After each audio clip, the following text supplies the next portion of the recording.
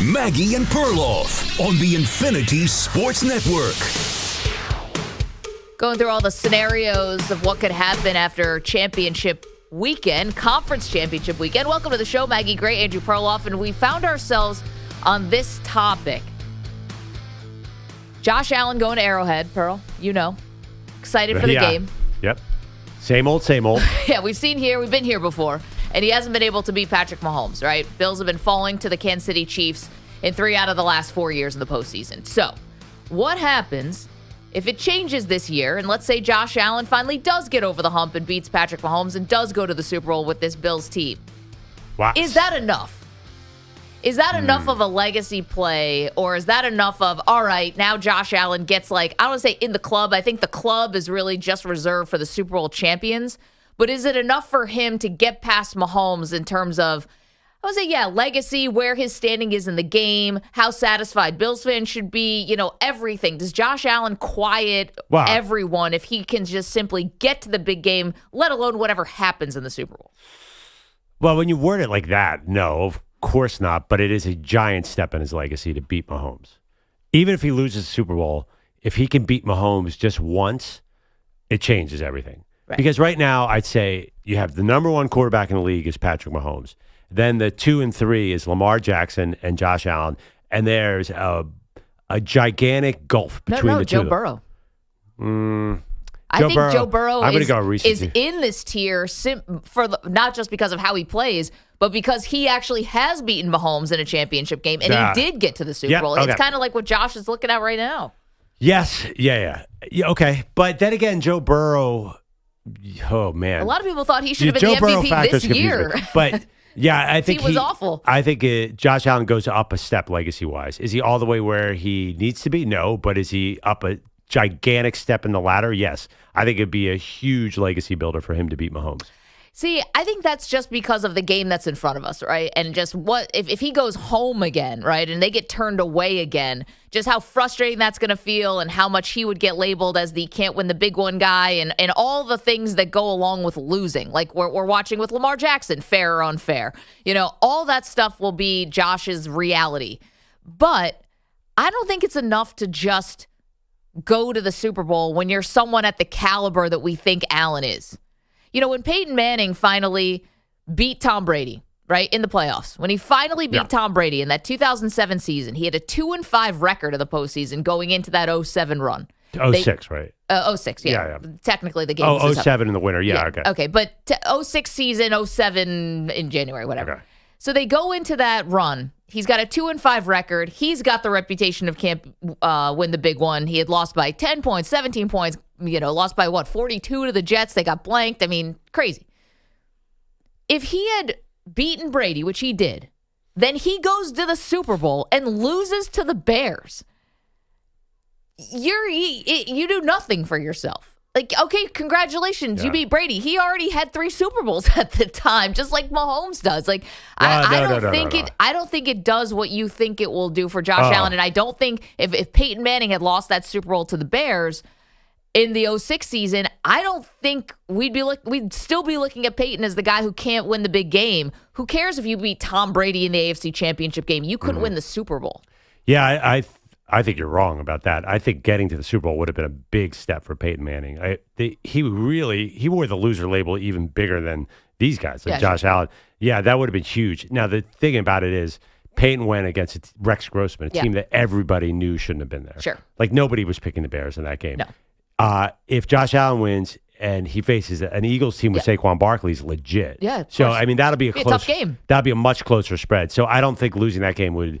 But don't you think the details like that get lost a little bit? No, I mean, I think, obviously if Josh Allen if he gets a Super Bowl, it's he's a different person. He's a way different player. I don't think so. I think for the guys who we expect to be this good, I don't think just getting to the Super Bowl does enough. Because look at John Elway, who had lost 3 Super Bowls before he won. Dan Marino got to a Super Bowl early in his career, obviously, and lost and never got back. I mean, Jim Kelly obviously going to 4, never winning. Phillip Rivers never getting to the big game. I don't think that history looks back kindly on you just because you happen to vanquish a conference foe Like, and people would say, well, it's about time. And even you've said that, like, you know, the odds are kind of in Josh's favor, just a little like, can you continue this winning streak if you're the Chiefs in the postseason? I don't think it's enough just to get to the Super Bowl. I think you have to win it to actually get the full credit. Yeah, I mean, the other thing, too, is Manning's a different caliber of quarterback than Josh Allen, obviously. Better?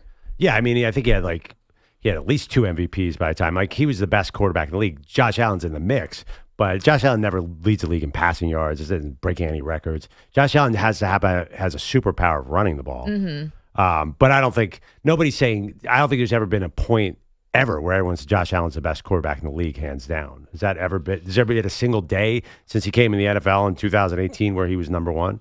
Well, I think a lot of that is because of what happened in the 13 seconds game. I think if he beats Mahomes in that 13 seconds game, then maybe history is a little bit different. It wasn't his fault that he lost it, and that was one of the best games that he's ever played, and maybe there's more of a question. But no, Mahomes is distanced himself because of the Super Bowl championships. That's it. But even so, like Josh Allen's like never even until this year has he ever been super close to MVP? I don't remember.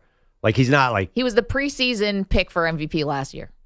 So whatever that means. I mean, right. It's like he's really good. But Peyton Manning was the dominant force of the sport.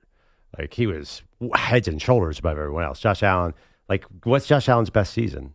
The 13-second year? And even that, like if he couldn't run, he's a really good quarterback. But nobody's confusing him with Tom Brady and Peyton Manning, are they? Is he in that caliber? Well, he can't be in the Brady caliber because he hasn't won. I'm talking about the comparisons between his playoff career and Peyton Manning's at this point and where they are in their careers. But take like Tom Brady threw 50 touchdowns at his peak year in 07 with Randy Moss. Peyton Manning set the all-time record with 55 touchdowns. Mahomes threw 50 in his second year as MVP year. I don't think anyone, and maybe Josh Allen could do that. I don't think anyone ever expects Josh Allen to do that. He's just, him and Lamar have this thing where they combo with the run. The thing about the run is I think there's this other asterisk with his career. It's like, how long is that going to last?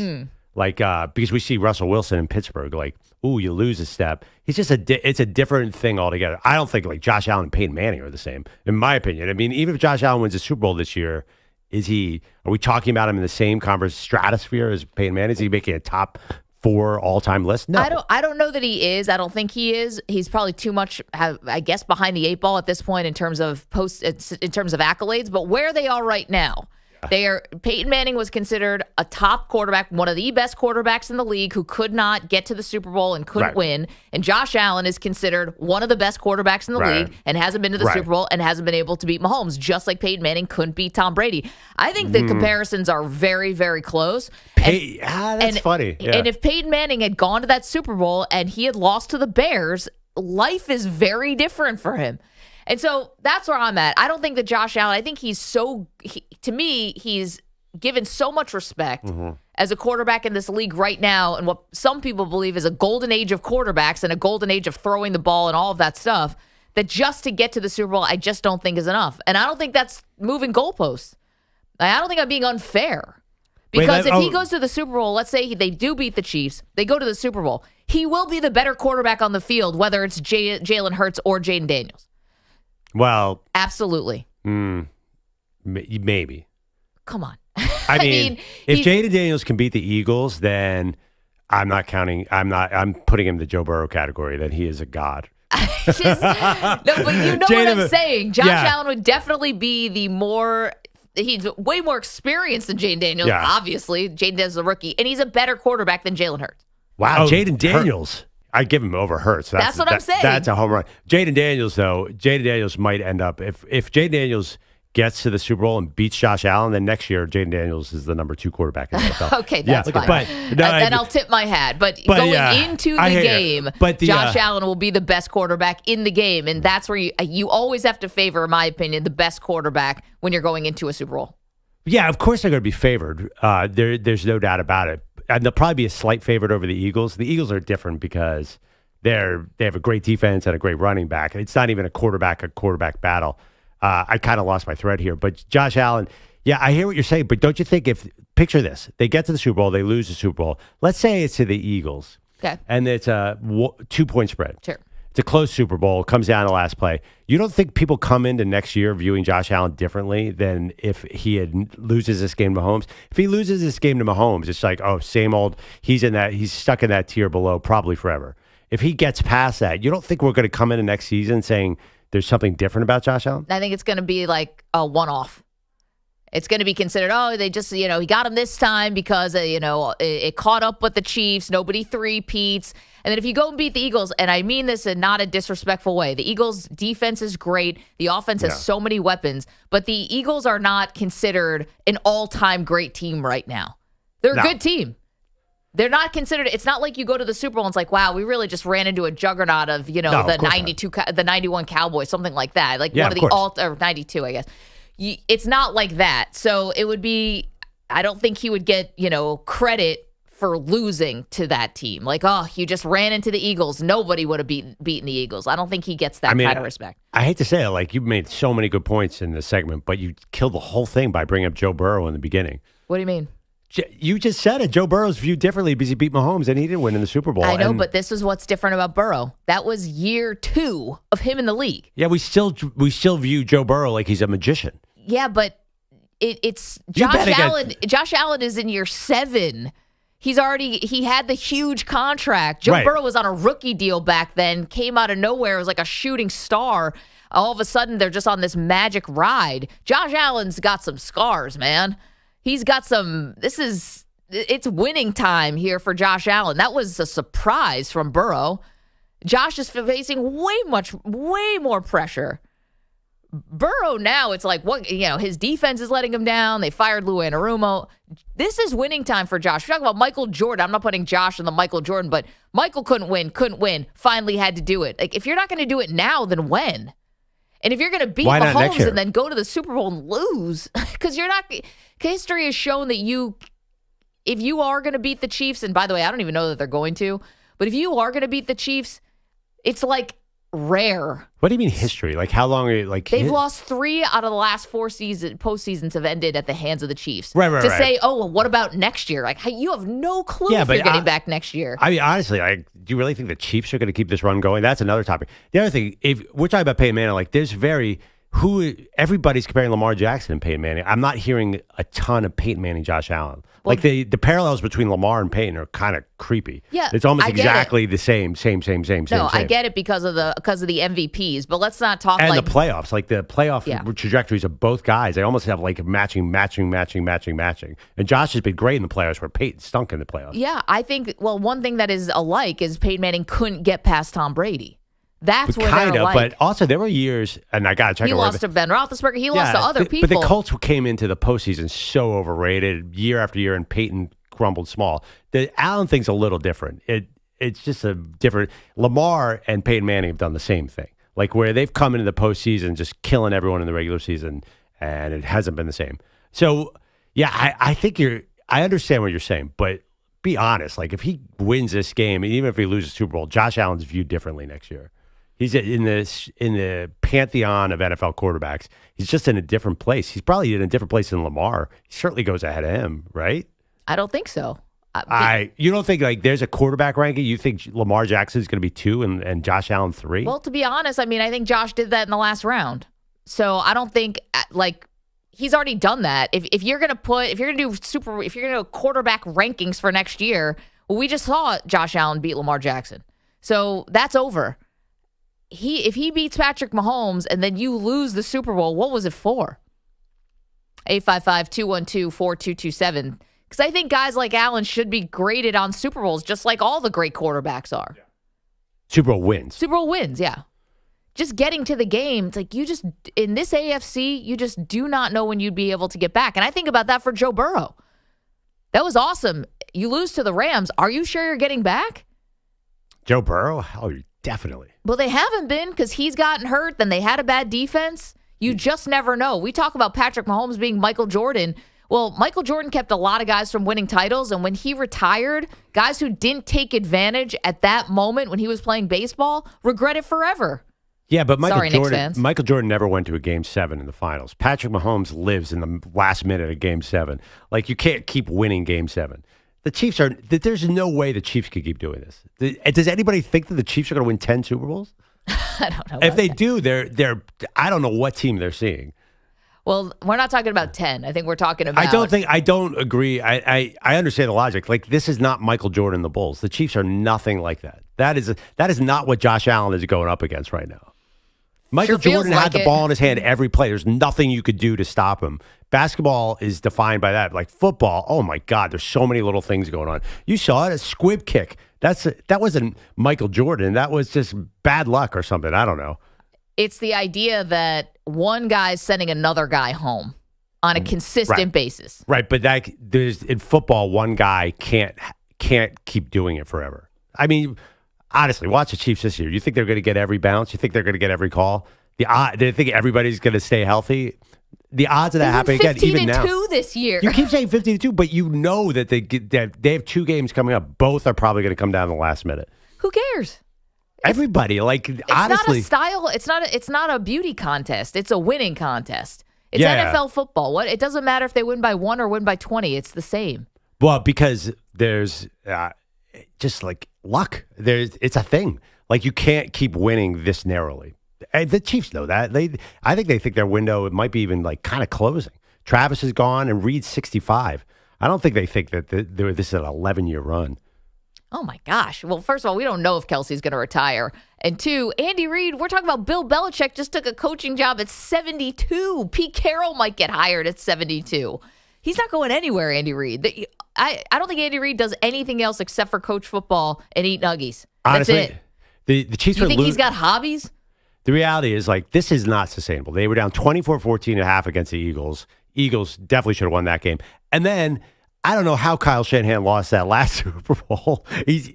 This is like, you honestly think that they're just going to have everybody walk into these traps forever? Football is not like that at all. Even the great teams like the Patriots, they won 6 Super Bowls. How many years did they? It took over a decade, but all those Super Bowls that they won, how many of them were one-score games? Yeah, but how many of them? How many did they lose? Well, they lost 3. Yeah, one score. One score games. So it took 17 years. That's how football is. That's what the Chiefs are going to be. They're going to be exactly like the Patriots. They're going to be back and they're going to lose close games, they're going to win close games. Like it's not Michael Jordan. Like he came out there like he wasn't losing. He would stand Except outside. Except for that he lost for the first 7 years he was in the league. But once that team got fully assembled, like the way basketball is, the better team is going to win. Like he was going to sit outside your locker with a cigar and make fun of you before the game. Like there's no way he was losing. That's not football at all. There's no way the Chiefs are going to run like through this whole thing. 855-212-4227. Would beating Patrick Mahomes. Good morning, everybody. Would that be enough for Josh Allen? Not only that, if he beats Mahomes, like he's going to probably think, oh man, we're going to beat him next year too. Like that, once you break that seal, it's on, Maggie. The Bills' era of dominance. 855-212-4227. Meanwhile, the spread has moved in that game, pushing Kansas City's way. Opened up at 1.5, now has been pushed to 2. So the money's coming in on KC. 855-212-4227. Would just beating Mahomes be enough? You let us know. Coming up, we've got, I thought an interesting tactic from the new Bears head coach. Just personally, I wouldn't have done this, but that's me. He decided to do something else at his introductory press conference yesterday. Not my cup of tea. We'll tell you about it next. Maggie and Perloff. You're in a 5-minute break.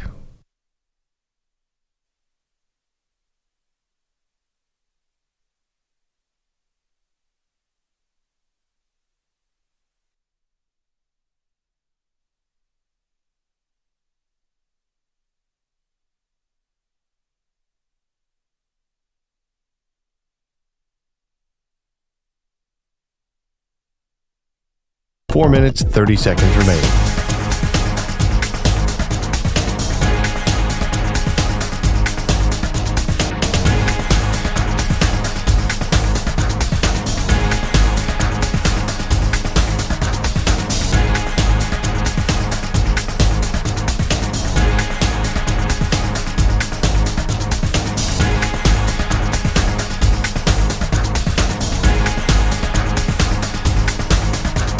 Four minutes remaining.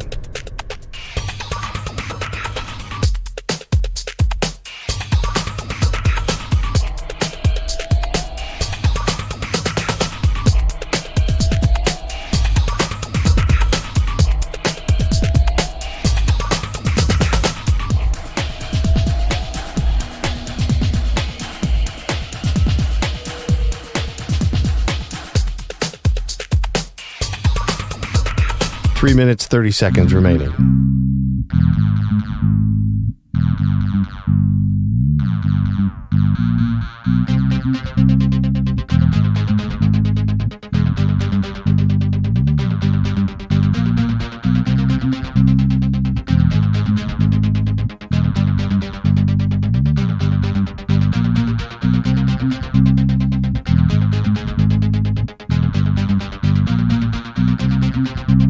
Three minutes remaining.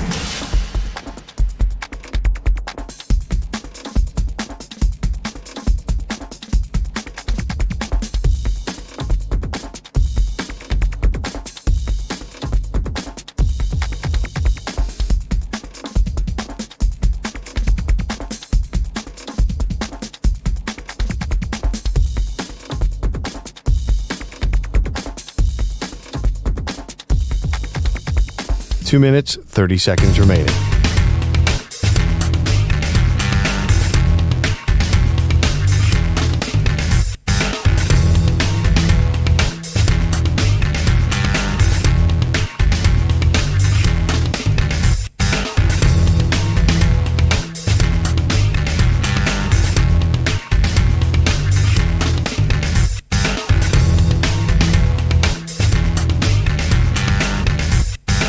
Two minutes remaining.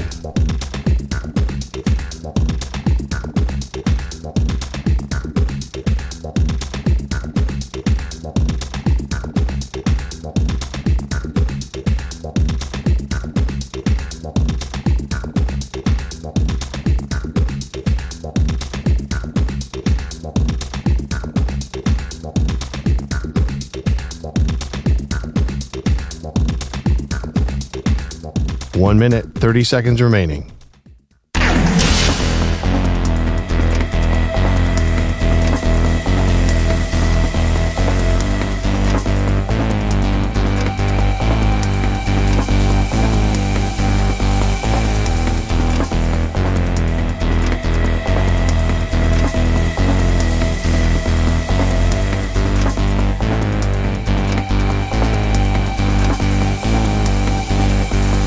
One minute remaining.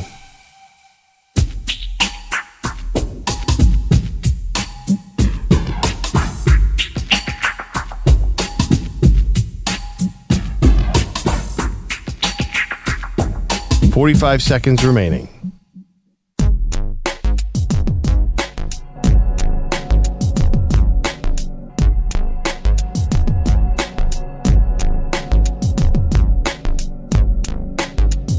$30 seconds remaining.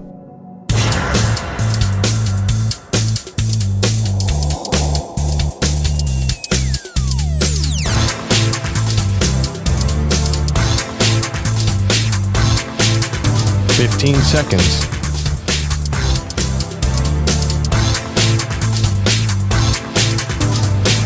Break ends in 5 seconds.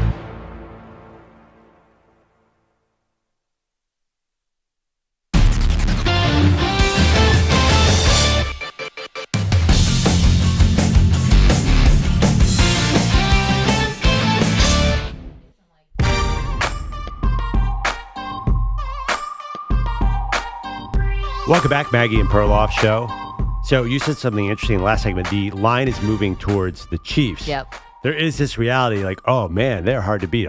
Sometimes I forget about it because they sucker you into these like 19-12 wins over the Texans in the second round. Did nothing offensively. They really they have DeAndre Hopkins. I don't even know if they remember that he's there. It's just such a weird team this year. And even last year, they were a weird team ever since Tyreek Hill. I honestly don't know how they do it. So the question is, one of the questions, can they keep doing this for 10 years? Does Josh Allen have to be Michael Jordan? I don't think football has a Michael Jordan. I think Mahomes is amazing, but I don't think he's Michael Jordan. And I think you and I disagree because you're a Bills fan, so you see it firsthand a little more. Well, I guess the closest would be, the Patriots in some ways. Right. It wasn't 6 and it wasn't 3 and 3. It was 6 and 18. It took a long time, but there was an element. It always felt a little bit like an inevitability, and I think that's why you're seeing the line move. People got suckered in last year and thought, all right, this is the year the Chiefs are going to go down, and you felt like a moron if you were betting against them. And I think people are waking up to that right now. Like, am I really betting against Patrick Mahomes and Andy Reid at home in Arrowhead? Like, it's just a bad bet. This game is, I've never been so confident that a game is going to be close and dramatic in the last few minutes because they know each other so well. They're so evenly matched. They're mirror images of each other. They were great passing teams who gutted the pass game to control the ball. Like, they are going to try and slow this thing down. It's coming down to the end. Because of the slow pace of the game, you're guaranteeing a close game. Like, nobody's going to throw the ball long at all. So there's no way it's going to be a high-scoring game. It's going to come down last minute, and you are going to lose 10 years off your life. 10 is lucky. I'll take 10. I think I can make up 10, modern medicine and all. EJ, can you just please check, or Manny, what's the weather in Kansas City on Sunday afternoon? Steven is in Fort Worth. We're talking about whether Josh Allen, let's say he does go into Arrowhead and beat Mahomes. Is that enough? Or you got to finish the whole thing, right? You got to win the whole thing. Steven? Hello. Yes.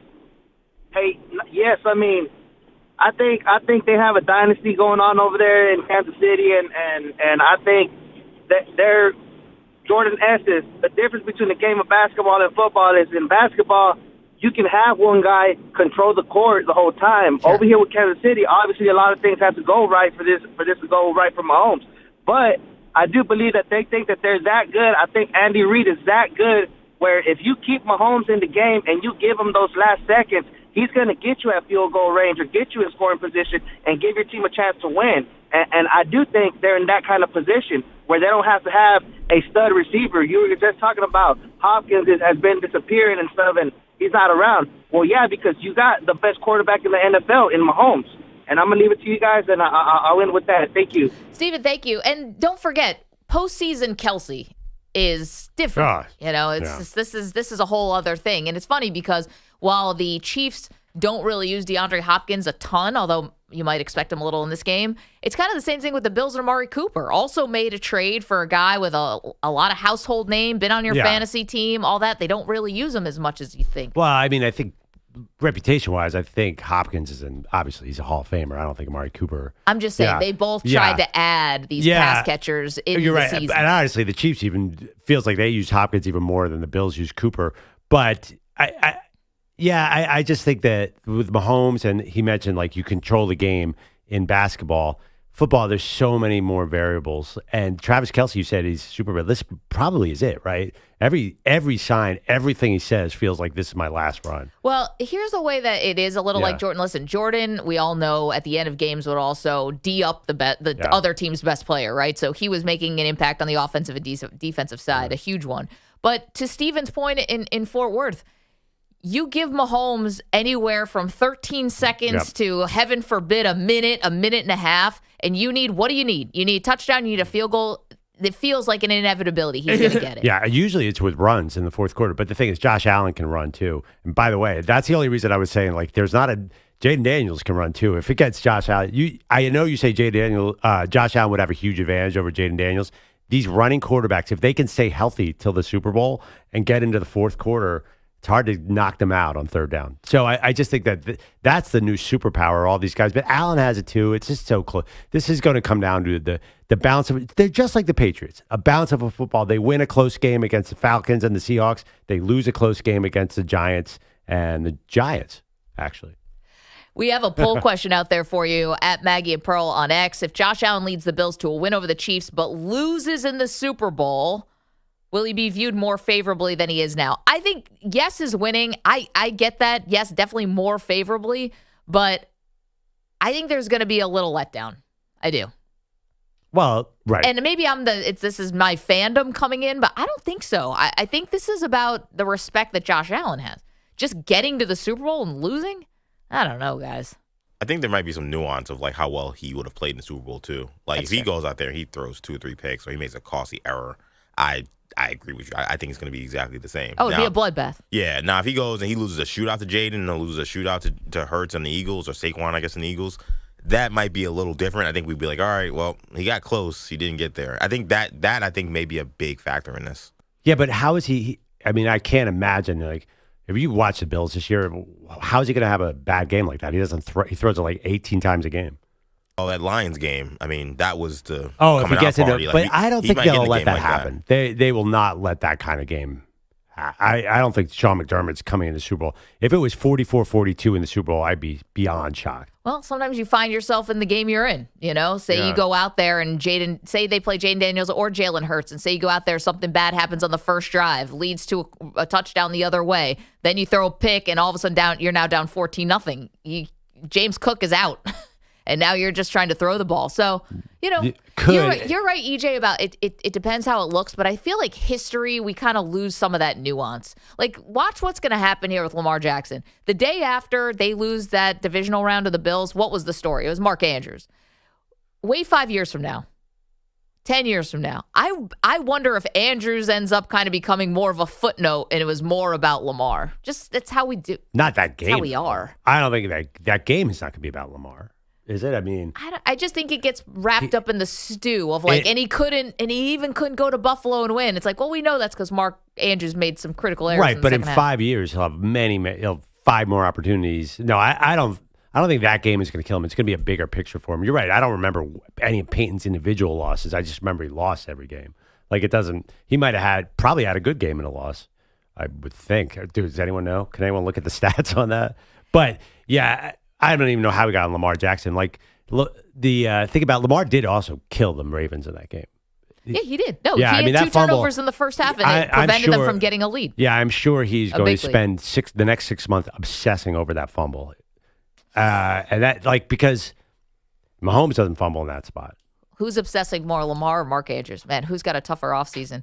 Okay, Andrew Bogusch is here with headlines for us. What's up? Guys, good morning. Your headlines are sponsored by Progressive Insurance. Insurance for motorcycles, boats, and RVs for protection on the road and on the water. See how much you could save at 1-800-PROGRESSIVE and Progressive.com. Another reason to put respect on his name. Shai Gilgeous-Alexander with a career night in the Thunder's latest win. Ball free in the lane, knocked away by Shai. Caruso's got it. Shai's in the open court. Takes it home with a 2-hand dunk. Good night, Jazz. Finishing touches administered by number 2, baby.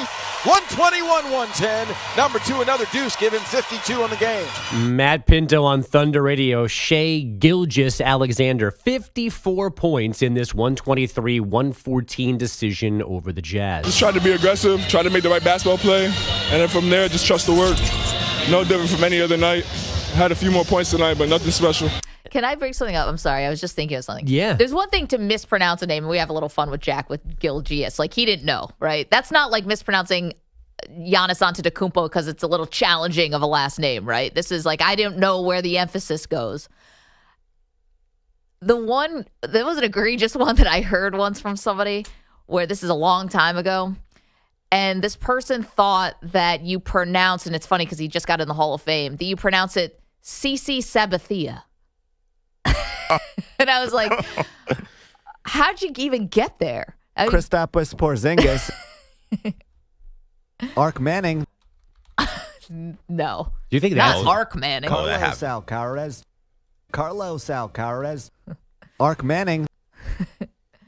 Have you ever heard an egregious one like that? Not just TJ Houshmandzadeh, you know. But wait, just to go back, like Sabathia, it's spelled like that. You could easily go that way. Yeah, if but you didn't no know. one's ever said it like that. This is a sports fan. I'm like, how did you get to Sabathia? I mean, yeah, because it's spelled that way. Right, but no one in the history has Why ever are you doing this? pronounced it any but I'm just saying, Sabathia. But that's like the worst one I've heard. I mean, just ask people to pronounce Tua Tagovailoa and Giannis Antetokounmpo. No. I'm saying that's not. Those are just challenging last names. Good luck with TJ Houshmandzadeh. Right. CC Sabathia.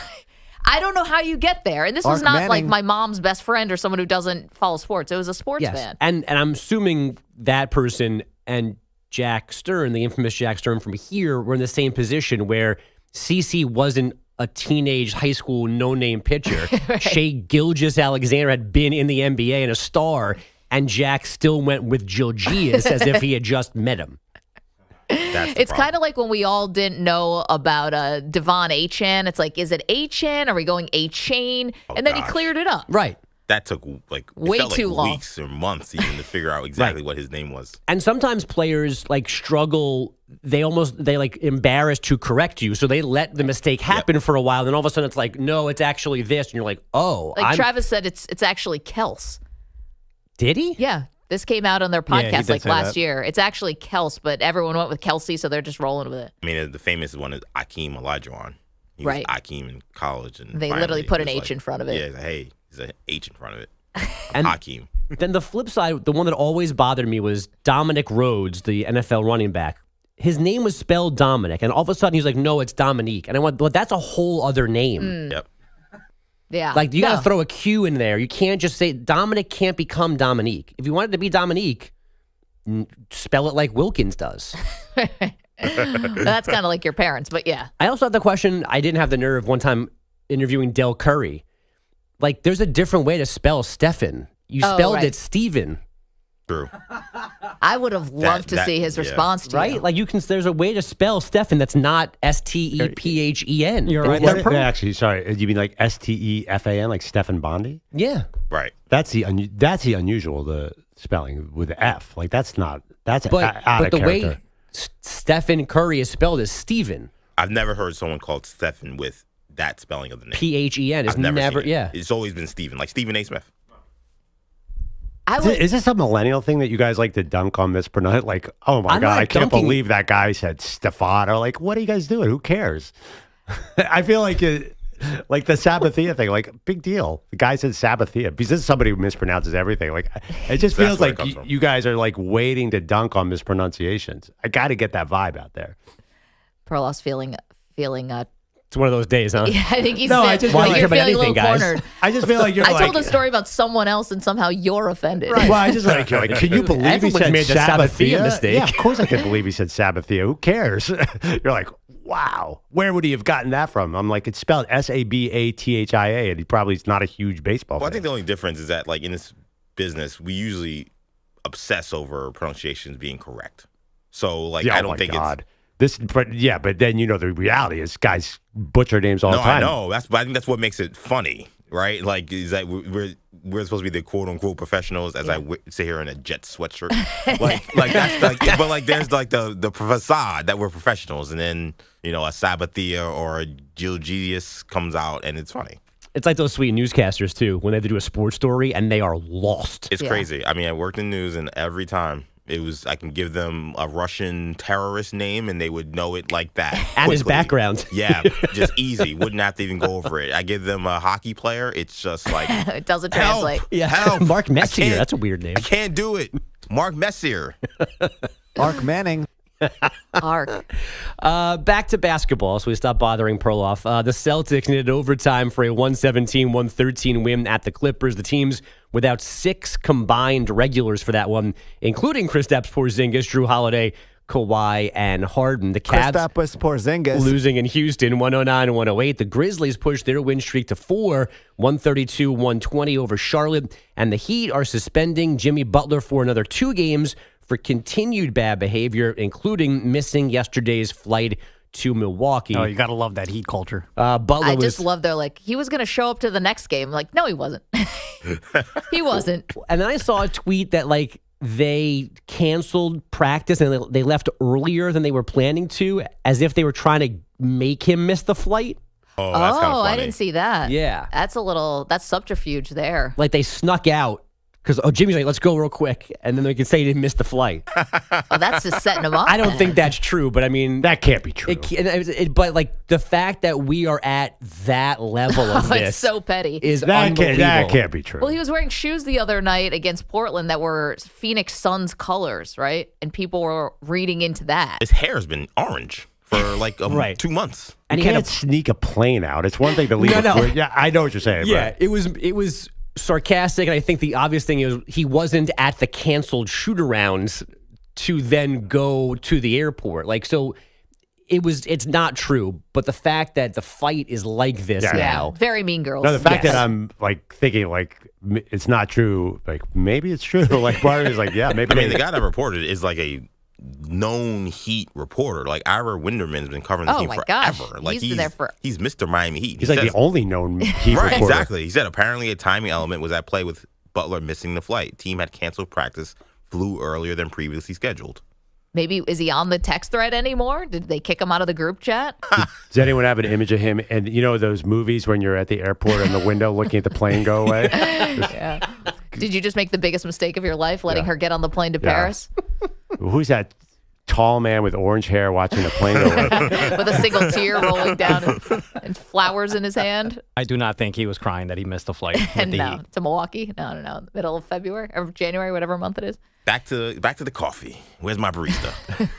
He probably could have jogged there, considering how much coffee this guy drinks in a day. The Jets, by the way, have their new coach. It's Lions D coordinator and their former cornerback, Aaron Glenn. But they still need a new GM. It still might be Lance Newmark, but two other gentlemen now scheduled for second interviews. In other dysfunction, the Cowboys gave offensive coordinator Brian Schottenheimer a second interview yesterday from Mike McCarthy's job. And the Jaguars dumped GM Trent Baalke yesterday, weeks after dumping head coach Doug Peterson, because, as the rest of the world told them, Baalke's presence was messing up their coaching search. Guys, back to you. So much in there. We got to get to Ben Johnson. What he said yesterday at his press conference, just wasted no time taking a shot at a division rival. And then what happened in Jacksonville? This is crazy. Yeah. Guys, wake up.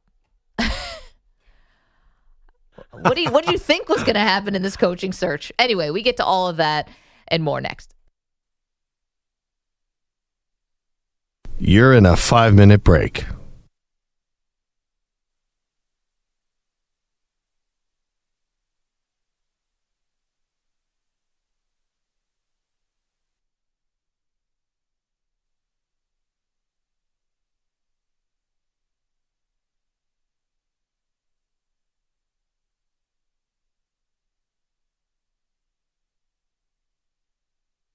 Four minutes, 30 seconds remaining.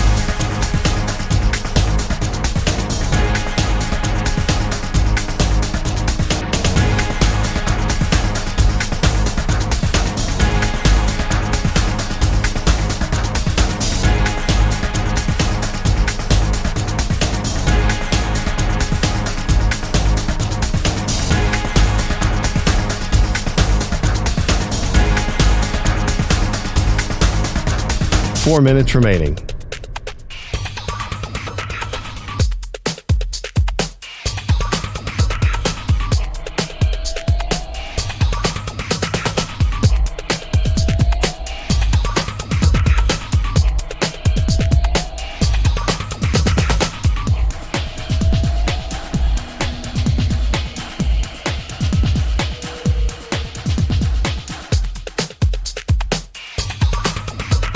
Three minutes, 30 seconds remaining.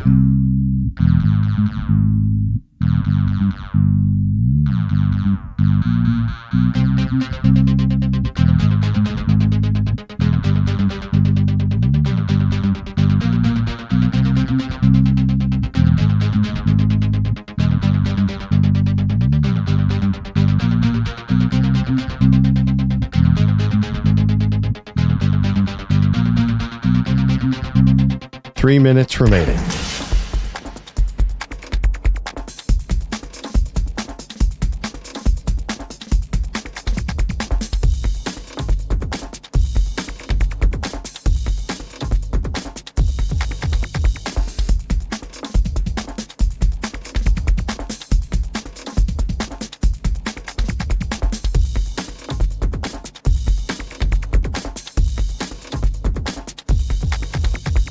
Two minutes, 30 seconds remaining.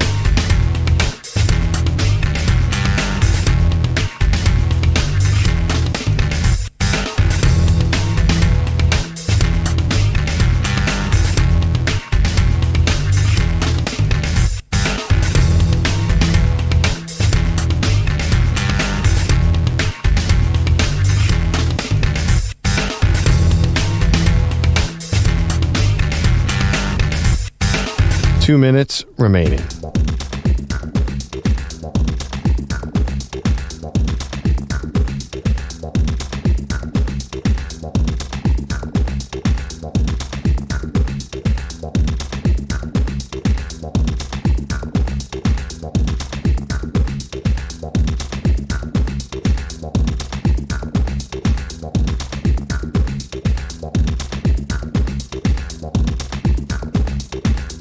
1 minute, 30 seconds remaining.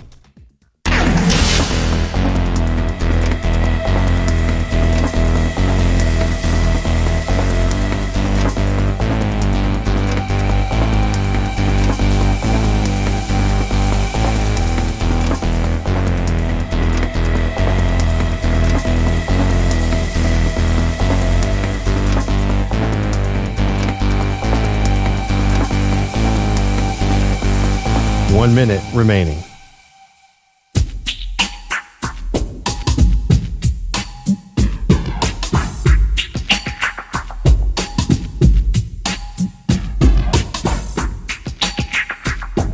"45 seconds remaining.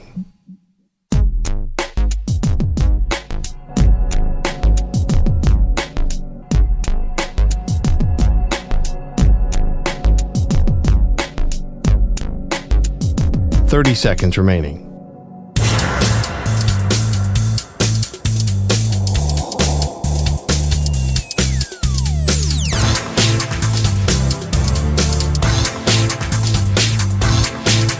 "15 seconds.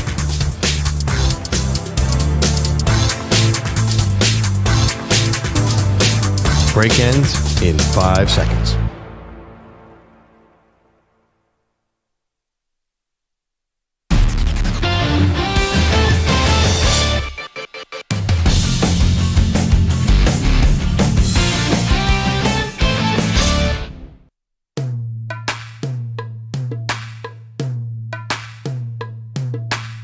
Welcome back. Maggie, great. Andrew Perloff. We had a lot to get into with the coaching dominoes that are falling in the NFL. We're asking you a question about the conference championship game. If Josh Allen can actually beat Patrick Mahomes this time around, Perloff, is that good enough? Does that raise him a level? You know, does that work in everyone's eyes? Or do you have to finish the job? Do you actually have to win the Super Bowl to get sort of full credit on the group project, if you will? Yeah, full credit, but I do think it puts him up a notch on the hierarchy of quarterback legacy. Gary is our pal in New Jersey. Good morning, Gare. Good morning, Maggie. Good morning, Perloff. How are you guys? Great. Oh, that's good. I'm going to agree with Maggie here. You got to win it all. You'll still be the bridesmaid. You'll still be the doormat if you can't win the whole thing. It's not the Patrick Mahomes Bowl. It's the Super Bowl. You got to take everything. Yeah, that's a good point, Gary. And I think for Josh Allen, I think he's been good for such a long time that people it would be weird if he never got to a Super Bowl. It feels like he's a quarterback who should be playing in the Super Bowl. So It's not like a shock. Agree. It's not Nick Foles, taking the Eagles like, wow, that's crazy. Nick Foles just beat Tom Brady. Like, people expect Josh Allen to be competing for Super Bowls. Yeah, no, totally. He has to get to the Super Bowl at least once in his career. Now, definitely. Is he Dan Marino if he gets to the Super Bowl and doesn't win? I mean, Marino at least got to a Super Bowl. I mean, one thing, you have to admit one thing. Lamar Jackson has to at least get to a Super Bowl. If Lamar Jackson ends his career and never gets to a Super Bowl, that's crazy. That would be very bad legacy-wise. Can we all agree on that? I agree there. I mean, but you have so many good quarterbacks, it's not going to be easy for any of these guys. I mean, obviously Mahomes has already done it, but, the other two have to step up their game and do it. Yeah. Gare, how's the beer, the brewing coming in with your Pelican beer, which is just awesome? It's still going. I'm still doing it. I'm actually kegging it now, so it makes it a lot easier on me, less to clean. So it's all good. It's funny, Gary. Thank you for the call. Good to hear from you. Gary once dropped off some beer with my face on it, which I really appreciated. It's cool. And it's really tasty. Have you noticed, the dry January is just everywhere? I have been reading a lot of stories about dry January. I thought that was just going to be a fad. Not going to lie. I thought that was one that was really not going to stick around, and it feels like it's picking up steam. The opposite is happening. More people on board with dry January. Yeah, but then I also read a lot of people come February 1 are getting ridiculously blackout drunk for the next 9 days. It's like the boomerang.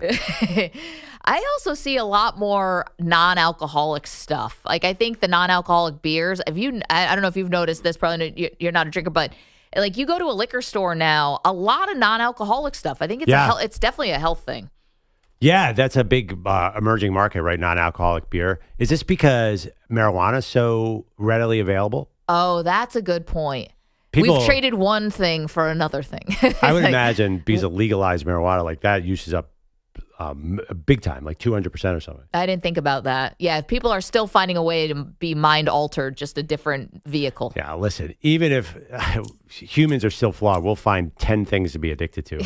Yeah, it's true. If it's not beer, then it's going to be weed. If it's not weed, it's going to be TikTok. I mean, like we will get our dopamine hits no matter what. Yeah, it's an interesting thing, dry January.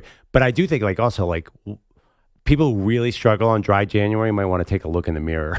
Yeah, if you can't make it through 31 days or 30, I don't know how many are in January. 31. If you can't make it through 31, maybe that's a little bit of a bigger question. Yeah. If you're like breaking out of sweat every morning. I think there's a fallacy though. It's like, at least I think for women, I don't know if this is for men too. It's like the moment you stop drinking alcohol, you're just going to lose 20 pounds immediately. Yeah. It doesn't work that way. I hate to inform people. Wait. I think there is a strong connection between cutting out alcohol and weight loss. You lose, but not a month. But you lose a lot of water weight immediately because you tend to retain water when you're a big drinker. We're going streaking! I've done like dry months before, didn't lose a pound. Well, you have no pounds to lose. Well, everyone's got pounds to lose. But I think you lose water weight. I've always heard that. Don't know what it means, but I've heard it. Water weight. I don't know what that means either. Your body's made up of water. We're going streaking! Because you retain water when you have a lot of salt in your system. And beer has a lot of salt. You tend not to live then nachos, which are associated with beer, they have a lot of salt and pork rinds. So one thing leads to another, and you're eating a ton of salt, which is awesome. But I've seen a lot of people stop drinking and lose a lot of weight really fast. Not like NFL linemen who retire, which led, by the way, to the biggest pre-show debate. Like, why does Dan Campbell still look not like a nefarious thing? Like, how come Dan Campbell isn't losing weight? Is he doing this intentionally? Is he go to the weight room harder than anyone to intimidate the other coach? Is Lions head coach Dan Campbell staying in playing shape simply to intimidate other coaches? Yes. They'll never see it coming. 100%. You think so? 100%. Isn't this just the way he looks? There's no reason for him to be that big still. It's insane. He's also got that triangle build too. Like he's ripped. He looks like The Rock.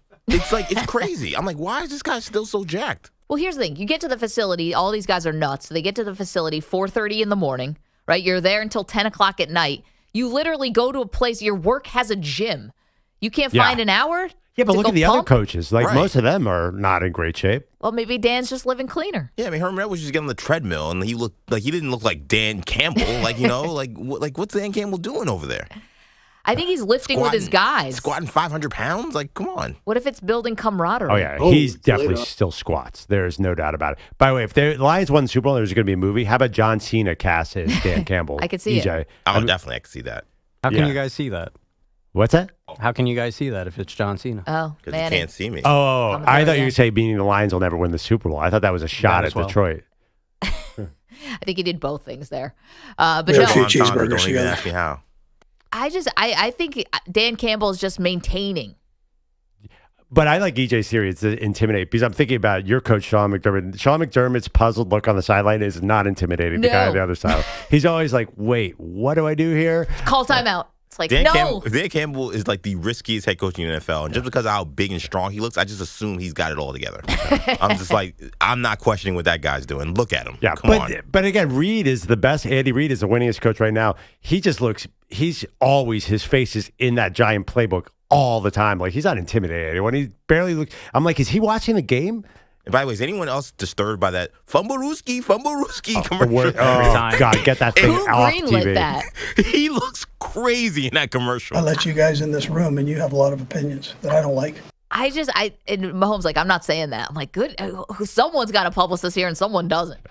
Mahomes in those ads is really good, by the way. I always have this theory about Andy Reid. He was terrible clock management all those years in Philadelphia. Now he's better. It's not just because he has one of the greatest quarterbacks of all time. I think he's getting a snack in at halftime. Blood sugar was diving, dipping, and now he's like eating a granola bar or something. Lost 100 pounds, too, was the rumor. Yeah. Dry January, guys. He's Water weight. Dry January, the water weight just comes right off.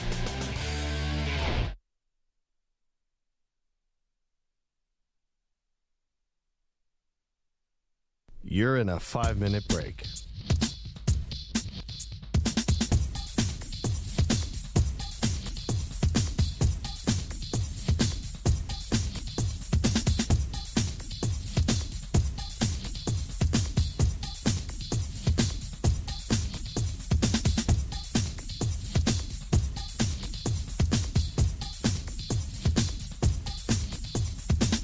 4 minutes, 30 seconds remaining.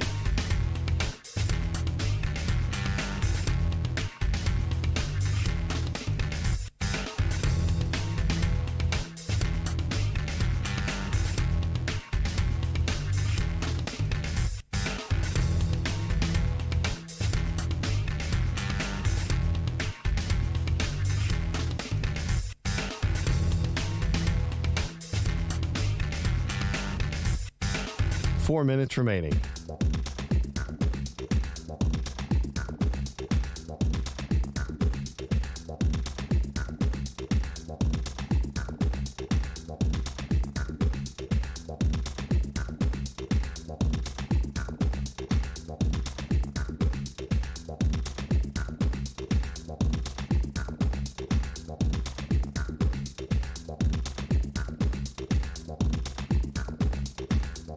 Three minutes, 30 seconds remaining.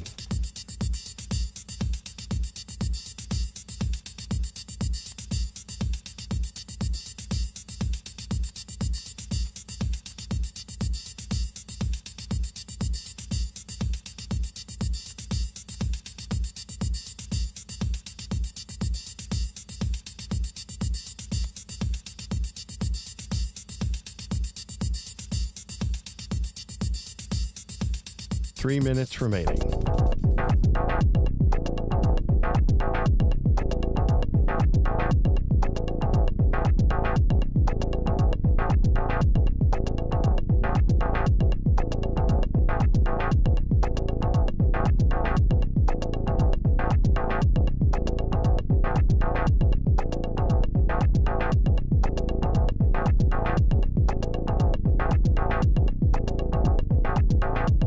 Two minutes, 30 seconds remaining.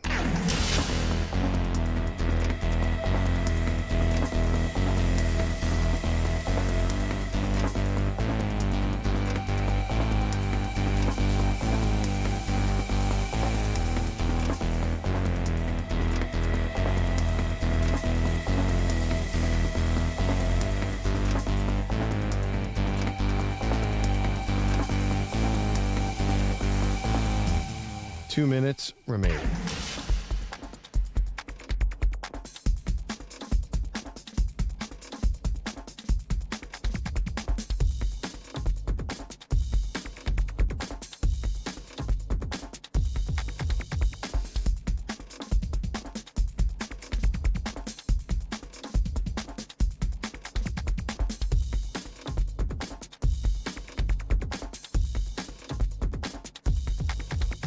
One minute, 30 seconds remaining.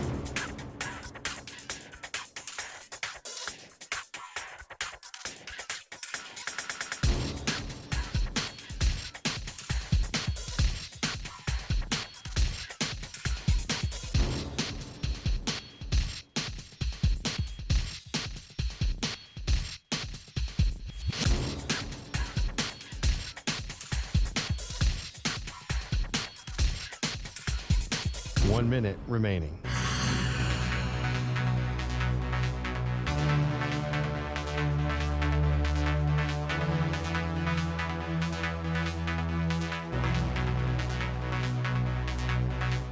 Forty-five seconds remaining.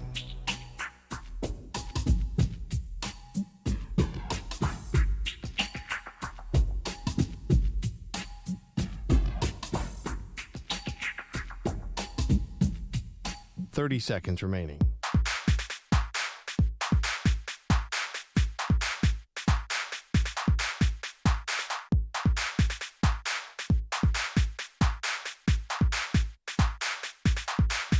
Fifteen seconds.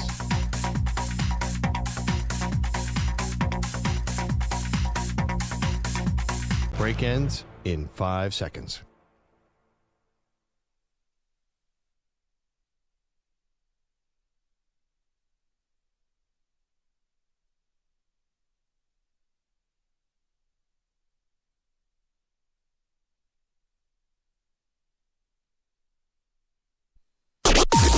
Maggie and Perloff on the Infinity Sports Network. Conference championship games. They'll be here before we know it, guys. Welcome to the show. Maggie Gray, Andrew Perloff. We're talking about the AFC and whether it would just be enough if Josh Allen can somehow take out Patrick Mahomes. Is that enough? Or do you have to go to a Super Bowl and win the whole thing, sort of get full credit on your legacy and what you think Josh Allen can be? There's an NFC side of this as well, Perloff, and as the diehard Eagle fan on the show, I ask you this. Can the Eagles beat the Commanders if Jalen Hurts is not 100%? Yesterday, Hurts at his press conference, and essentially said the knee is progressing. Let's hear from Jalen Hurts. That's just been progressing, taking it a day at a time. Was able to participate today and be involved and stuff, so just taking it a day at a time. You feel like you're still on track to play Sunday? Yeah. Okay, so he's going to play, but will he have the full arsenal if his legs are compromised? No. Every game is different, so just want to take it a day at a time and continue to progress. Jalen Hurts is always being forthcoming in a press conference. But is he awake in these press conferences? No, this is a huge issue. This is a massive issue. This is, if Jalen Hurts in a big game cannot use his legs, then he has to be a pocket quarterback. And I don't know what happened to 2 years ago, Jalen Hurts, but he is not a good pocket quarterback anymore. He was 2 years ago, then something completely changed. I got to tell you, my Eagles text thread is talking about, do they pull Hurts in the middle of the game? Like, that's where we're getting with Hurts. Is if he cannot move, it's a problem. Because he has this, this year, he has a huge issue about staying in the pocket too long. He's going to be a sitting duck. If he can't move, he's not passing the ball well enough to really help the Eagles win the game.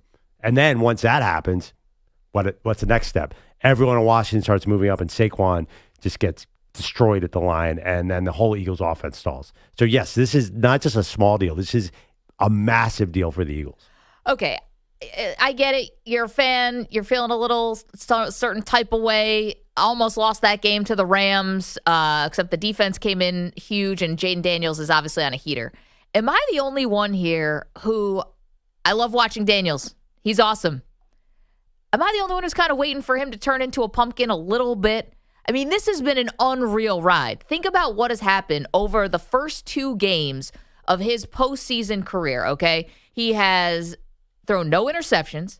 He has no fumbles. He has taken 1 sack, and that was in the wild card round. Yeah. He's completing nearly 70% of his passes, and he's now the 3rd quarterback to pass 500 yards passing and at least 75 yards rushing with 4 passing touchdowns and no turnovers. The only 2 other guys who have done that has been Mahomes and Josh Allen, and those guys definitely weren't rookies when they were doing it. He's in this such rarefied air right now, Perloff. Like, I get it. He's poised. He's playing not like a rookie. But this Eagles defense is really good. Is anyone thinking there's a possibility that Jaden Daniels just totally lays an egg here? Am I the only one who thinks, like, wow, they got to the conference championship game. They have almost no experience. Like, who on the team besides Bobby Wagner? They've never even been anywhere close to these kinds of deep waters. Meanwhile, you got the Eagles over here, who all these guys who are on the Super Bowl championship team back in 2017, you still have those guys hanging around, and you've just had so much more experience. Like, I'm not saying it's going to be a blowout, but you have such an advantage. Even Hurts on 1 leg, I think, can beat the Commanders. Yeah, I think I don't see Jaden Daniels having that huge letdown because of his legs. Like, here's the thing. 3rd down in the 4th quarter, it's just impossible. There's no way he's Lamar Jackson. He's Lamar Jackson who's throwing like Tom Brady right now. So because of the legs, like even if things go south, he's still going to get a lot of first downs with his legs. So there's not there's no complete falling out. There's no Jared Goff game. Okay, I just find it really hard to believe that Vic Fangio, who has seen now Jaden Daniels a couple times. Right, got torched by him. I mean, torched the last time. And what happened? What was the time when Jaden Daniels actually looked vulnerable this year? Is when he took a massive hit, maybe broke some ribs. I have no idea. Do we even know what happened? And they lost 3 games in a row. And I just think that Vic Fangio is going to try to hit Jaden Daniels, even if it means a personal foul, early in the game and just maul him. Well, like Jalen Carter, you have your assignment. And I'm not saying be dirty, and I'm not saying hit him in the head, and I'm not nothing. But I'm saying that's got to be the assignment for the Eagles defense, is to just kick the crap out of Jaden Daniels in the first quarter as much as you can. So this is not 1999. You can't really hit I never said go for the head, though. And I would say even getting a personal foul call, even if it's in the first quarter, you would take that. Well, why just did to send a message. Let's go back to April. Okay. Why were you worried about Jaden Daniels? Because he's like slight. Yeah, and guess what? It is the NFC title game. He's perfectly healthy. He's 100% healthy. So guess what? So it's not that's a pipe dream that we're going to hurt. I did it again. That they're going to hurt Jaden Daniels. Andrew Perloff, Zach Bond, same. Yeah. I just see the other thing too. So the problem with the running quarterback, and like this is desperate. You saw Lamar Jackson against the Steelers, like quarterback's running. There's no doubt about it. So you can't turn your back on him. You can't play man. So the Eagles are going to be in an uncomfortable. They're going to be forced into zone. Like everything about Jaden Daniels running in the game where he threw 5 touchdowns against them and beat them a few weeks ago. He ran at will. I mean, it was impossible to stop him. So. That's a running quarterback thing. And that's what the Eagles, when the Eagles have Jalen Hurts and Saquon Barkley running and A.J. Brown running deep, they're impossible to stop. Guess what? You just took out one of those 3 things. The Commanders haven't taken out anything. They got their full arsenal.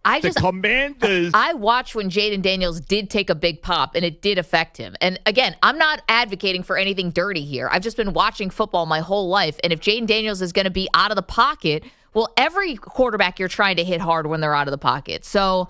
I don't know. The Eagles are led by their defense. He's had, in the last quarter of the season, he's carried the ball since that Eagles game, carried 9 times in the Eagles game, 16 times in the next game. Then he had only played a half, carried 4 times, carried 13 times and 16 times in the 2 playoff games, and he doesn't have a scratch on him. So he's carried it 30 times the last 2 games, and he's fine. All of a sudden, they're going to get to him. I don't think that's such a guarantee at all. I don't know. I guess the Lions defense was so banged up, and I don't think that they just weren't able to really touch them. Yeah, I mean, and the Eagles defense is not banged up. Wow, Terry McLaurin and De'Ami Brown ate the Eagles defensive backs for lunch. I mean, they destroyed them. So I have a friend who's like, well, the Eagles are way better defensively than the Lions.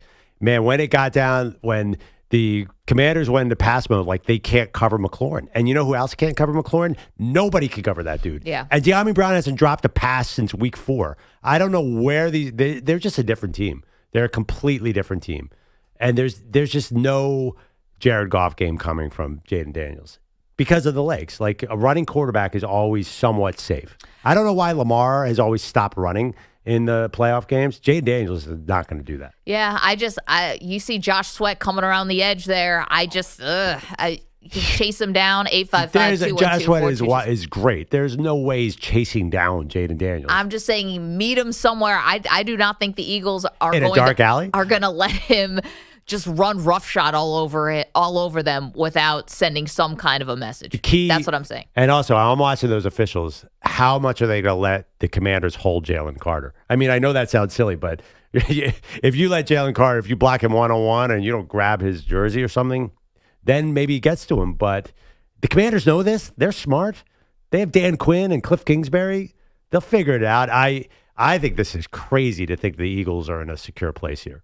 855-212-4227. Okay, we've been asking about the AFC championship game. Would it just be enough in the eyes of the football-loving public, I guess, football historians, just for Josh Allen to beat Mahomes? Is that it? Is that the assignment? I don't think so. I think if he actually can beat Mahomes and they go to the Super Bowl and lose, it would be one of the all-time letdowns because it's like you already slayed the dragon and Mahomes. Now you're going to go to the Super Bowl and lose? What a anticlimactic ending.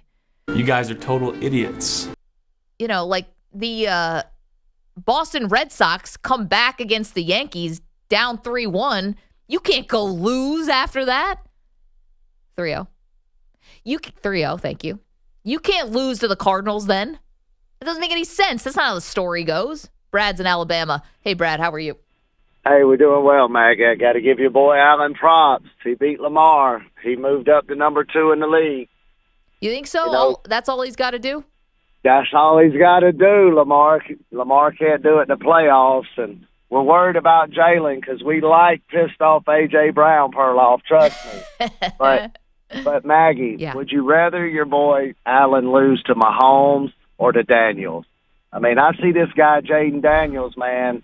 What if he broke that three-peat? Does that dirty Mahomes worse or Allen worse, whoever loses to him? Man, Brad, what a dilemma. Oh, I love this one. I think Thank you. It looks worse for Josh Allen because he doesn't have a ring, right? Like Mahomes already has 3, so I think it would hurt Allen worse to lose to Jaden Daniels. Oh, man. It would definitely hurt Allen to lose to Jaden Daniels, without a doubt. But for Mahomes not to complete the three-peat. Oh, to a rookie? A rookie? Oh, that would sting.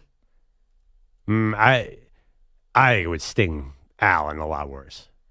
Also, Mahomes, is Mahomes, which Mahomes are we seeing? Are we seeing new Mahomes or old Mahomes? Like, is Mahomes going to go out there and throw the football? Listen, or is he just going to sort of hang around like he's been doing? It doesn't matter because if it's the last drive of the game and you need whatever you need, touchdown, field goal, whatever, you're getting it from Mahomes. So whatever the rest of the game looked like, you're getting the drive for your life, which was always, if they said, who do you want quarterbacking, drive for your life? It was always Brady to me, always Brady. I think it's Mahomes now.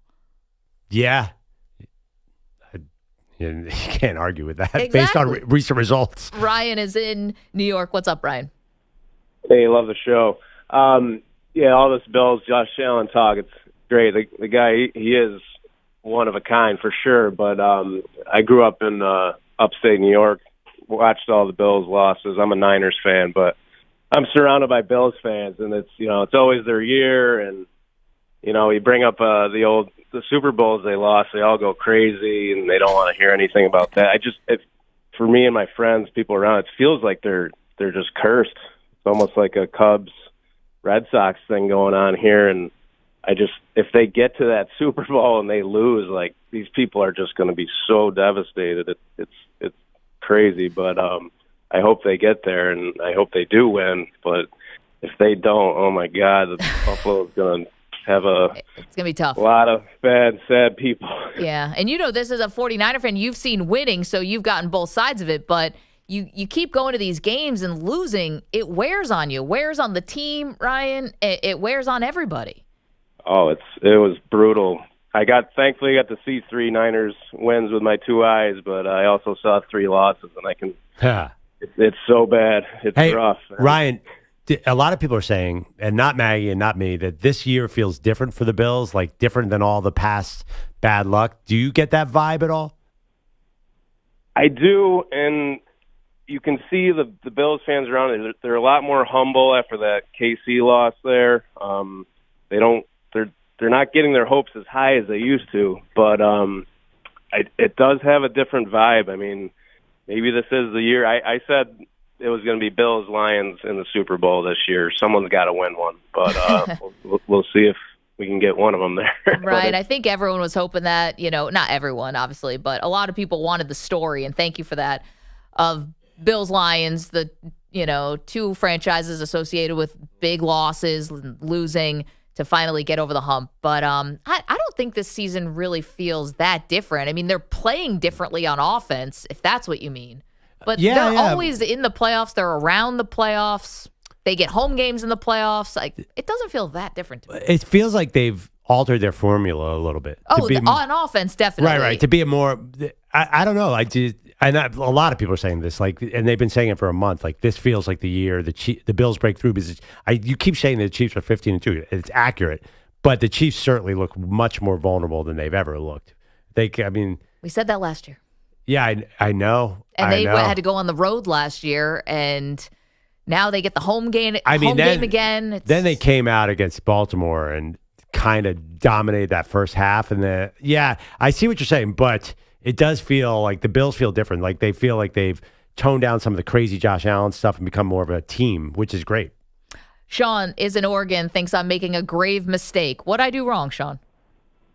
Well, you're just thinking that Jaden Daniels is not going to make it. I heard you say he's going to turn to a pumpkin, and somehow he's just not going to. I was just thinking. Well, she said that could happen. I said it could. She didn't say it would. I feel like no one's leaving open the possibility that a rookie getting to the NFC Championship game might be a bit overwhelmed in this game.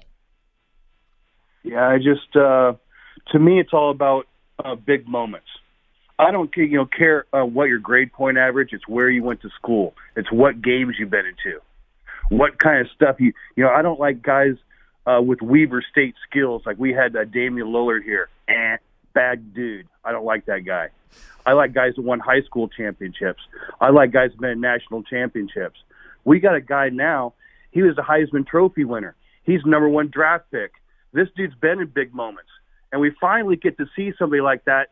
And I'm just so happy to see this guy. Like I said, it's the best thing next to sliced bread. I'm like, holy smokes, you guys! You see who's stepping on the field? Wait, are you a Commanders fan, Sean? No, he's an LSU fan. No, I'm a LSU sports fan. Oh, I'm a okay. huge sports fan. Wait, but I have a I go question to for you. Mariners games all the time. I go if there's any stadium around me. I don't care who the team is. I'm probably going to be there that weekend. Wait, but Sean, what big game has Jaden Daniels won in college? I don't. You know, he hasn't been in. He's been in big moments. Yeah, I mean, he would have beaten out. out. He was about to beat their great Alabama team until Dallas Turner almost murdered him, which was Maggie's theory. Just hit him in the head. He did beat Alabama the year before, too. Okay, but that's There's a not lot the of guys never NFC been on a field Championship game, guys. That's not the NFC Championship game. And listen, it's bigger. We're talking SEC football. Yeah, You're right. He didn't even play in the ReliaQuest Bowl, all right? I don't know what you want. Wait, Sean, like, you don't think there's any you're not leaving open the possibility at all that Jalen Carter somehow gets to Jaden Daniels in the first quarter or something, and then it's different. Look at what happened with Brock Purdy. Now, Brock doesn't run like Jaden Daniels does. I'll give you that. But Brock Purdy went into Philadelphia, and they ripped his elbow off of the bone. Yeah. Like, why are we don't think this could happen at all to Jaden Daniels. And by the way, I'm not wishing it. I want to see a great game. But I love the story. Yeah, I mean, that's something that you pray for as an Eagles fan that we See? Yeah. But you can't count on that. I'm not counting on it. I'm just saying I think it's going to be part of the game plan. Yeah, I mean, it's also possible that Josh Allen or Patrick Mahomes get hurt. Oh, you say it's part of the game plan? I don't know. In today's NFL, you really can't hit the quarterback. Like Jaden Daniels, I think that could go either way, Maggie. You could get a huge 15-yard penalty. That's Sean, a big deal. These personal fouls, it's going to be a thin margin here. I don't want to give up that foul. Okay, but I'm saying you send a message. And Sean, thank you for the call and love your passion as a sports fan. And this is why we love it too. This is why we get so heated about this stuff. I think it's going to be part of the game plan. And you remember with the 49ers, went in, Purdy gets hurt, then they beat up Josh Johnson. They had to go back to Purdy, literally playing like you might as well play left-handed. And they won. And then I'll just go back to the divisional round. Jaden Daniels deserves all the credit in the world for going into Detroit and beating the Lions as the #1 seed. It was beyond impressive. It goes down as an all-time win. Yeah. The Lions also, Jared Goff was horrible in that game. The defense was completely banged up. I'm not trying to take anything away from Daniels. It sounds like I am. I'm just saying that kind of an upset loss, it takes two to tango there. The Lions had to do their part to contribute to that loss. I don't think the Eagles are going to do their part to contribute to a loss, is what I'm saying. I think the Eagles are ready for this. I don't think you're getting a 3-interception game from Jalen Hurts. I just think this is going to be tougher. It's going to be a lot tougher for Jaden Daniels. Maybe. I don't know. I mean, he just killed them so bad in that last game. I understand he was going against Kenny Pickett, but I think the Eagles' defense is a little bit overrated because they played so many awful offenses. They've actually looked good against some good offense like the Ravens. But I just think, Quinyon Mitchell, their star rookie cornerback, is hurt. He has a shoulder issue. Can you honestly see, you love Terry McLaurin, right? The Commanders receiver. How on earth are you going to cover that guy? You've been doing it for years. Oh, he's been killing the Eagles. I mean, that's the thing about the Commanders. A bad Commanders team would put up 36 on the Eagles. Sam Howell used to come in there and light them up like a, help me out here. Christmas tree? Like a Christmas tree. The Eagles can always have trouble covering these stupid Commanders receivers. See, this is just the fandom coming out. This is just fandom coming out. Jeff's in Tucson. Jeff, you got a plan for the Eagles on how to defend Jaden Daniels. Morning, Maggie. Perloff. What do you got, pal? Please, Jeff, save us. Hey, I'm just going to say this.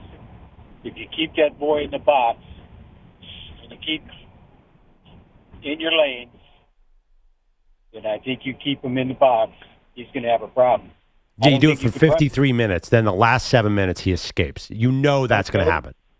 Okay, well, I hear your heart beating, Perloff. That's what I hear. Sweating a little. That's what I hear what's going on. And Maggie, this is what I want to say. Yeah. About the Chiefs.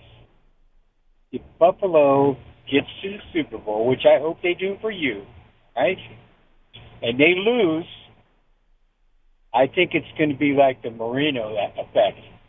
Is that he got there once, and that's the only time he's going to get there. Yeah, I worry about that too, Jeff. I do. So he's better win, right? That's what I'm saying. You got to take advantage of the opportunities. You think Joe Burrow, like you thought, Jeff, thank you. Drive safely out there. You think that Joe Burrow was just going to get back automatically, right? And Joe Burrow was going to get back. Well, it doesn't work out that way. But there's a difference between Marino and Josh Allen. Like Marino would only make the playoffs every other year. Like the team was really bad around him. The Bills seem to have a good team around him, and also they have these really bad organizations in their division.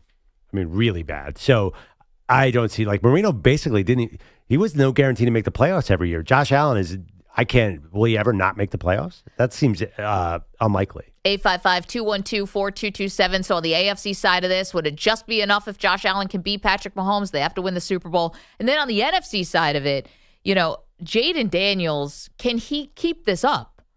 Or could Jalen Hurts on one leg have a better shot of beating the Commanders than a rookie going into a hostile environment and trying to do something that no other rookie has ever done, which is play in the Super Bowl? 855-212-4227. We've got that. We've got more on the Chicago Bears making it official with Ben Johnson. What do you have to say, taking shots at a division rival in the opening press conference? It's a choice. Get to that next. You're in a 5-minute break.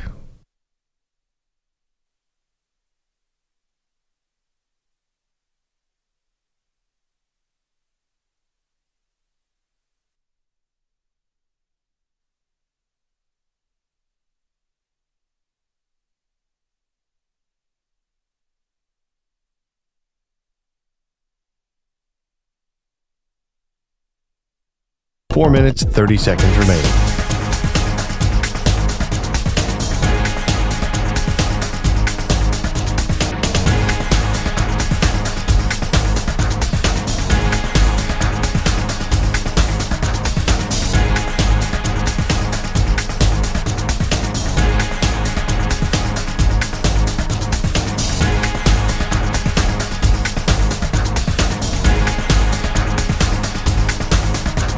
Four minutes remaining.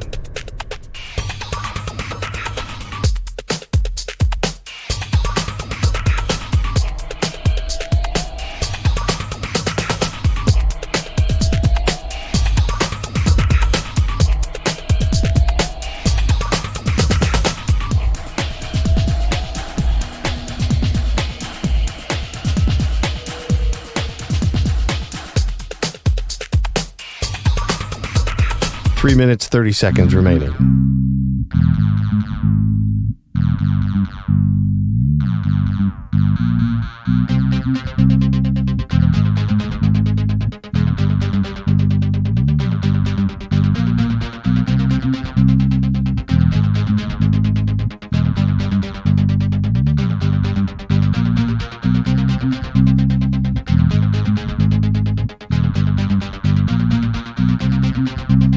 Three minutes remaining.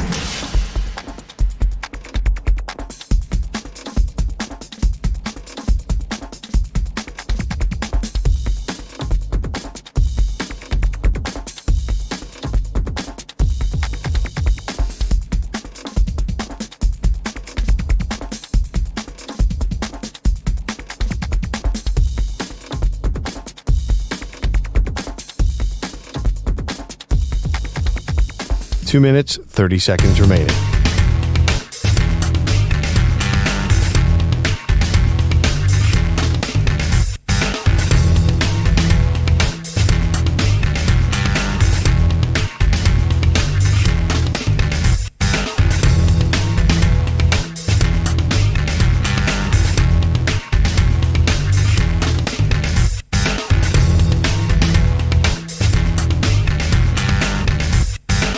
Two minutes remaining.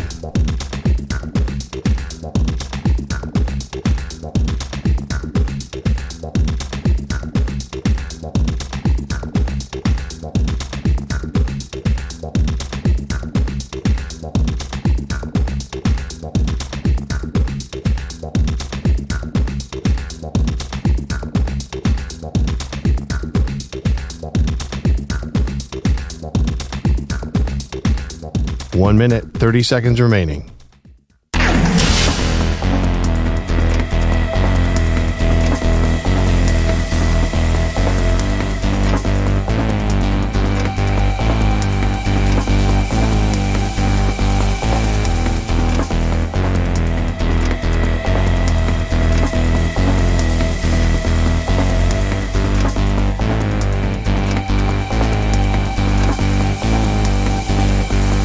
One minute remaining.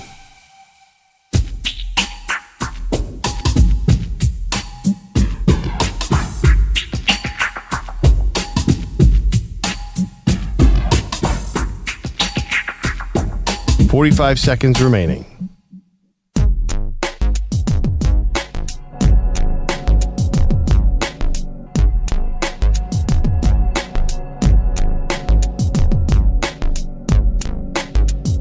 $30 seconds remaining.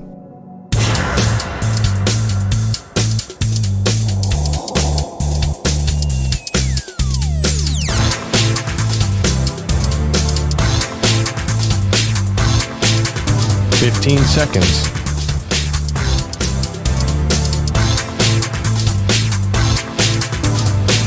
Break ends in 5 seconds.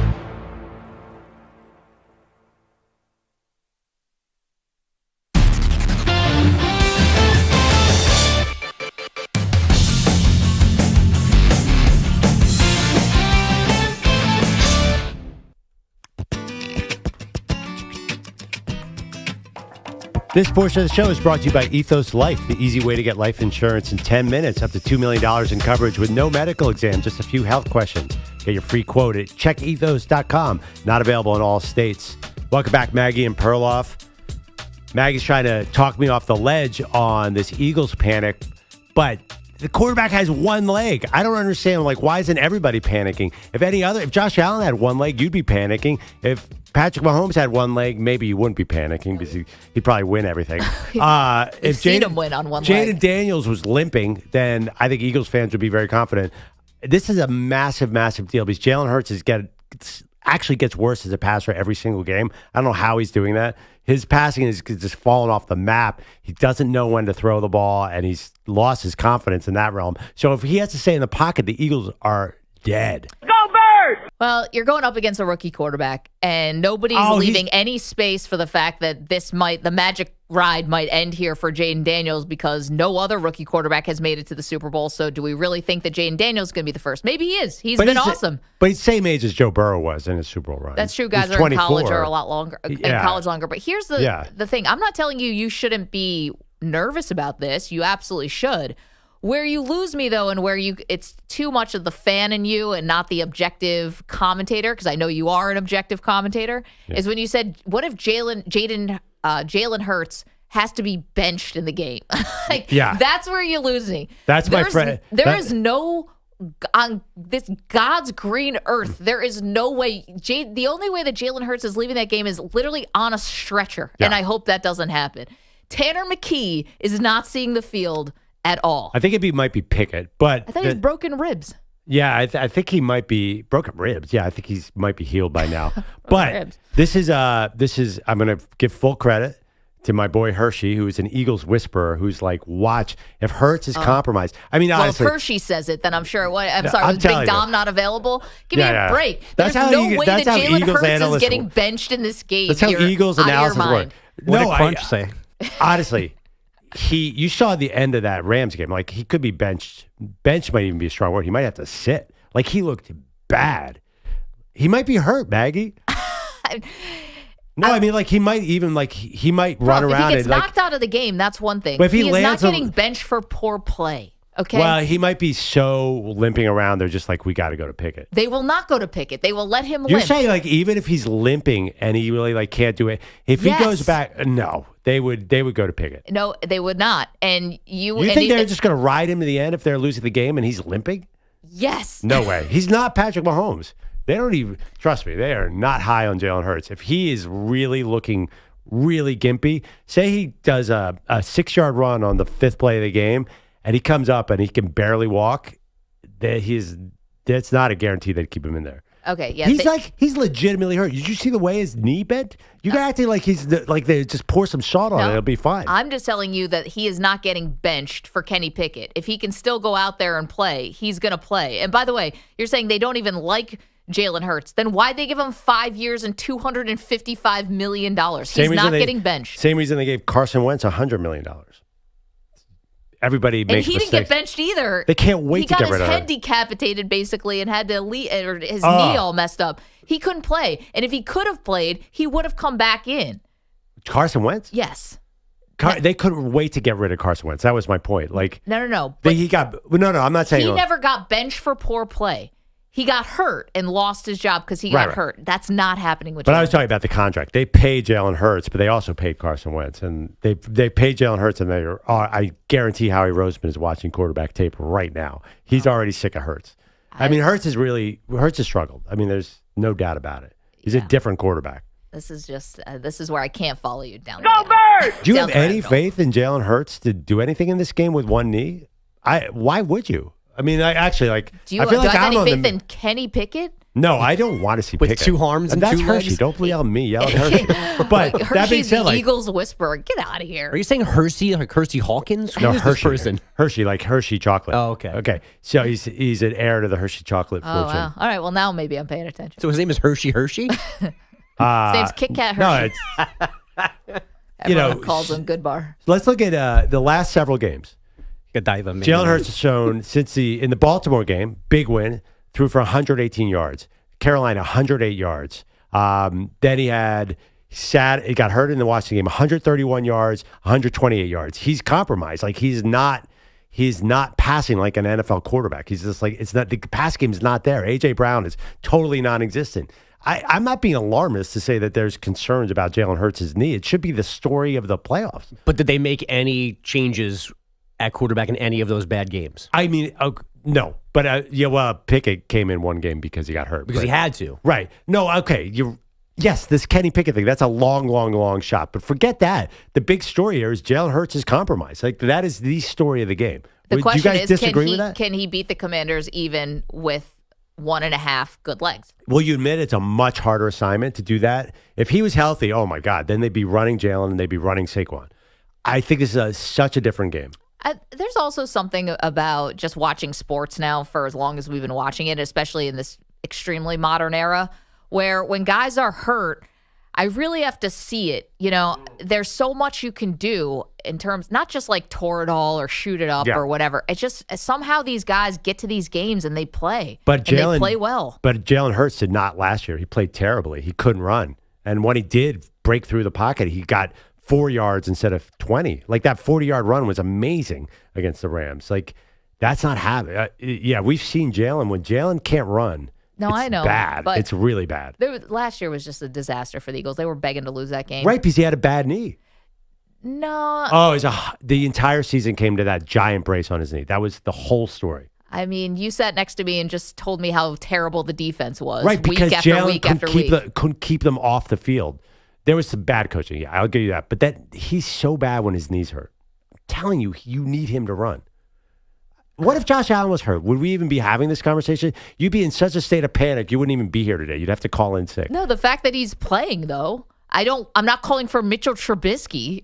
Like, that's just Eagle fan nonsense. Let's get to Bogusch, who's got headlines for us. It's a busy time. Guys, he left the building Monday despite the Jets' best efforts, but Aaron Glenn still ends up Gang Green's new head coach. Yes, he played corner for the Jets and was just the Lions' defensive coordinator, but Glenn said earlier this month he does understand the entire game. I'm a coach.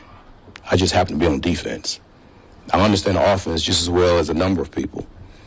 So if you want to hire me, you're going to hire a coach. You're not going to hire a defensive coach.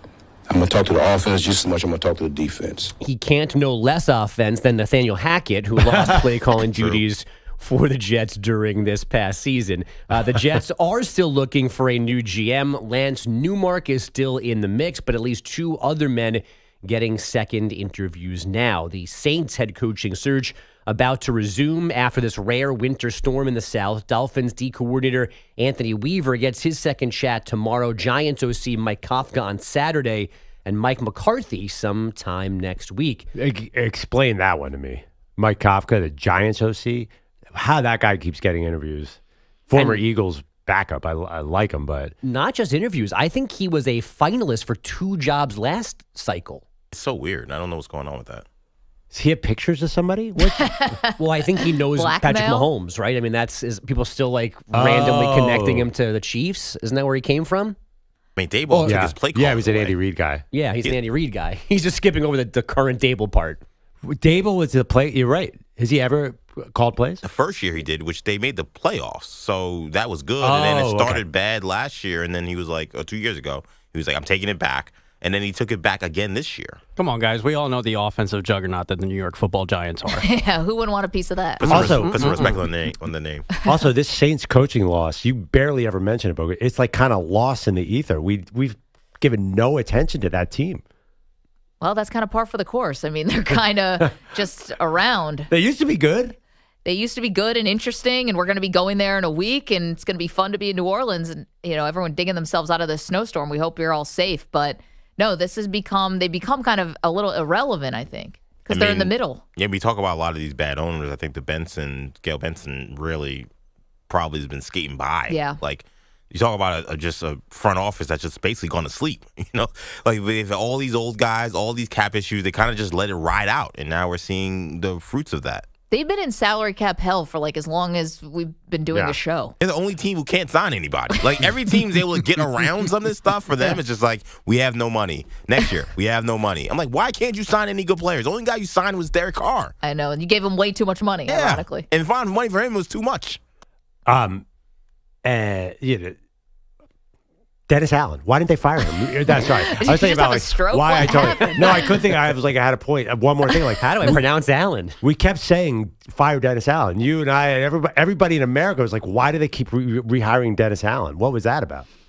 Well, he's gone now. They've just been on autopilot. They were like, who's the defensive coordinator? Now Peyton's gone. Oh, Allen. All right, you're the head coach. Get in there. 7-9. Oh, you're the head coach still. It's a little Cowboys-esque. Like, we need a head coach. Brian Schottenheimer, he's already got an office. Go ahead. Very Cowboys-esque, actually. Yeah. It's not even like incompetence. It feels like they don't care. I mean, Nick Munoz has been the GM for how long and has put them in this situation. And he's the NBA GM too, right? No, I don't think anymore. But still. He was for a while, though. Yeah, he was running David Griffin. It speaks to their lack of urgency around building this team. Yep.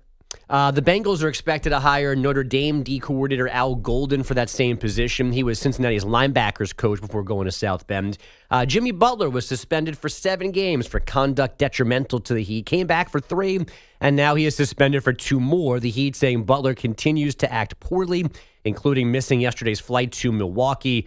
The trade deadline is February 6th. How childish this has become, I think, on both sides, but it's so embarrassing. So embarrassing. That's going to be a long 3 weeks to get to February 6th. That's a trade deadline? I don't know if they can get that far. I don't know. Everyone looks so bad here, but Jimmy Butler for sure. Yeah, I mean, is there any, EJ, you would know this better than at least me. Like, is there any argument that defends Jimmy Butler in this? None. Yeah, right. Right? I mean, nothing. He looks like a child. I mean, I think Pat Riley coming out to, like talking about it publicly probably didn't need to do that. You're roasting Jimmy Butler right after you lose a playoff series last year, saying you got to be available if you're going to be talking smack and all that. But Butler, I mean... Oh, I would defend him because I thought it was when he went into that, the way he got out of Minnesota by yelling at everybody in practice, I thought that was terrible. I'm like, this guy's a loser. Then I saw him play in Philadelphia. I'm like, this guy's a winner, like to his core. Like he has a way, he could flip-flop and be great for the next team. Would you guys be shocked if he was all of a sudden a nasty competitor on the next team? Well, I think that's why he's getting a little bit of the benefit of the doubt. So like, oh, well, he's been so good in the playoffs and all that, but he looks awful. But you can't do this with no rings. We talk about ring culture. Like, this guy not being a champion. I know he's done great stuff for the Heat. He took them to the finals twice. As an 8th seed. Yeah, but it's not like the Heat owe him anything. He didn't. He did not win a title there. That is a place where they've won titles. Like, for him to act with this entitlement is ridiculous. But he's just trying to get out of there. Like, he does crazy things to get out of so cities. Messy. Twice. So messy. Like, actually 3 times, kind of. Well, Chicago, I don't even remember. Yeah, Philly, Chicago. Philly. I mean, it didn't end well. He was a free agent, but Philly, and then Minnesota, and now Miami. And I think this hurts his legacy because this is a guy who also said, I'm too much of a team guy to go to the Hall of Fame. I'm a team guy. That's an individual Right, thing. but he had the ultimate non-team moves in Minnesota and rebounded perfectly from that. And he's been nothing for 6 years of pro in Miami. But it's been because of his individual play. Like, we don't say, oh, look at how much he's passing the ball. It's like he's a star. Yeah. Like he dragged them. Right, he dragged them. It's not like we don't like. Yes, he's a competitor, and yes, he's a dog. But like, it's not like he's not Jason Kidd or Magic Johnson. But he lifts the level of play of everyone around him, I think. And now lowers it because of his behavior. When he wants to get out, it's always bad. Yeah, it's just it's a bad look. He's acting like a 23-year-old. You know, it's not like, the worst way to get out of town is when Ben Simmons wore sweatpants to practice. Oh, with the cell phone in the pocket? And the cell phone in the pocket. Like, waiting for your call from your agent? Yeah, that's unforgivable because Ben Simmons was never any good. Like, Jimmy Butler, at least he's good. Who do you think who's most effective at getting out of town? Ben Simmons, James Harden, or I couldn't get James Harden out, or Jimmy Butler. I think Butler's all time. Butler, that T-Will's practicing was crazy. Yeah, but we also thought Harden was wearing a fat suit in Houston. That was an actual story. Wait, what? Is this a real thing? Yes. You don't remember the story when James Harden was in Houston and he literally quit on the court? Yeah. People thought he was wearing a fat suit. He skipped the beginning of training camp or a couple of games to go hang out in strip clubs and stuff like that, or with Lil Baby. Lil Baby's birthday party. Yep. Where he gave him the gift. Gosh, we should also be so lucky to get this gift as a birthday present. Was a duffel bag full of cash. What are we gonna do about these strippers? And honey buns. Man, we need friends like James Harden. Yeah. But people thought he was wearing a fat suit because then he showed up. He got traded to Brooklyn because he literally quit on the court, and he showed up 2 days later and looked thin. Yeah, he was wearing like 5 shirts underneath his warm-up shirt. Yeah. So I do remember one thing about James Harden. My favorite Instagram thing of all time was during COVID, they had this workout video. Was he in Houston at the time? And where they're like, he's working out like crazy, and they showed him like Rocky, and then he shows up the first game in the bubble. I swear to God, he looked like Tractor Trailer. He must have been 600 pounds. He'd clearly been doing nothing but partying for 4 months. The pandemic was tough on all of us in terms of the waistline. He had a freshman 15 on him, like nobody's business when he came out of the pandemic. But they just did this video. He's in the best shape of his life, and then he was like, he called for a hoagie at half court, halfway through the first. I think it's like dating apps, it's like the picture and then who shows up in real life. It's like, oh boy. I do remember when he showed up thin at Brooklyn, but he definitely can put on weight. I think it was the water weight, like you were talking about before. This mysterious water weight. No, come on. Like, he quit by putting on weight is one thing. Another thing, Jimmy Butler came in and yelled at the coach and said, "You stink." Like he and then said Tom Thibodeau liked it. I think he literally flew Rachel Nichols in to Minnesota. Yeah, she was right there. To be like, you got the camera? My camera all set up? He set up the shot. You suck, you suck, you suck. I'm out of here. I was like, wow, he produced this whole thing too. And he's trying to produce this Miami thing, but Miami won't let him go. James Harden was still a Rocket when he called Daryl Morey a liar? Or a Sixer? No, he was a Sixer. This is in China. Time, right, okay. Yeah. For the people in the back, it's like, you mean confused Chinese teenagers who are wondering why you're saying this at a basketball camp? But does James Harden want his way out of town, or does the team want James Harden out of town? Yes. The Butler, people want Butler. They're totally different situations. That's a rip. I hate James Harden as a Sixer. Oh, hell no. I've heard a little Lamar Jackson, James Harden comps. You said Peyton Manning. I've heard a little James Harden. MVP can't win. I kind of like my that, actually. God. It's meant as an insult. Let's be fair. That is I hate that comp so much on so many levels. I can't even begin. Okay. I mean, he's not, blasting his way out of town. It's nothing like that. It's just an MVP comes up short in the postseason. He's about to be a 3-time MVP. I mean, Harden was like a finalist multiple times for MVP beyond the year he won. People call Harden the greatest scorer of his generation. Yeah. That was a conversation that happened. Oh, yeah. See, I view Harden so differently than everybody else. It's a you thing. Yeah. Yeah. Well, no, I mean, now everybody views it. Yeah, that now way. we're all on your side. Now but we're yes, on I that know what side. you're saying. Okay, see you guys on the phones. Let's get this going. We've got more conference championship game stuff and coaching stuff to get into right after this. You're in a 5-minute break.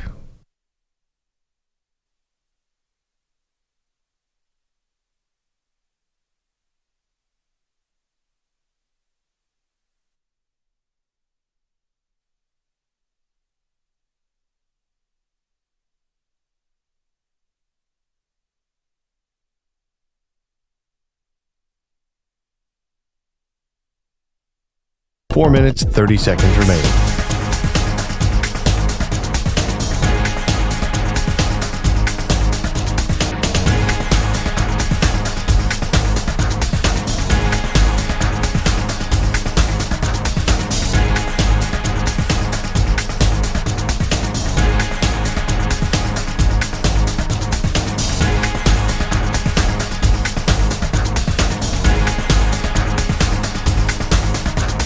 Four minutes remaining.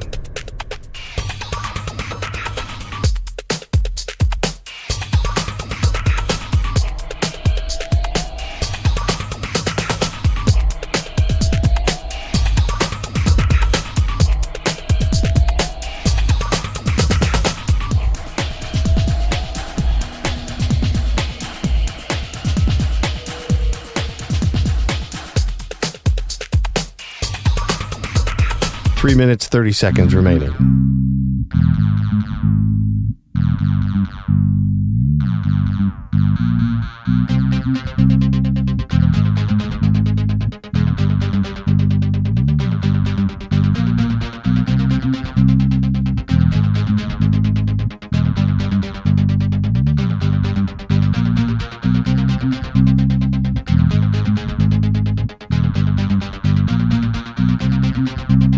Three minutes remaining.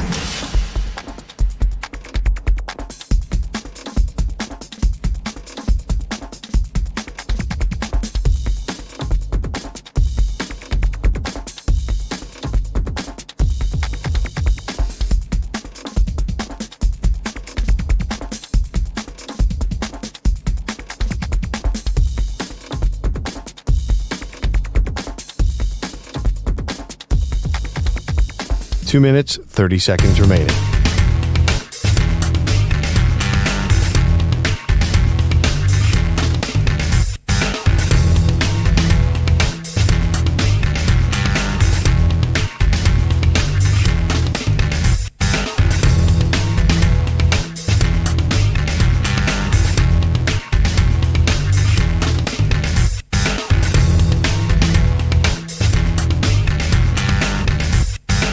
Two minutes remaining.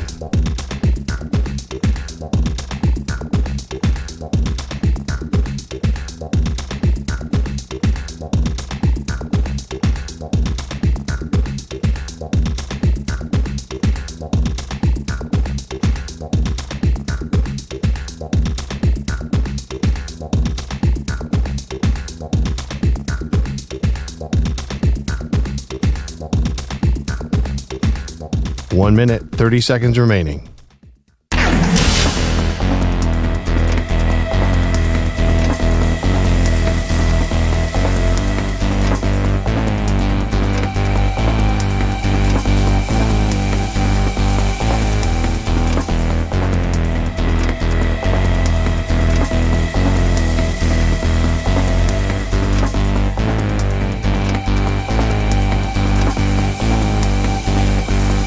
One minute remaining.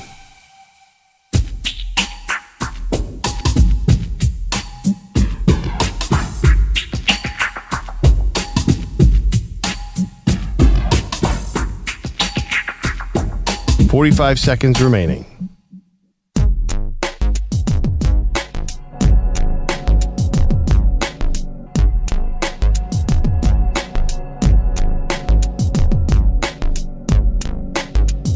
.30 seconds remaining.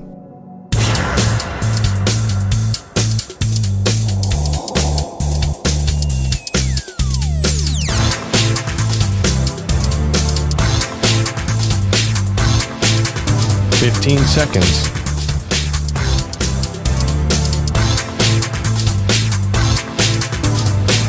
Break ends in 5 seconds.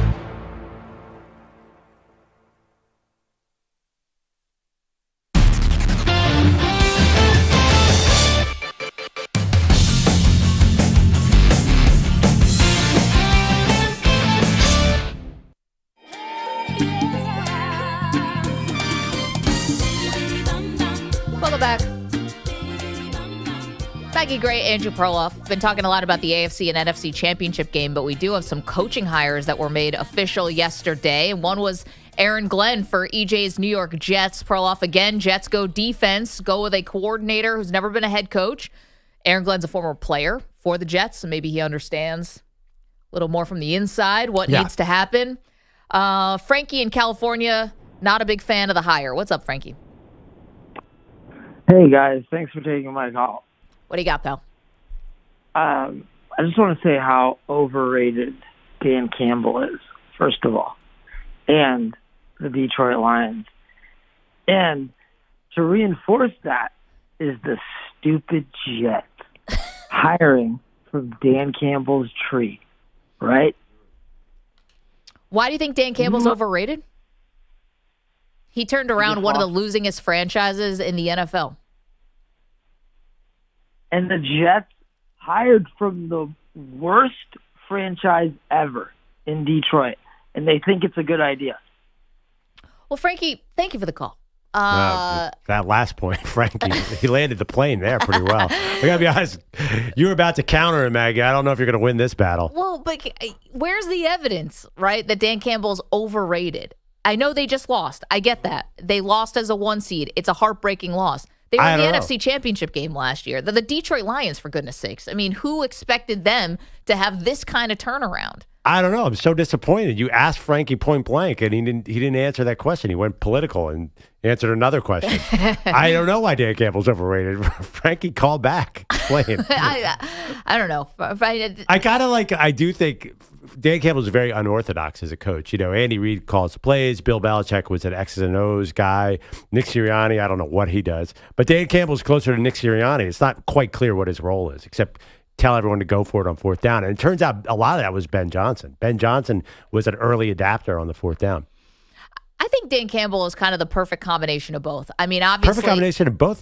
How? Of analytics and of just that football guy. But he's not a play caller. But I think that you have to have a healthy respect for this new type of football, right? Of the going for it. If he didn't want to, it doesn't matter if Ben Johnson's calling the play. If Dan Campbell doesn't want to go for it on fourth down, you're not going for it on fourth down. Watch what happens with Mike Tomlin, Mike Vrabel. You want to have the guts to do it? You got it. You have to, because you're the one who's going to wear it. No one was calling out Ben Johnson last year when the Lions lost to the San Francisco 49ers. It was Dan Campbell, you idiot.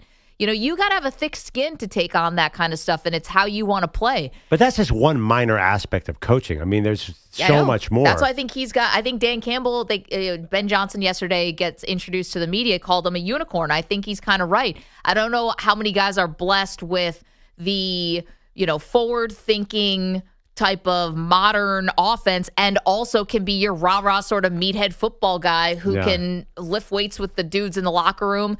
Like Brandon Staley, for example, he got a lot of credit for being like ahead of the curve when he first got hired by the Chargers, but I don't think he didn't have that other part of it. I don't think the players trusted him, thought that he was one of them, and had that sort of, like Dan Campbell, I think has both. He's got the old school football and the new school mentality. But I think there is a fear and a thought out there that Dan Campbell doesn't know anything about calling football plays or how, like, the fourth down stuff was probably Brad Holmes and Ben Johnson. Like, I think that people are wondering, does he have the strategy chops, like the football strategy? Well, I don't know if people know what again, with Sirianni doesn't do anything. I don't think people know what Dan Campbell does. So that's why everyone's so nervous about Ben Johnson leaving. But isn't it a philosophy? Like, don't you set the tone? Maybe. I don't know. Bill Belichick would go into the room and say, let's design this play and that play. I think people are worried, does Dan Campbell do that? Well, we're going to find out for both guys. We're going to find out what Dan Campbell can do without Ben Johnson and what Ben Johnson does without Dan Campbell. Yeah, I wonder if the next Ben Johnson, there are some other coaches that could do this. People think Dan Campbell's just a cheerleader. Wow, isn't that underestimating Dan Campbell? That seems kind of disrespectful. He's a good cheerleader. Well, you do it to Sirianni every day. Yeah, well, Sirianni's a clown. 855-212-4227.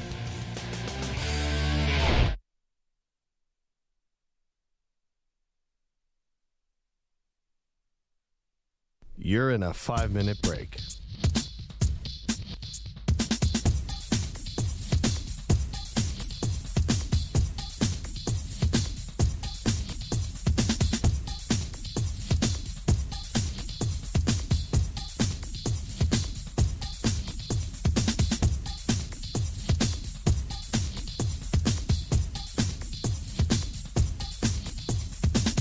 4 minutes, 30 seconds remaining.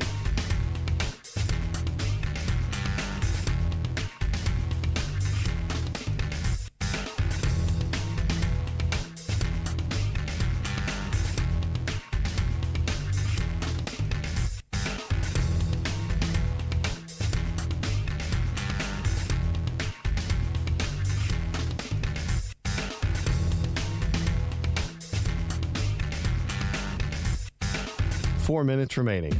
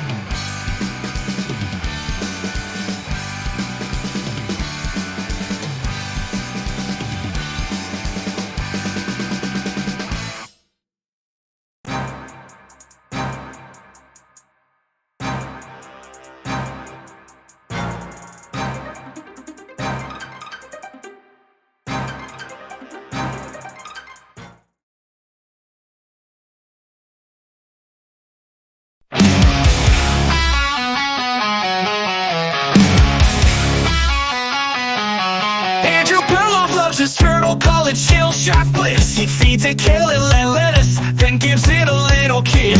Andrew Bogusch's turtles got a mansion in the tank with a slide, a tiny hammock, and a treasure chest bank. Two-tone Tony rolls in, his turtles got swag, cruising slow but steady, repping that reptile flag. Meanwhile, Kevin Lamel's got tacos on his plate. Breakfast, lunch, and dinner, he's got no time to wait. Turtle love, taco dreams, Andrew living supreme. Two-ton Tony, slow and steady crew. Kevin's got breakfast tacos, what's Peter gonna do? Yo, Perloff's turtles chillin', basking in the heat. Bogusch's turtles flexing, got gold chains on its feet. Tony's turtles on TikTok, racking up views, while Kevin's tacos sizzle, serving up the news. But Bilatti's MIA, not a damn thing new. Work? Nah, he'd rather just hit snooze. We're out here hustling, making turtles the stars, and Pete's just ghosting like he's hanging on Mars. Turtle love, taco dreams, Andrew living supreme. Two-ton Tony, slow and steady crew. Kevin's got breakfast tacos, what's Peter gonna do? Yo, Perloff's turtle spotlight, tacos taking the stage, while Bilatti's excuses keep showing his age. Perloff's turtles name LeBron, Bogusch calls his taco just for the show. Tony's turtles trending, breaking the mold. Kevin's got a taco so spicy it's gold. And Pete, yeah, fuck that guy, still a no-show. The legend of Bilatti always laying low. Turtle love, taco dreams, Andrew living supreme. Two-ton Tony, slow and steady crew. Kevin's got breakfast tacos, what's Peter gonna do? So here's to turtles, tacos, and the crew on the grind. Except for Bilotti, who's always lagging behind. Perloff, Bogusch, Tony, Kevin, y'all are the best. But Peter Bilotti, man, he's failed the test.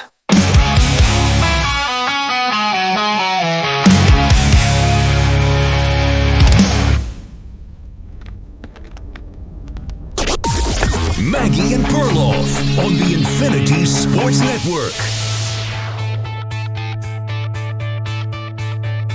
Crazy debate this morning about what happens in the AFC Championship game and how it defines both quarterbacks. Welcome to the show, Maggie Gray, Andrew Perloff. What I mean by that is specifically for Josh Allen. I mean, Mahomes' legacy is he's only adding, right? There's nothing he can do at this point on the field that's ever going to take away from what he's done football-wise. Right. It only gets better and better for him. Chasing Brady, but you're right. There's no criticism to be had on Patrick Mahomes. Absolutely not. Meanwhile, Josh Allen comes into this game where the Chiefs have sent him home in 3 of the last 4 postseasons, so clearly he has tons to prove. But Perloff, the question is, if he beats Mahomes this time around, is that good enough? Like, can you go to the Super Bowl and lose, and people will still say, yeah, Josh Allen, you get full credit because at least you took out Mahomes? I don't think so. And I'm saying this, I think, as more of a compliment to Josh Allen than anything. If you don't complete the job, and let's just say somehow it's the Commanders that you are meeting, and you lose to a rookie quarterback in the Super Bowl, the Commanders. I think somehow it works. It looks worse than ever because you blew your opportunity. Now you lose to the Philadelphia Eagles. A little more forgivable, I think. Eagles are Closer a good team. Spread. Yeah. I think Eagles been there. The defense is great. Jalen Hurts is a $255 million QB. They've got it. They've got it all. They're known to be one of the smartest teams. I mean, fans are annoying, but I'm just kidding. Accurate. I think it's a little more forgivable, but still, I think it goes down as a Josh Allen missed opportunity. You can't take out Mahomes and then squander what could be your one shot at a Super Bowl. We don't know. The way you're presenting it, it would make almost like you're saying Josh Allen look worse if he beats Patrick Mahomes and loses to, let's say, Jaden Daniels. You don't look worse. You look worse just losing. That's true, but again, you're losing to Mahomes. Like, you are losing to the best quarterback. I do think that's there's amazing. a weird, like, there'd be this weird, you said something about a boomerang earlier, like this weird boomerang effect if Josh Allen beats Mahomes but then would lose to Jaden Daniels. Yeah. It's like, well, what did we learn? Nothing. But no, that's Jaden Daniels, though, there'd be no shame in losing to Jaden Daniels. If Jaden Daniels gets to the Super Bowl and wins the Super Bowl, then I think he's automatically leapfrogs to a top 5 quarterback. Oh, there is 100% of shame losing to Jaden Daniels. I mean, honestly, any rookie, not Jaden Daniels, any rookie. No, I don't think so. I think Jaden Daniels, no, I don't agree. First of all, Jaden Daniels is way above Jalen Hurts right now. Would you give me that? It's with the injury. See, I don't know. Oh my God, the Eagles would switch places with those 2 quarterbacks. So like a compromised Jalen Hurts is not great. No, I get it. Especially Jalen Hurts uses his legs, and that's when he is most effective. But I guess here's what it comes down to for the NFC side of this, and we're talking about both games now, kind of at the same time.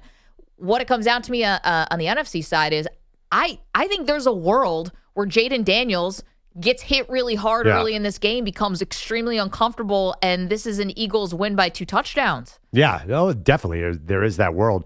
But I do think if you were fast forwarding, if he beats the Eagles in Philadelphia in the NFC title game, then you could call him a rookie quarterback in name only. He is going to be a tough out because, and it's style. The fact that if he's healthy, man, he can run. So that's not easy to handle. Like, he's actually in ways more challenging than Mahomes for the Bills. Mahomes is not going to do anything until the fourth quarter. He's just going to sort of throw 5-yard passes. Jaden Daniels puts a lot of pressure on the defense because he's so fast and he's seeing the field really well. And he's got Terry McLaurin. Honestly, I think Jaden Daniels, if he wins the Super Bowl, he's the top 5 quarterback instantly. So therefore, Josh Allen lost to a top 5 quarterback. But Josh Allen is also a top 5 quarterback. Yeah, you can't lose. No, you made it sound like he lost to a rookie quarterback is a different narrative than he lost to a top 5 quarterback. Listen, I thought last year that C.J. Stroud was a top 5 quarterback. There is Jaden Daniels is this year, but is higher. C.J. Stroud was having a historic rookie season last year. Yeah. You got to do it for multiple years, and that's what Josh Allen has done multiple years. If he goes to the Super Bowl, he will be the better quarterback of either matchup. So well, yeah, but I mean, definitely. But honestly, I think if Jaden Daniels gets to the Super Bowl and he plays well, then I think that next year's quarterback rankings, like Jaden's going to be really high up there. Like maybe, by the way, Jaden Daniels is 1.5 years older than C.J. Stroud right now, today. Stroud was very young. So we'll see. But I think you're selling Jaden Daniels a little short. I understand the injury risk, but if he's healthy and comfortable, then he's going to be pretty good. This would be the ultimate insult to injury if somehow the Bills would take down the Chiefs and lose to Jaden Daniels, a rookie quarterback. And Dan Quinn, his first year, you can't. It would be so much worse. I mean, like at 24, Patrick Mahomes threw 50 touchdowns and won the MVP. At the same age as Daniels. Like, you could be really good at that age. Burrow was this age. Actually, Burrow was 25 when he made the Super Bowl. Like, this is the kind of quarterbacks that do this thing. It could. I don't think there's shame in losing to Jaden Daniels. 855-212-4227. Okay, Mahomes said something interesting yesterday. One of the big storylines lately, although, it's been for a couple of years now, has been the Chiefs always getting the favorable call, right? And the Chiefs always getting, I don't say bailed out by the refs, that's be disrespectful, but the Chiefs just being on the better side and the beneficiary of some of these calls. Patrick Mahomes was asked about this yesterday, and not shockingly, he disagrees. I don't feel that way. I mean, I just try to play football at the end of the day. The referees are doing their best to call the game as fair and as proper as they possibly can, and all you can do is go out there and play the game that you love as hard as you can and live with the result. All right, more from Mahomes. He says he doesn't think the refs give him more of the benefit of the doubt. I haven't felt any different. You get new referees every year. You get new circumstances, and you never can really tell because every play is different. That's what makes the NFL so special. And so I feel like I've just continued to play the game, and I just try to win. And whatever happens, kind of happens. This is where the lying comes in, because it's not just Patrick Mahomes who gets the benefit of the doubt. Lots of quarterbacks get the benefit of the doubt. He's definitely one of them. I think Josh Allen at times can sell calls as well. I think good quarterbacks sell calls. I think that's part of their game. You say he's one of them. I mean, he's the king of this. He's the best. Josh Allen, I don't even think Josh Allen does it on purpose like Mahomes. Josh Allen's just so big you can't help but hit him. But Josh Allen calls for the flag more than he throws passes. He'll call for 35 flags in a game. Yeah, and Brady used to complain, and Peyton Manning complained, and Ben Roethlisberger complained. This is part of it. Like, Brady, I think people don't understand. Brady didn't complain as much as these guys. Oh, my gosh. Not like Mahomes and Allen. Dude, they all complain. And here's why. This is what I don't think people give Mahomes enough credit. Like, he's just out here whining for calls and getting calls. It's a strategy. You are working the referees from the very first moment of the game. You want your quarterback doing that. Right, he's working them right now. That was what you just heard was him working the officials in the NFL. Of all the criticism, I guess, that you could levy and give to Patrick Mahomes, this is the one that's the flimsiest to me. If your quarterback's not doing this, if your head coach is not working the refs on the sideline, then you're doing it wrong. I'm not saying you need to get out of your head about it and bump the referee or something stupid. But if your coach isn't working the refs, then that coach should get off the sideline and get into a booth, because you have to be doing that for your team. And the same thing with the quarterbacks. Well, yeah, but I don't think that's the story here. The story is that Patrick Mahomes got a ridiculous late hit call against the Texans. Yeah. And he's got a lot of those calls. And the other story is that he was running out of bounds and he started to lean inbounds to see if he could draw a late hit. So that's really the big story. He kind of remember when Kenny Pickett fake slide that time and changed the world? Yeah. I think that Mahomes really caught a lot of attention. Like, he's trying to draw that flag. And it had never been that obvious before. So that's why people are talking about it. Yeah, I don't see why it's like a negative on Mahomes. I think people, it's just part of the repertoire, right? It's dislikable. Like a lot of former players said that's garbage.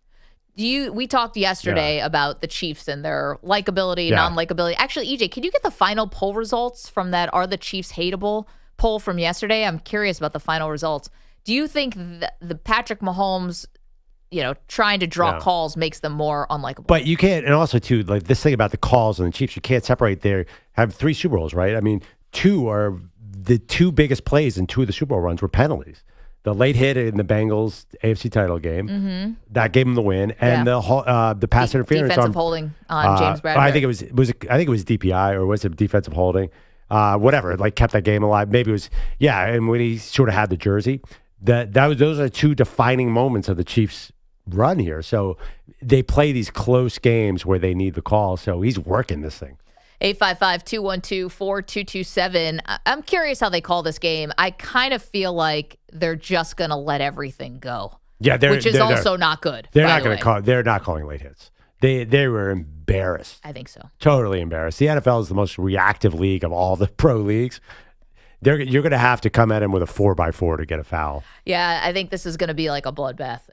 Well, the thing about Allen is he's so big. Like, it doesn't even matter if you late hit him or whatever. Like, you're more likely to get hurt by running your helmet into that dude. Yeah, and we all know Mahomes isn't coming out of the game. 855-212-4227. EJ, when you have those poll results, I'll take them. Aaron, meanwhile, is in Erie. Has a thought on Jaden Daniels. What's up, Aaron? I was just weighing in on what you guys had to say. I believe Jaden Daniels, on your part, Maggie, is playing with a little bit of Cinderella magic right now. I think his wheels could fall off. And comparing Josh Allen to Mahomes, I think Josh Allen making it to the Super Bowl would be good enough because in the beginning of the season, they got rid of everybody. They got rid of their defense, their offense. I mean, but there's more around Josh Allen. It's just not a single person on that team. It's a whole team effort. Yeah, it's everything. Yeah. Everybody eats, right, Aaron? That's what they said. Yep. Everyone eats. Thank you for the phone call. It's true. We forget that we have raised the bar really fast for the Bills. Like coming into the season, this was not the Super Bowl year, and now we're saying if they don't win the Super Bowl, it'd be a letdown. Well, because you take your opportunities when they come, right? And you got to capitalize on it. First things first, the AFC Championship game, and I'm glad that Aaron, agrees with me a little bit because I'm not seeing this anywhere, and I feel like no one is, what do the kids say today, holding space. I feel like nobody is leaving open the possibility that Jaden Daniels, while on a very epic run right now, takes a big hit in this game, and then it's not what we've seen, And no, we didn't see Jared Goff panicking, and that wasn't on our bingo card either. You're right. Great point. Yeah. The Lions had a hand in this. But then again, after he panicked, especially the early fun, we're like, oh right, Jared Goff can kill the Lions like he did against the Bucs in Week 5. Like we've seen Jared Goff do that many times, not just once or twice or three times. We've never seen Jaden Daniels. You know who he feels like? He feels like Eli Manning, like the dude you've seen the fourth quarter heroics. Guy's blood pressure does not rise in the big moment. That's why everyone is so terrified of him. Yeah. And no one thinks that's why no one's holding space for him to crumble because he looks like so cool. Well, but here's the thing. This is the biggest game of his life. I know LSU Alabama is a big deal. I get that. A few more eyeballs on this one, guys. I know. But so it was the Detroit game. And he didn't seem nervous in that game. Yeah, because I think, again, I'm not trying to take away from the Commanders. Detroit helped them along in that upset. You're going to pull off an upset like that. The favored team has to do their part. Yeah, but how do you know? What if the Eagles fumble in the first quarter? Then it's the same exact situation. Like, who knows how the beginning of that game is going to go? That's what I'm saying. Well, I'm saying, like, you're saying Detroit helped out Jaden Daniels, but Jaden Daniels was completely comfortable against the number one seed. Maybe the game he's already seen this Philly team twice. He's not going to be intimidated by them. He just lit them up. In their last game, he's had 5 touchdowns. Ran for 80 yards. What else happened in that game? I know Hurts got hurt, but that doesn't matter. He still dropped back and was throwing 40-yard passes at Terry McLaurin at will. What's the difference? Like, who cares who's on the other side? The Eagles' defense had no prayer to stop him. Yeah, but the entire game plan changes the moment your starting quarterback leaves the game. Well, right, but still, they're just facts. The Eagles' defensive backs could not hang with the Commanders' wide receivers, and they just can't. Nobody can hang with Terry McLaurin. You have to double cover him. That's true. De'Ami Brown's been very good. And you have to spy Daniels. So that's the math problem for Vic Fangio. It's true. 855-212-4227. Andrew's important. Portland, excuse me. He is important too. He's important, and you're in Portland. What's up, Andrew? What's up? Hey, how's it going? Hey, longtime Steelers fan since 1970. Been in a lot of pain for probably the last 15 years. But with Hurts being hurt, I think Jaden Daniels with this VR training he's been doing to see doing it at 2 times faster than normal speed. Yep. I don't think the Eagles are going to be able to throw anything at this guy that he hasn't been able to see on this and training his brain to slow the game down for him. And unfortunately, not being a big Commanders fan, but I'm pretty sure that the Jaden Daniels is going to light the Eagles up. Yep. I'll take my answer off the air. Thank you. Thanks, Andrew. He's absolutely right. That VR training is the key to the whole thing. How many I've heard more Love people it. talk about Jaden Daniels VR training the last 3 days. I don't even know who had the original story, but God bless them. Because I think it was the Washington Post. Guys, I got to be honest. This is the hyperbaric chamber of stories. Yeah. You really think that Jaden Daniels, and Andrew, this is no disrespect to you, and thank you for the call, but do you really think that Jaden Daniels is the first quarterback who's ever used VR? Wow, Hell, Jaden Daniels. Donovan McNabb was using this back in the early 2000s. He should have adjusted it 3 feet up so he didn't throw it into the ground every third play. Look at that. Jaden.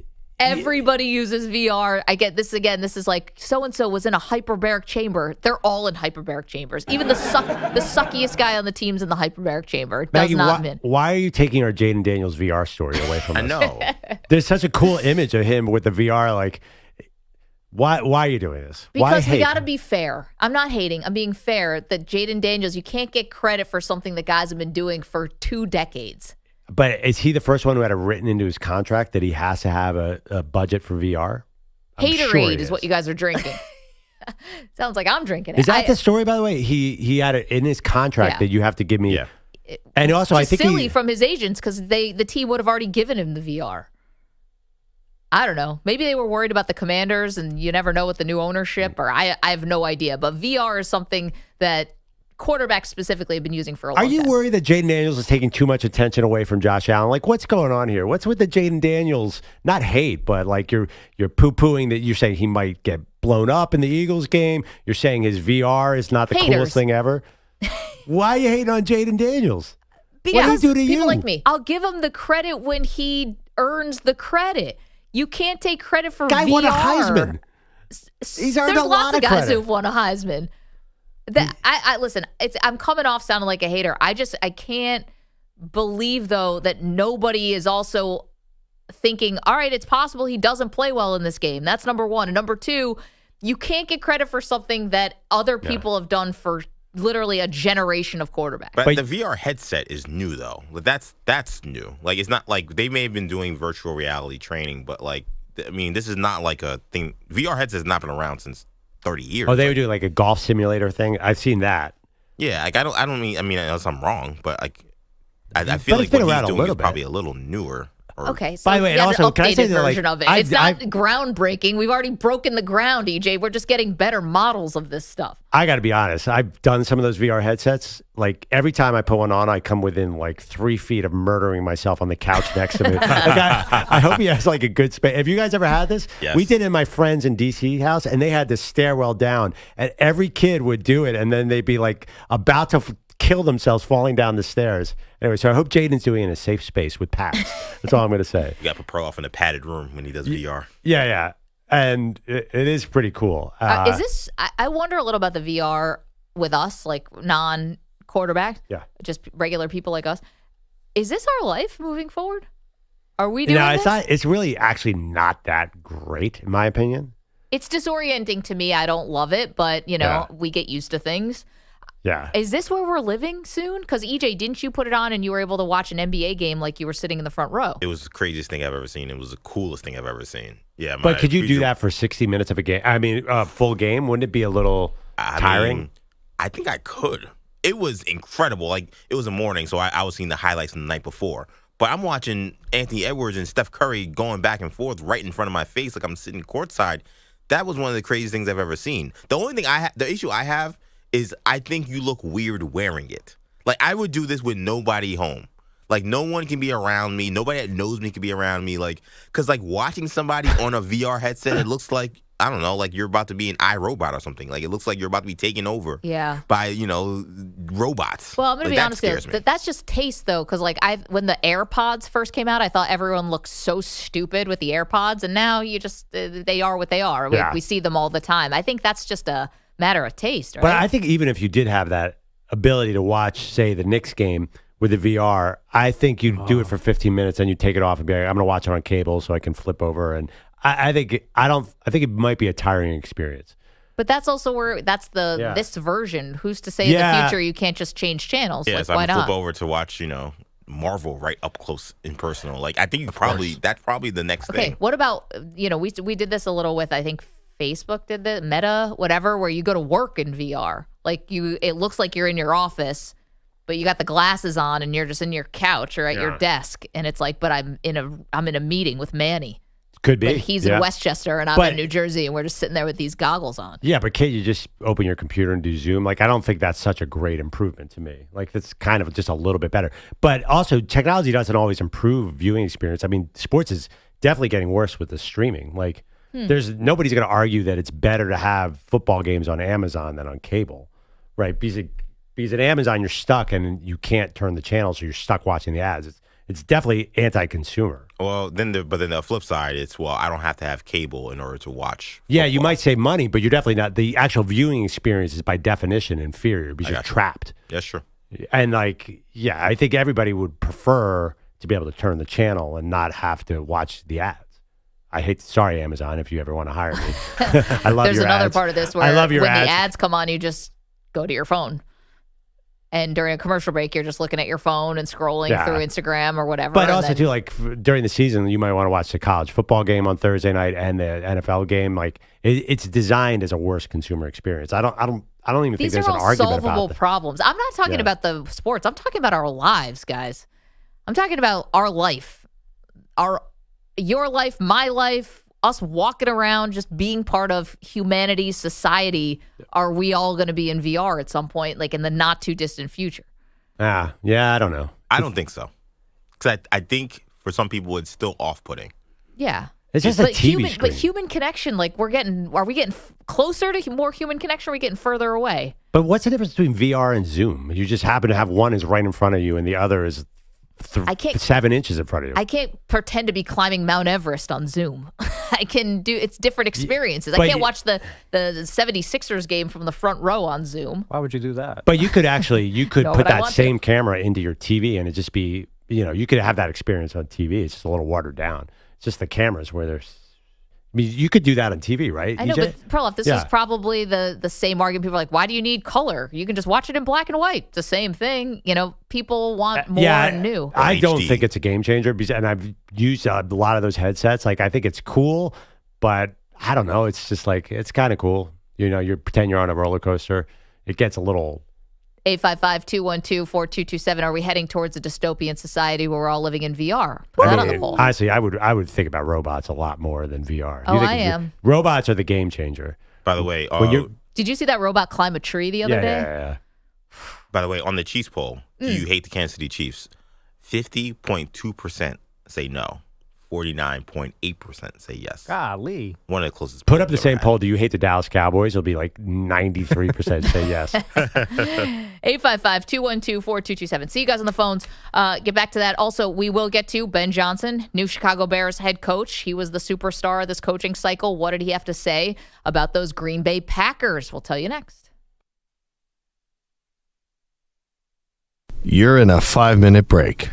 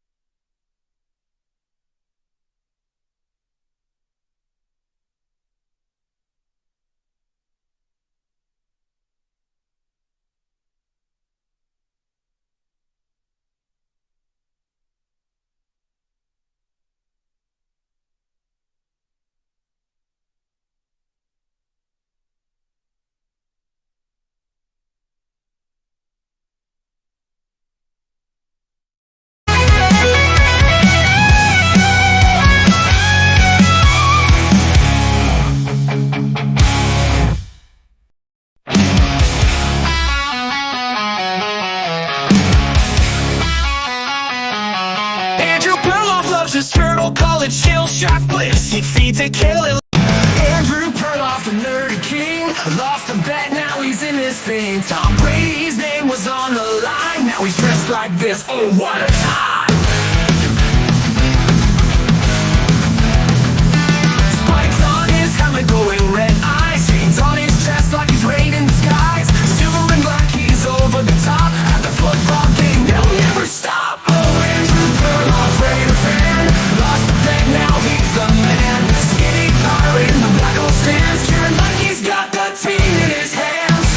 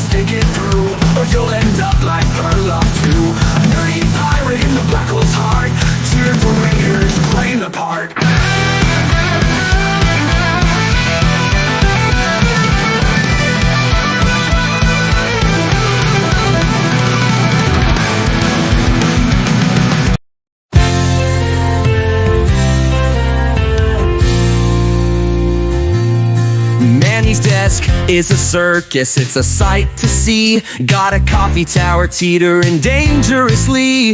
Strange brews from who knows where, with labels all in code. One smells like gasoline, another like a toad. And in the corner, what's that shimmer? Oh, it's Manny's trusty nose hair trimmer. Polished chrome, it's his pride and joy, clearing paths like a landscaping toy. Oh, Manny's desk, it's a wild display, a mix of chaos and a fine cafe. From coffee cases to gadgets galore, you never know what's walking through that door.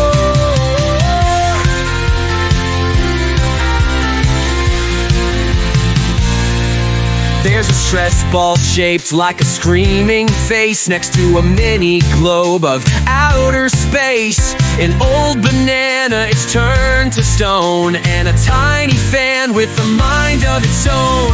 What's that rattling? Could it be a mouse? Nope, it's Manny's coffee carrying house. Compartments and straps like a tactical vest, carrying caffeine like a man possessed. Oh, Manny's desk, it's a wild display, a mix of chaos and a fine cafe. From coffee cases to gadgets galore, you never know what's walking through that door. What's that rattling? Could it be a mouse? 15 seconds.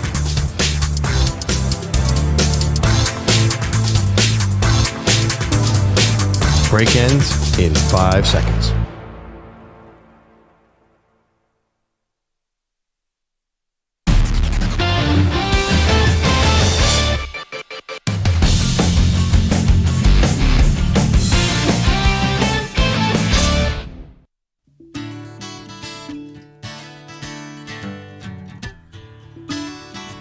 Welcome back, Maggie and Perloff. All right, Maggie, you say you have a dilemma. I don't know if it's a sports dilemma, a personal dilemma, but we are here to solve it. Okay, I do have a dilemma, and then I want to get to something else, but I did tell you I had a dilemma. So I've been getting an email that's clearly for someone else that I'm about to have my sit down with a tax person. I don't. Do I want to say what it is? A very famous service that helps you with your taxes. Schmation Schmar Schmock, maybe rhymes with that, is clearly emailing me about my upcoming appointment. And it feels like not just one of those phishing emails. Like someone named Maggie Gray has an appointment with this tax person coming up tomorrow. I've gotten 3 emails about it trying to confirm. Do I have to call back this place and be like, you got the wrong person?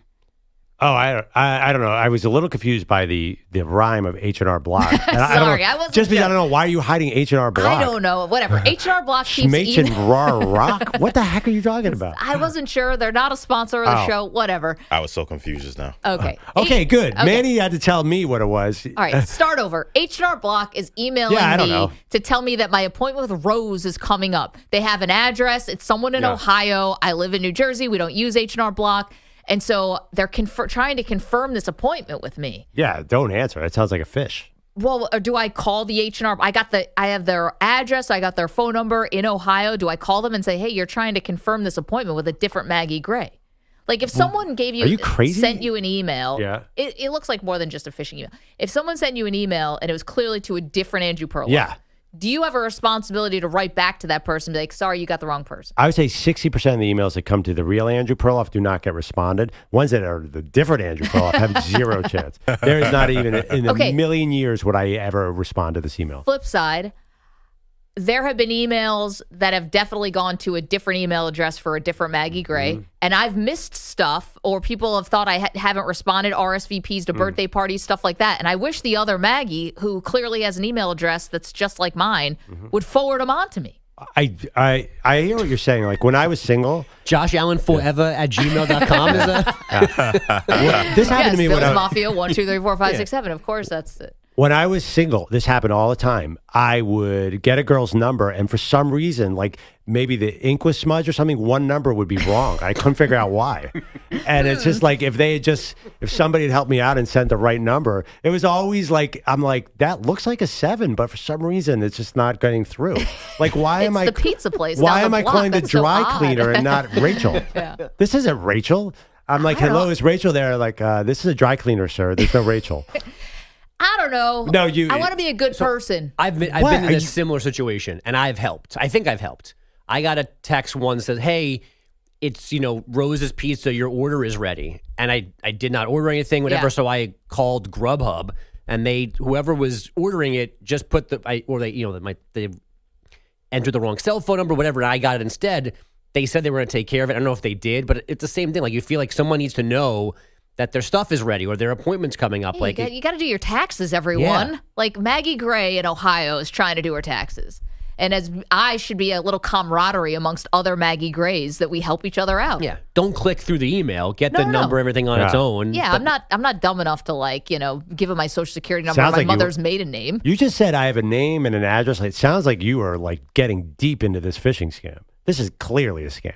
Okay, well then maybe H&R Block? I mean, I don't even know if they exist anymore. This sounds... I don't know. It's not Nigerian prince like H&R Block. Oh my God, you have no idea. Like the level for anybody listening out there, I've seen 60 Minutes on some of the levels of scams they're doing. Like this could easily. Oh. Like, you're definitely in the danger territory. Okay, I get phishing text messages like 3 times a day. Yeah, My yeah. Amazon package, we can't deliver it to you. Oh, U.S. Postal customs. Service, customs, all that stuff. I think I know. Listen, I know that the crooks are ahead of us, but I think I can discern now what is and what isn't. I kind of feel like Maggie Gray's getting her taxes done, and she might miss her appointment. So, Mags, if you're out there listening, Rose is going to be waiting for you tomorrow at 2:30. I feel like Maggie Gray in Ohio should be a little bit more responsible in writing down her email with H&R Block. I don't know, Manny. I feel like you just took a shot at me, but the other Maggie. Well, especially... we got to fight now. Especially because the person who's emailing her is somewhere in Eastern Europe right now and on some kind of auto machine that is sending out all these. Can we find a sucker who's going to take this? And by the way, obviously Maggie Gray can call H&R Block. I mean, if she can follow up. It's only, and what kind of weirdo has a tax appointment January 20th? Thank you. That's what I was saying. Super responsible, us Maggies. One who's getting emails from Chechnya. That's who. I just got first W-2 the other day or whatever. Yeah, here we go. If you're W4? meeting with your accountant now, like there's a Simpsons joke where Ned Flanders wraps up his taxes on it's New Year's, and 5 minutes, 12:05, he's like, "All right, all done, and mailed to the IRS." Like, this is a scam, Mag. Mags, if you're out there, Rose will be waiting for you. Again, 2:30. Adrian, Maryland. Adrian, you have a thought on Jaden Daniels? What's up, guys? Hey, Maggie, you should let the other Maggie Gray just, that's her appointment. She should be calling and following up. I know.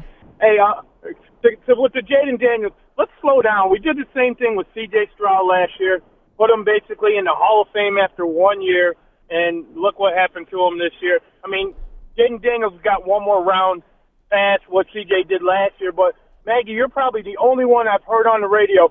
Tampa Bay had a hand in this. They're up 14-10, running it down their throat, and they tried jet sweep and fumble. And then last week, Detroit, Washington couldn't stop the run, and they decide, let's make Jared Goff the Russell Wilson, and instead of handing the ball off to Gibbs, like Seattle did with the beast mode. So let's as long as Philly keeps running the ball, doesn't get cute, they should probably beat them by 10 points. Yeah. Adrian, you and I, same book, same page. Thanks for checking in. Why is C.J. Stroud taking so much travel? By the way, he just played pretty darn well in a divisional round playoff. Like, look what happened to C.J. Stroud. Yeah, what happened to C.J. Stroud? Like, he's really good. Let's get to Bogusch with headlines. I'm just showing you my laptop here. 3 straight emails from H&R Block. Fill out your forms. Your appointment's set. Your appointment's coming up. Guys, delete. All right. Please. Bogusch, what do you got? Make a phone call. Be a good human. Don't listen to this guy. Oh, you guys, oh my God. That makes you a good human because you follow up with this Maggie Gray? Like, no, it makes her... It's like paying it forward to... Yeah, and it's going to bother her, so get it off of your... what do they say? Your worry tree. Make a phone call, and you're done. Who the hell says that? Worry tree. Yeah. Next thing we know, you're going to be calling LifeLock, and we're going to... If she Googles the branch in Ohio and gets the phone number and calls it... I'm going to call him during the break. No one's taken her identity off of that. What? Don't you guys serious, have lives? What are you doing? This is crazy. No, Perloff's 100% right. What are you guys talking about? You're going to Google the Ohio H&R Block and say, I think you it takes an hour? You'll have it in 35 seconds. I can do it during the break. Yeah.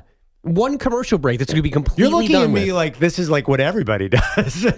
Okay, date February 13th, 2025. I'm sorry, it's 5:30 p.m. and I've got it Martins Ferry, Ohio. I got to call them. Wait. What? You're going to call them? You're going to pick up the phone and make a phone call? Do you think they're open right now? It's 8:30 in the morning. Not yet. Okay. Central Time in Ohio, right? But like you're doing it for the show. Like you would not normally call these people, right? Like you're going to call an HR block in Ohio? No, I'm saying this does happen sometimes where I'll get emails for a different Maggie Gray. And I wish another Maggie Gray's out there getting my emails, and I wish she'd forward them on to me. Bogusch is Googling the H&R Block location in Martinsville, Ohio, or wherever. That's how you would literally do that. Well, because that's how you get away from the phishing thing. If you're not sure, you find the information out in a different way so that you're not going through the email that could be the phishing scam. Because they're calling about your issue. You're not calling about Bill in Ohio's it is now her issue. issue because she has 3 straight emails. At the very least, I don't want them bothering me anymore with somebody else's emails. But if the other Maggie is not getting her emails about this appointment, I feel like there's a certain point where she has to then say, hey, why am I not getting these emails? Well, that's why the other Maggie builds in 3.5 months of leeway, just in case. She's prepared for anything. This other Maggie is. I can't wait for on April 17th for you to go, did I get my W-2 yet? Wait, what? Guess who else is from Martins Ferry, Ohio, by the way? Oh, I can't wait for this. Have you heard of a little some basketball player, John Havlicek? How about Phil Necro and Joe Necro? It's a real place. Yeah. I wonder if they've been to that H&R I think Block. Bogusch sounds insane that he's actually Googling an H&R Block location. That's a little too far. You will admit, you've never done that. I'm trying to solve the problem for Maggie, that's what you'd have to do.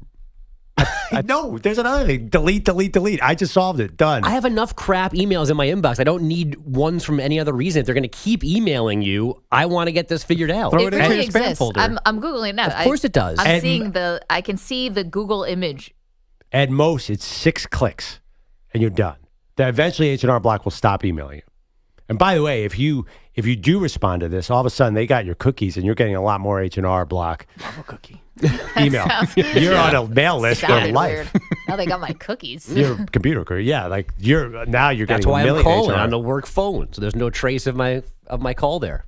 All right, let's get to the headlines. The last time we saw the Golden State Warriors, they were taking that 40-point beating at home from the Celtics on Monday. Last night in Sacramento, they led by as many as 18 just before halftime, but... Boxed open, 22-footer.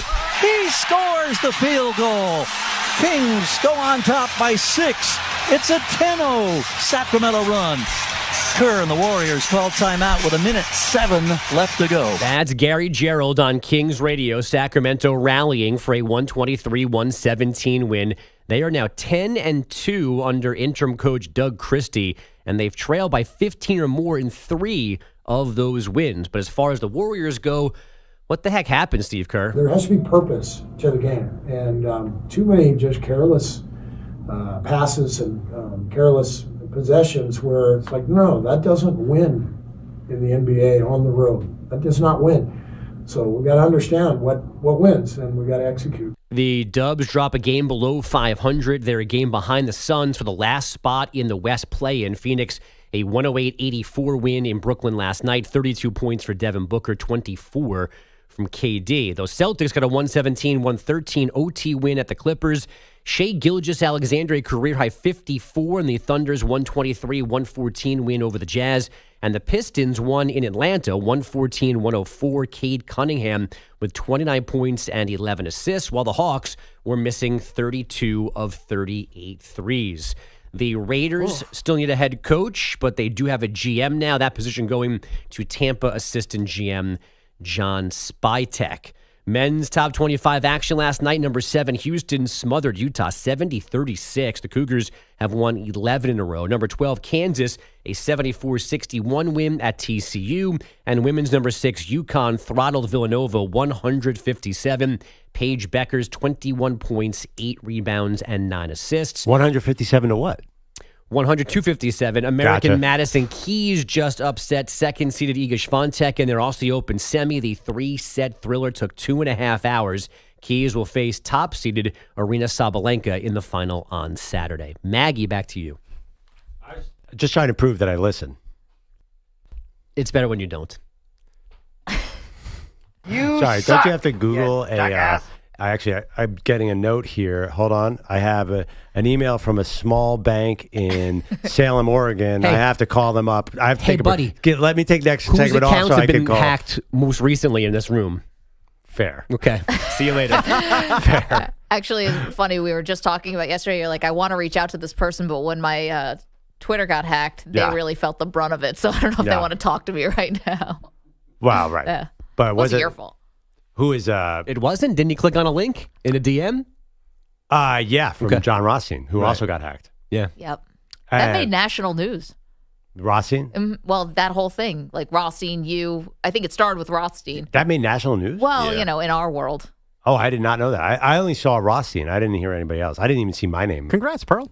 Associated with it. You weren't patient zero of that virus.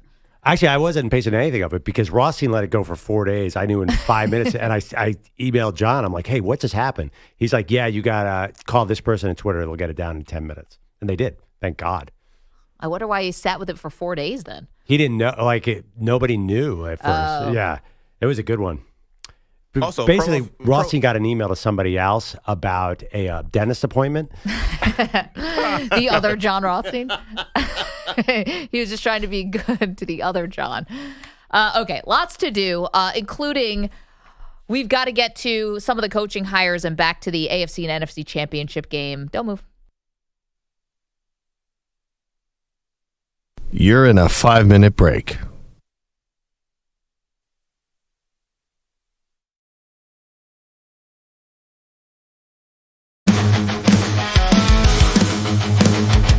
Major Perloff in a headset, spinning like a clown. Am I on film or a fucking battleground? Waves his arms, screaming, can you hear me now? But it's just a cognito from his face somehow. Maggie's yelling, this cat shit's a scam. As he clicks the fucking link, well, goddamn. VR's the future and it's dumb as fuck. Peter Boulatti's guns and show the fuck up. This don't be a nightmare, the office is screwed. Perloff's lost in VR, Maggie's fighting her mood. Maggie's inbox is a fucking trash heap of spam. Is this a tax form or a virus from some goddamn ham? Perloff's shouting, this VR's insane. But his goggles are dead and he's fucking to blame. Meanwhile, Boulatti's MIA, big shock. Probably at home eating fucking TikTok. VR's the future and it's dumb as fuck. Peter Boulatti's guns and show the fuck up. Just don't be a nightmare, the office is screwed. Perloff's lost in VR, Maggie's fighting to lose.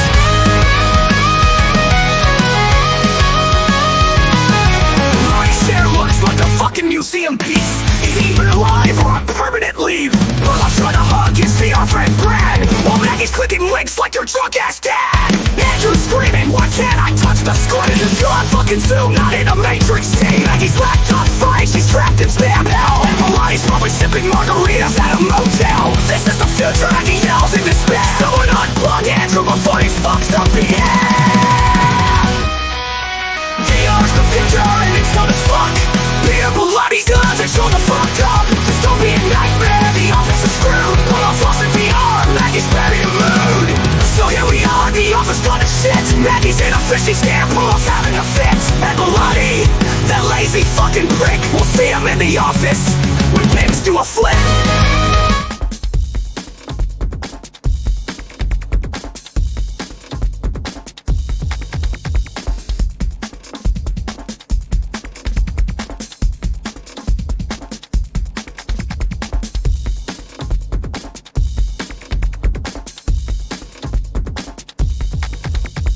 2 minutes, 30 seconds remaining.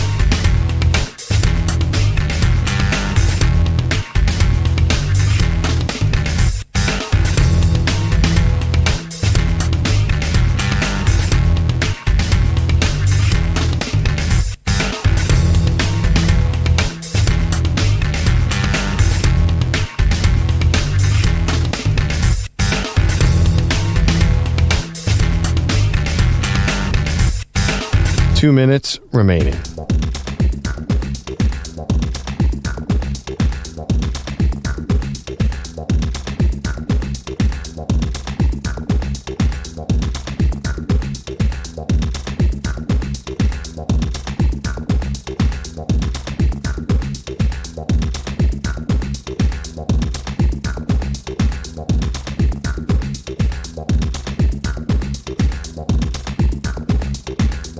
One minute, 30 seconds remaining.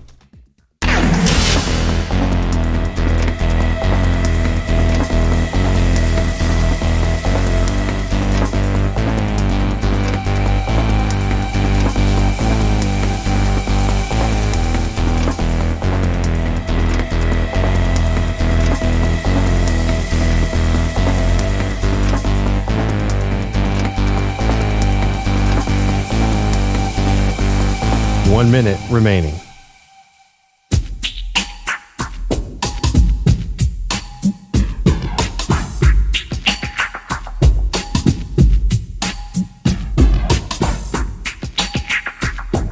$45 seconds remaining.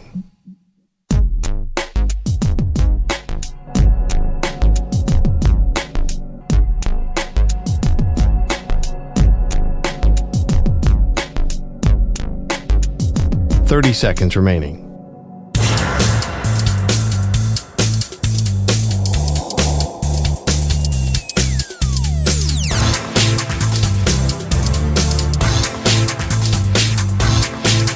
$15 seconds.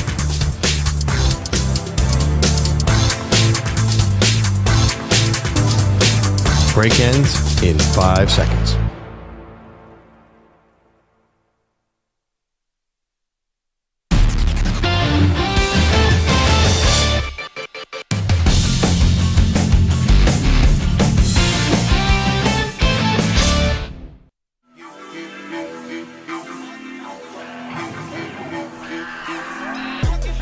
A lot going on this morning. Welcome back to the show. Maggie Gray, Andrew Perloff. Been talking a lot about Jaden Daniels and the likelihood that he could really pull this off.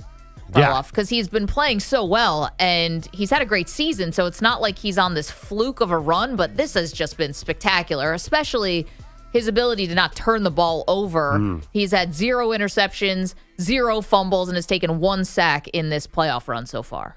Yeah, not a surprise because he's been good all year. Remember, he started out the season about halfway through. He was an MVP candidate, strong MVP candidate, maybe second or third front runner. So I don't think there's anything shocking about this. He's hard to cover because he's got that dual threat. Really, really hard. I would not want to do that if I was the Eagles. I think Fangio has a problem. Well, but again, he's a rookie, and I think defensive coordinators love going against rookie quarterbacks because they feel like they can confuse them. I feel like Daniel's already seen the defense twice. Nothing's going to confuse you. I think it's the opposite. I think the legs make it really hard to do. If you confuse him, he just takes off for 9 yards. Like, you just lost your confusion. Yeah, but you start running, you open yourself up to taking some hits in the open field. That is an issue, but that's a lot to hang your hat on if for the Eagles. Let's go to New Orleans. That's where we find our pal Big Easy. Big Easy, how's the snow down there? You guys okay? Yeah. Well, I mean, this is our third day. The interstate's not open yet, but it's difficult for us down here. We have to wait till it melts. Yeah. But everything will be back on. People were skiing in the quarter. They had the skis on, and guys had the bicycle with a rope. But that's just New Orleans. That's just what we do. Don't you need a down? Skis. That's just what you do. That's never what you do. Isn't the quarter flat? How do you ski in the quarter? Cross country. Oh. We find a way to have a good time. That's the true. way it is. Yeah, right. But I have a question, 2 questions really. Have y'all talked about it if hypothetically if the Eagles and Buffalo get in the Super Bowl, and I'm just curious, would Perloff pick Buffalo just because it just seems like he always picks against his own team anyway? And the other question is, just for content, for the show, will you have a camera on you for your nervous energy when you go to exercise? And I'm gonna hang up and I'm gonna listen, and it's a great show. Yeah, you're gonna do the Thank you so Treadmill, what's his strategy? Because I think everyone knows the Bills' outcome depends on how Maggie approaches this. much. Well, clearly. I haven't even thought about it. You know, I didn't do the treadmill the last 2 games, so now I'm thinking maybe the treadmill, maybe I can't go back. Well, a couple years ago, you had you made wings. I kept believe? making wings. They kept losing, so the Well, no, wings you are were out. winning. You were winning. Then you stopped making wings, but they lost. Was that the 13-second game? Or- Yeah, that was that season. Yeah. And then I was making these these homemade wings, the homemade blue cheese dip. They were not beating Patrick Mahomes, so I've abandoned that. The treadmill worked for a little bit, but again, the Broncos game and then last week against the Ravens, I was not on the treadmill. So do I go to the treadmill now? Believe me, I've thought about it. There's a episode of my favorite show, It's Always Sunny in Philadelphia, where Jason, it's about the Eagles winning the Super Bowl in 2018. And Jason Kelce comes on and he goes, I have to tell you guys one thing that I know about football. Everything depends on where you stand as a fan during the game. It's all true. And I think I've never met a fan that doesn't have some superstition. Doesn't exist. You have to. Otherwise, you're not helping your team. Gosh, imagine someone just tuning into the show for not a sports fan. They'd be like, you lunatics. But that makes total sense to me. Dan is in California. Hey, Dan. Yeah, good morning. Listen, when I turn on my radio, you're talking about emails. I'm going, am I in the right station? And no, I don't think you can have 2 emails. Your server has got you, and that's your email. I don't think anybody else does. So they are sending it to you, but I don't think there's another Maggie out there getting emails either. You know what I'm saying?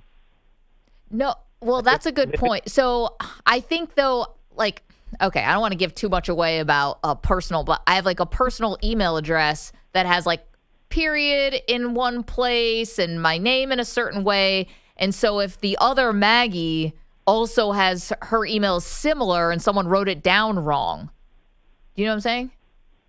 Yeah, but I wouldn't go anywhere else except talk to your email server. That's who I would talk to. I wouldn't. They're going to know. They have a fraud department too, so yeah, that's true. That's the first thing when I get that kind of crap. I know, and you can't trust anything in this day and age, Dan. It's really true. Thanks for looking out for me. Brad's in Oregon. Brad, we only have about 30 seconds, but I think you're making a good point here about the Washington Commanders and what they're facing this weekend. Yeah, thanks for taking my call. Yeah, I agree with you, Maggie. Last week I thought they were playing with house money going against Detroit, number 1 seed, no pressure. This week I think there's a ton of pressure. They realize they're 1 game away from going to the Super Bowl. I think 4 weeks on the road is a little too much, and I think that you're going to see rookie mistakes, and I think Philadelphia wins this game pretty easy. Brad, thank you for the Love call. it, Brad. We had not brought that up, just the idea that, well, first of all, are they starting to feel a little pressure now, the Commanders, because you're 1 game away from the Super Bowl, so does it become a little more real as opposed to you walked into Detroit and you're like, well, whatever happens, happens. They don't look like a team that's feeling pressure or like players that would feel pressure. They're all very young. Then the other part is just having to win all these road games. Does at some point that catch up with you? Having to go to Tampa, having to go to Detroit, now you got to go to Philadelphia. These are hard places to play. Yeah, or you could say they've proven they can win on the road. You could look at it either way. That's true. Coming up, check in with our pal in Kansas City, get temperature of the Chiefs. Don't move.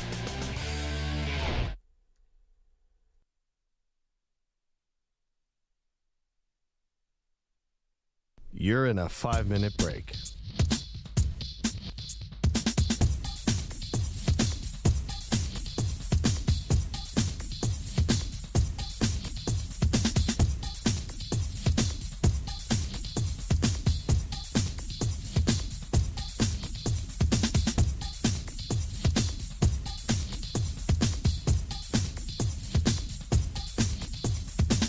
Four minutes, 30 seconds remaining.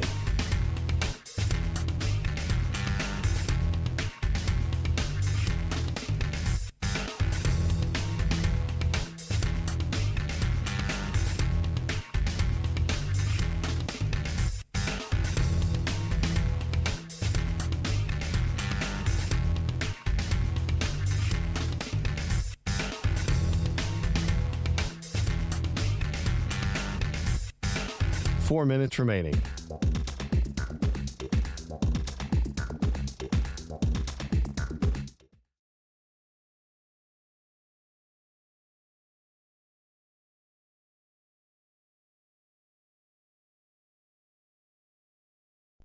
Either Perloff's in a headset spinning like a cloud. Am I on Zoom or a fucking battleground? Waves his arms screaming, can you hear me now? But it's just a goddamn email from his HOA somehow. Maggie's yelling, this tax shit's a scam, but she clicks the fucking link, well goddamn.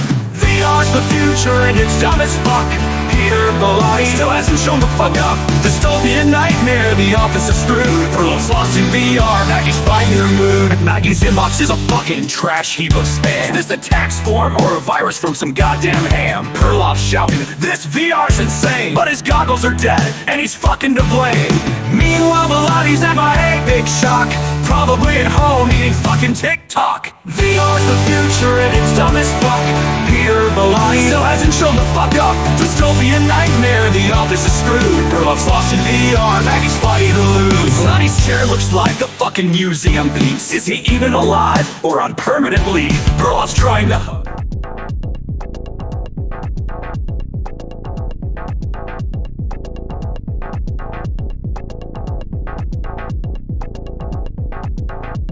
Two minutes, 30 seconds remaining.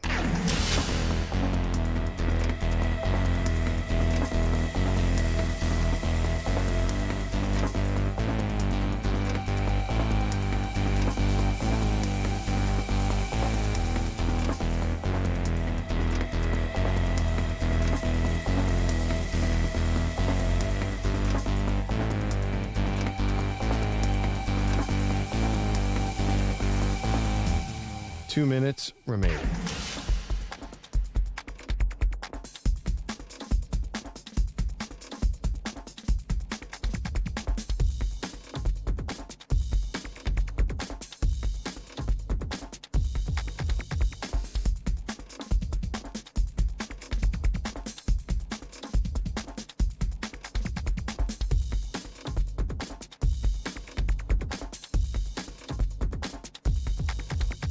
One minute, 30 seconds remaining.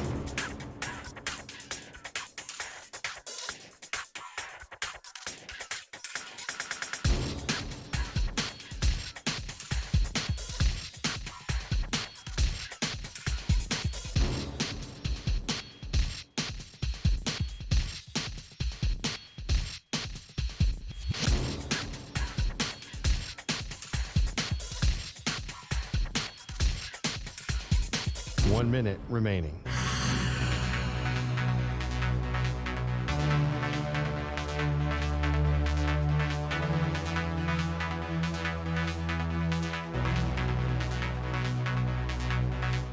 Forty-five seconds remaining.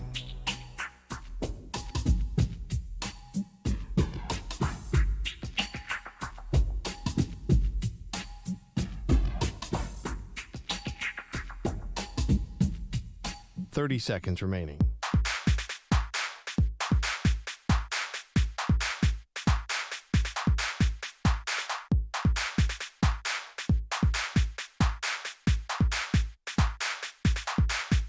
Fifteen seconds.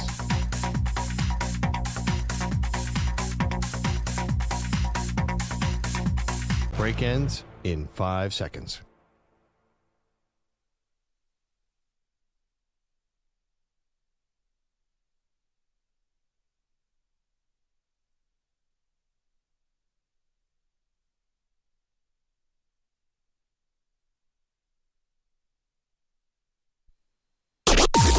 Maggie and Perloff on the Infinity Sports Network.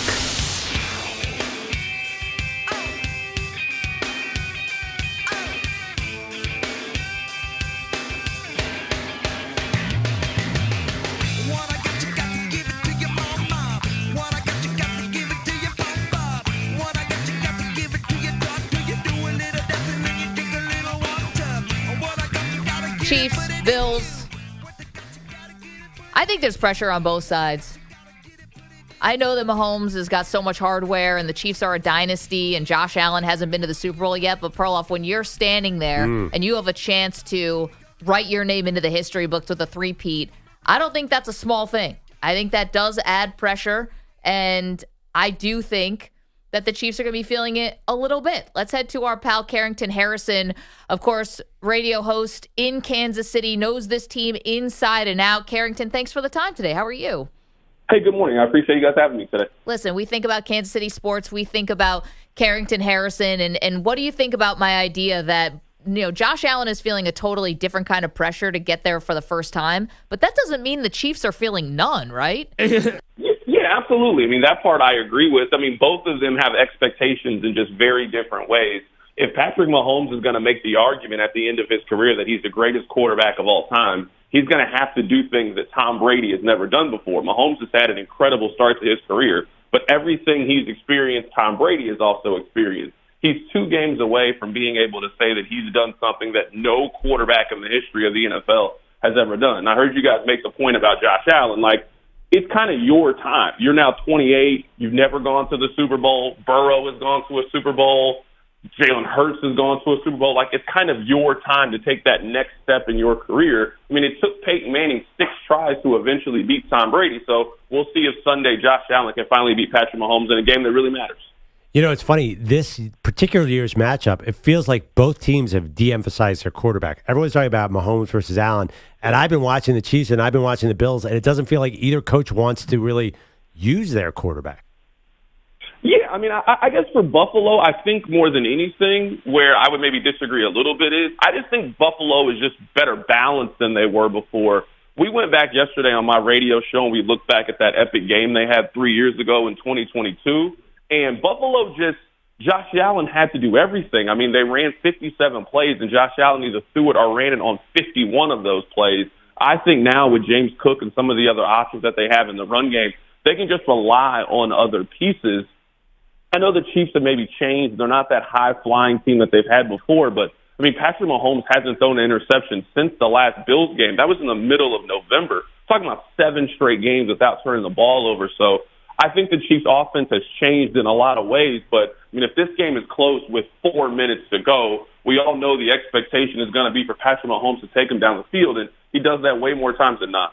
Carrington Harrison joining us, 610 Sports Radio, Kansas City, knows this team better than anyone. The big talk this week, Carrington, you've heard it, is about, Chiefs getting calls, Patrick Mahomes specifically, getting not even home cooking, just getting the calls because he can be, he sells calls, he can be elusive, especially on the sidelines. He does all those things that I think you want your quarterback to do. Working the refs, all of that. Do you think that this game is going to be officiated differently? How do you see it being officiated? Yeah, I actually think that people's problem is maybe more with the NFL than with the Chiefs. I get it. Like, this is what we do when any team wins all the time. We did the same thing with the Patriots for 20 years, and we thought that Brady was the golden child. We do this in college basketball with the marquee team. This is just the label that you get when your team wins all the time. I think we have to look at the 3 hits or the 3 plays that people are discussing kind of differently. The one with Will Anderson, I don't like that is a penalty, but we all watch the NFL. You can't hit the quarterback below the knees. You can't hit the quarterback high. If you do that, they are going to call it. The league has decided that they are very overprotective of quarterbacks. So that's the first hit. The second one, Mahomes slides late. I've been advocating for a long time, like, the league should just ban your ability to slide feet first. Quarterbacks get extra protection inside the pocket. You shouldn't get that same protection outside the pocket, especially as quarterbacks have now become more mobile. Quarterbacks are a part of your run game, so start treating them like they treat everybody else. Now, the third one, Mahomes flops. But I think people are forgetting the fact that they didn't call a penalty on the play. Yes, Mahomes did the little Jazzy Jeff Fresh Prince fall out of bounds, but then he gets up and the game continues on. They didn't help the Chiefs at all. So I think this is just an overreaction because people are frustrated that one team wins all the time. But if you've been following the NFL, one team always wins all the time. Carrington, I know you're there, so it's hard to tell, but have you gotten any whiff of this national anti-Chiefs vibe? You mentioned it. I think people get tired of the winner, but they remind me maybe a little bit of Steph Curry's Warriors. It sounds like people around the country are finding ways to dislike the Chiefs. What do you make of that from a local perspective? This is what you want to be in life. People hate the Yankees because of the number of championships they have. People hated Alabama and Clemson when they kept playing for national championships. Nobody hates the Saints because the Saints are irrelevant. You guys don't talk about the Titans, or if you do, it's because they have the number 1 overall pick. This is just one of those occupational hazards that when you reach this level of success, when you're the one of the one, when you're at the absolute top of your field, people get tired of you winning. There is a natural story arc. 5 years ago, everybody liked the Chiefs. Remember, Tom Brady was winning all the time. There was this new quarterback that threw it this different kind of ways, and everybody wanted to see the Chiefs win. Now they've done that now for a half decade where they've kept beating every other team in the league, and now we're ready for something new. And there's a frustration because Patrick Mahomes is 29 years old. The Chiefs, maybe they don't win on Sunday. Maybe the Bills win, right? It's a possibility. Well, then next year Kansas City will be back, and the year after that. Like, this is not ending anytime soon. I love that. The Carrington's like, there's a possibility. Like, there's a shot in hell that maybe the Bills win. I get it, too. I'd have the confidence because they've done it. Carrington Harrison, 610 Sports Radio in Kansas City. Absolutely love his work. Kelsey's last year, Carrington, do you think this game or the Super Bowl will determine whether or not Kelsey comes back? I don't. So to kind of go into his contract a little bit, he reached a 2-year extension at the very beginning of the season. He has a $12.5 million roster bonus if he's on the team March 1st. I know Kelsey has his hand in a lot of pots. I don't know many people that are turning down $12.5 million in the next month of time for simply being on the team. So if I had to guess, I think Kelsey plays one more year. I think Kelsey plays next year. He's got a $12.5 million roster bonus. He gets $5 million in game checks during the season. He'll make more money in any individual season than he ever has playing for the Chiefs. And then he retires like his brother did, and he does amazing things post-career. Yeah, and not to mention a certain girlfriend. We have wedding planning coming up. We didn't even think about that. Did we get a proposal? You can't do it like after you win the Super Bowl. Yeah. By the way, I have to ask this? Do you ever run into her in the bowels of the stadium? No, I've actually never seen Taylor Swift before, but she will be at the game. That's also the thing too. Now, they don't show her as much as they did last year. I don't really think they showed her that much last year, but I would get it. Like, think about it. If you cheer for a random team, like let's say you cheer for the Patriots right now, the Chiefs are everything you used to be. You had the superstar quarterback. You had the great tight end. Now you got, the most famous woman in the world at the game. And every time you turn on a commercial, you see the same person all the time. I get why the rest of the league is frustrated with the Chiefs because they win all the time. Well, but that's a you problem. If you are mad at the Chiefs winning, tell your favorite team to beat the Chiefs. And I've seen over the last 5 years, every quarterback they kept telling me is the new big thing. It was Deshaun Watson. It's Lamar Jackson. It's Trevor Lawrence. It's Baker Mayfield. We've done this thing for 5 years, and the Chiefs have beaten all of these quarterbacks. Josh Allen has never beaten Patrick Mahomes in the playoffs. He is 0-3. He gets a good shot on Sunday in a 50-50 coin flip game to knock off the 2-time defending Super Bowl champion, and then you don't have to hear about the Chiefs for 2 weeks. Yeah, if only. Carrington, last one from me on this one, and it's about we've been talking about this from the Josh Allen point of view, which is, say you do beat Patrick Mahomes, it's going to take a lot. It's going to take a perfect game and maybe some help even from the Chiefs doing uncharacteristic things, which I doubt they'll do. But say you get to the Super Bowl, and let's just play this out, that it's Jalen Daniels, right? Somehow the Commanders upset Philadelphia Eagles. They're a 6-point underdog right now. But let's say you do get to the Super Bowl. If you lose to a rookie quarterback and you become the first team, first of all, a rookie's never made the Super Bowl, and then you become the first person to lose to a rookie quarterback for either Mahomes or Allen, quite frankly, I think that would be you wouldn't be able to live with yourself. Even for as good as Jalen Daniels is playing, these guys are just so much more experienced. How would you see something like that if it plays out that way?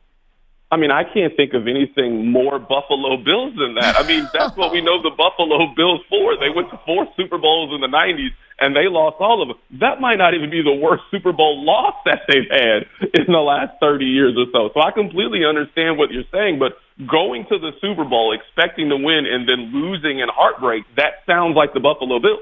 That's true. Okay, it does. Nothing will top Norwood, though. That's it. This might sound like an inappropriate question, and I'm sorry, but Maggie and I talked about Andy. Andy Reid lost significant weight over the last couple of years, right? Like, he's in a much healthier spot now. Am I correct, Carrington? We were debating. It's kind of hard to tell because he wears the big red jacket. Yeah, I mean, I know it came up last year on whether or not he was going to come back or not. I don't really think there's any reason to think that he's not going to be the head coach. He seems as energized as anybody. I mean, the Chiefs have done a really good job keeping their staff in place. I know that Spags interviewed somewhere else. I know that Matt Nagy also did. No reason to think that those guys are getting NFL coaching jobs. Like, that kind of heat has gone out, so to speak. So this is a team that's going to return, 90% of its nucleus next year. So I think as long as Andy's healthy, and I think he's relatively healthy, there's no reason to think that this thing won't continue on for at least the next handful of years or so. Carrington Harrison, love checking in with you, Carrington. Speaking of healthy, 4 people were on the Chiefs injury report from yesterday. One of them was Patrick Mahomes, but 4 people on the injury report, all full participants. You're in good shape here heading into this game. Best of luck. Enjoy the game, and we'll certainly talk to you soon.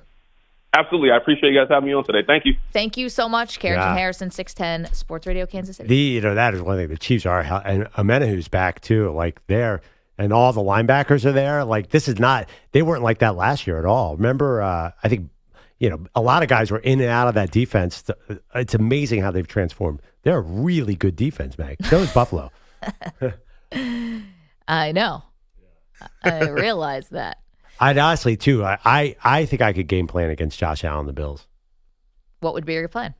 I would spy him on third down, and I'd say you have to beat me in a passing game. Like, I would definitely, I watch the playoffs, too, and I'm like, gosh, move up, move up, move up. The Ravens don't want to pass the ball. The Bills don't want to pass the ball. Just keep moving up. Let them beat you. It's going to happen, especially if the weather is iffy, which is going to be a little cold. Did you get the...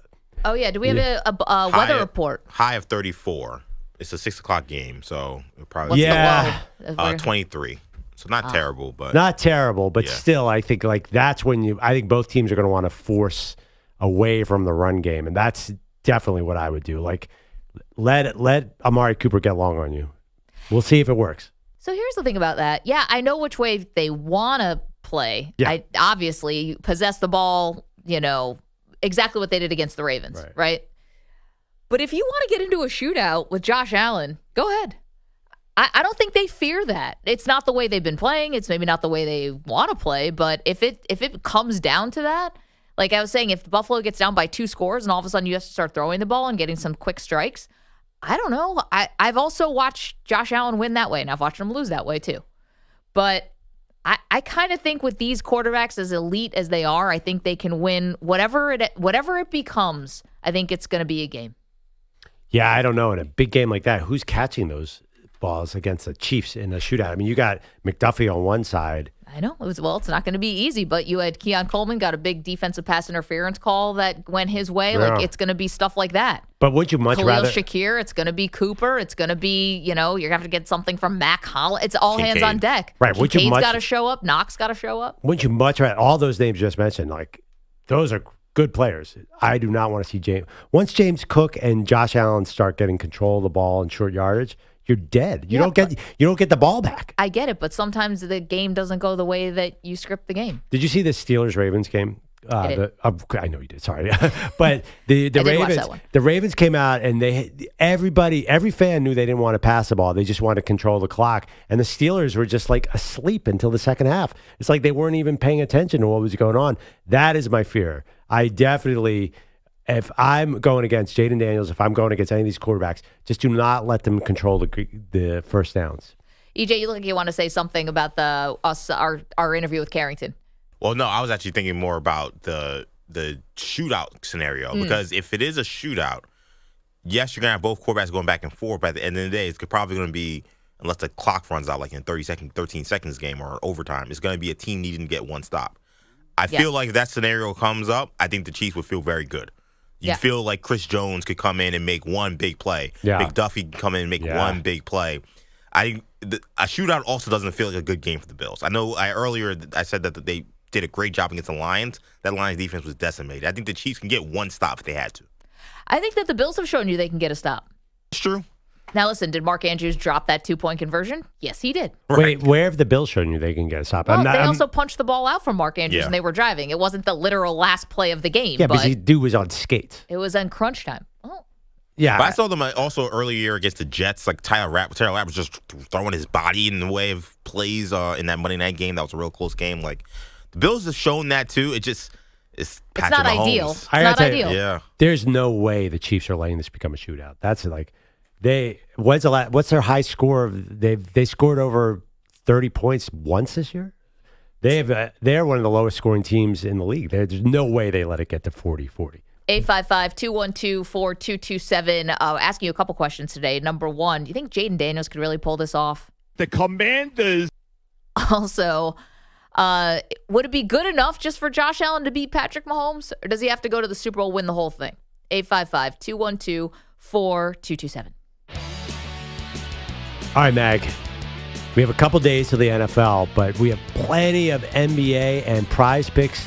Really helps you enjoy. It's the best way to play daily fantasy. Over 10 million members, billions of dollars in award winnings. Prize Picks has made daily fantasy sports accessible to all. So simple to use. Pick 2 or more players across any sport. Pick more or less on their projection. Going up to 1,000 times your money. Obviously, the trend, just ride Shai Gilgeous-Alexander and points because we know he ain't passing the ball. Oh, can I interest you in a little Victor Wembanyama, more than 28.5 points? And then you can pair it up with a guy I know you follow closely, Ludwig Aberg. I know you love this golfer. Didn't you pick him to win like the U.S. Open last year or something? I feel like I've jumped on it. It's Oberg, right? Oberg. You love this dude. I remember you couldn't stop talking about it. We can't Well, I stop get him talking and Victor Hovland confused a lot. I like both. Okay. Prize Picks, our obsession.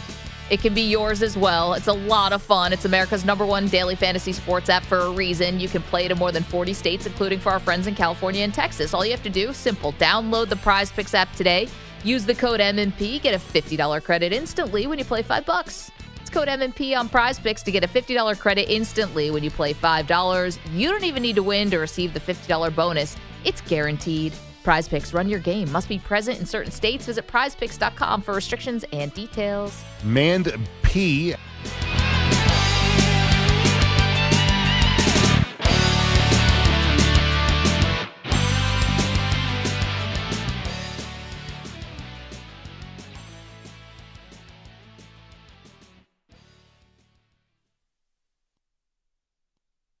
You're in a 4-minute break.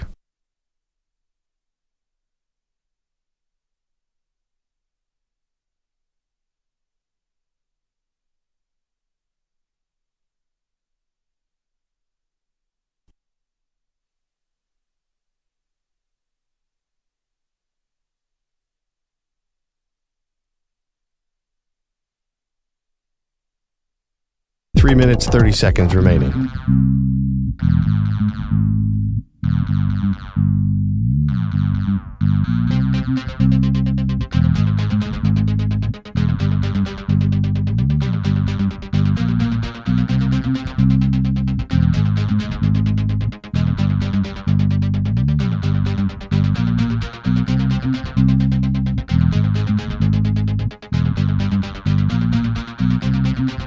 Three minutes remaining.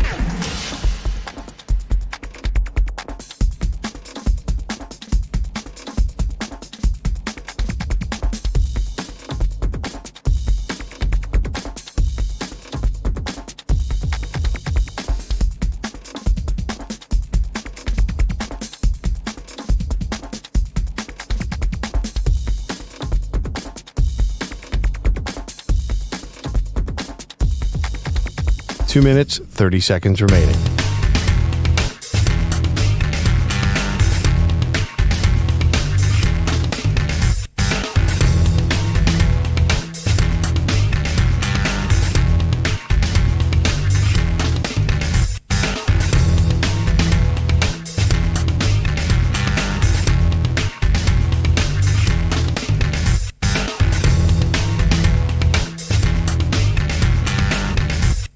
Two minutes remaining.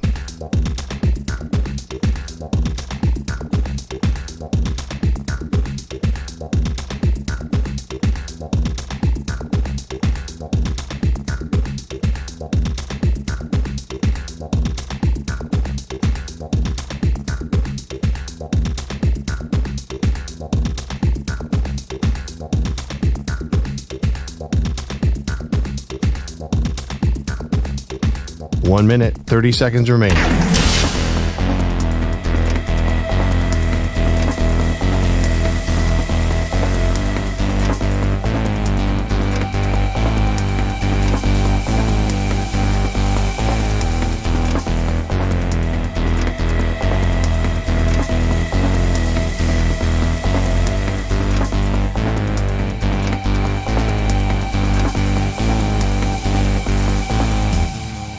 1 minute remaining.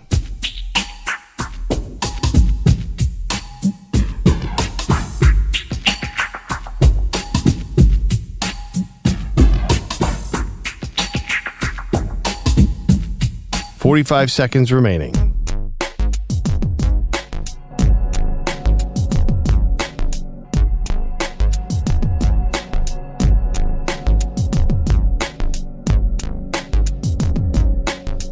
$30 seconds remaining.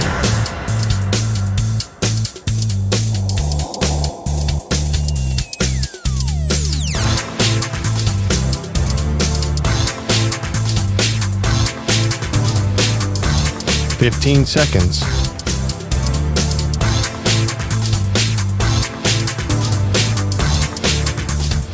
Break ends in 5 seconds.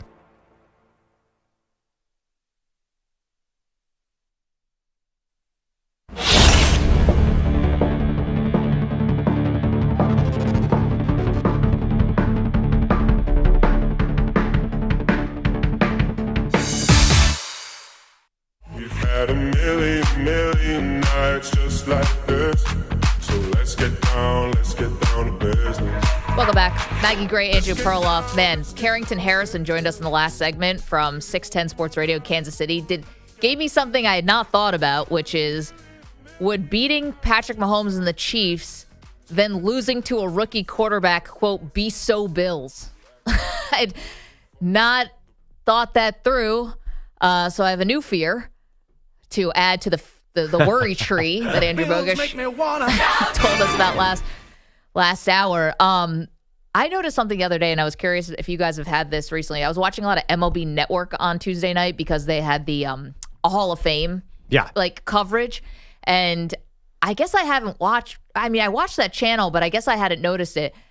I almost bought something off the TV because I was watching for so long. They kept showing one of those hey, buy this. It was a vacuum cleaner. Mm-hmm. And I swear, I have not been tempted to buy anything off TV, maybe since I was a kid. I don't even know if I've ever bought an as seen on TV thing, like a Ronco fruit dehydrator or whatever those things were.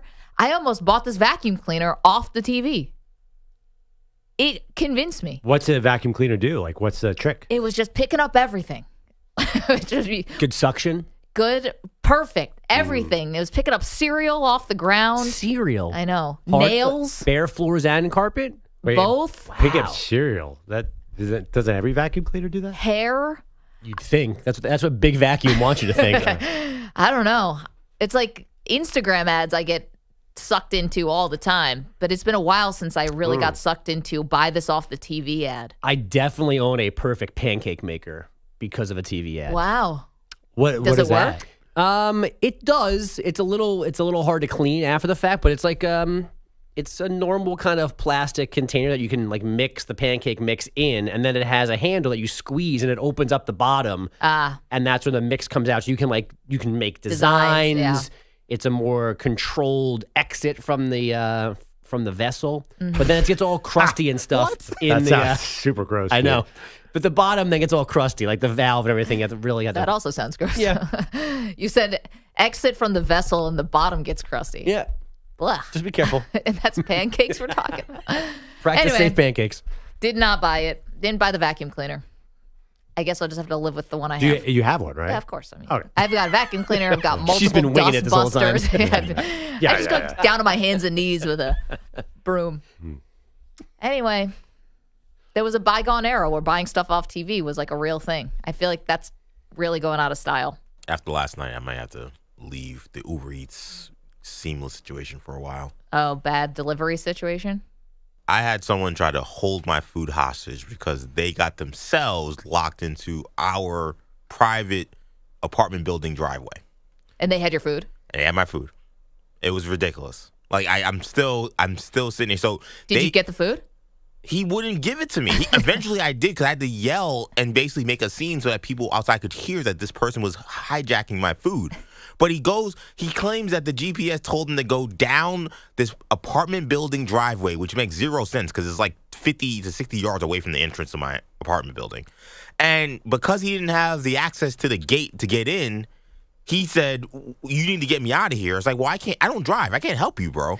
And so with him not allowing, so with Wait, how him, about you? Why would you having a license change this? well, because I drive, I could get my car and go up and then hit the button that everybody has, like a remote button to like open the gate.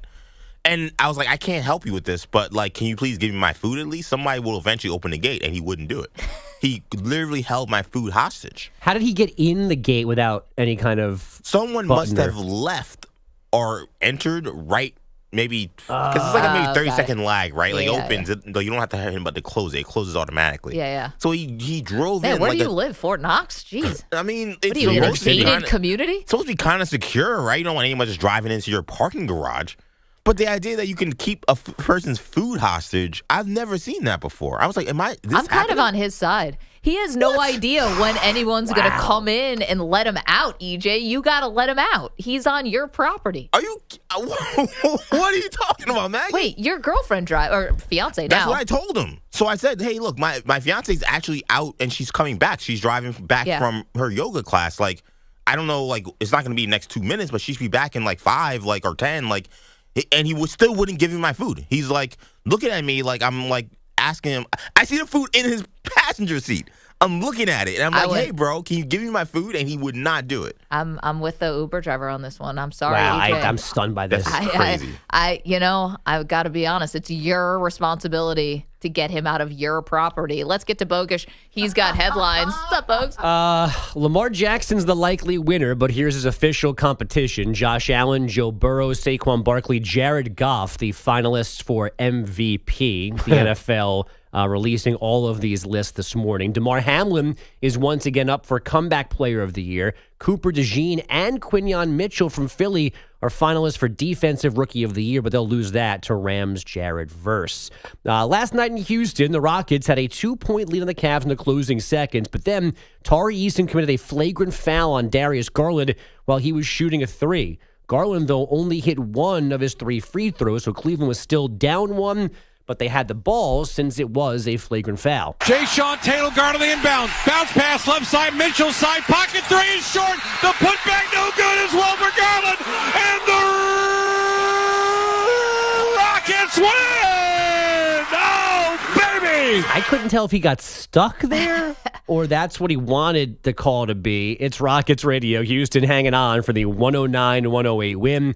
Cavs head coach Kenny Atkinson certainly not blaming Garland for those missed free throws. I love that guy. I love his effort. Hit a big 3 on the, without him, you lose by 10. So it to me, it doesn't, it's almost irrelevant. Shai Gilgeous-Alexander, very relevant. A career-high 54s the Thunder down the Jazz, 123-114. What a bum. The Kings rallied past the Warriors, 123-117, and the T-Wolves held off the Mavs, 115-114.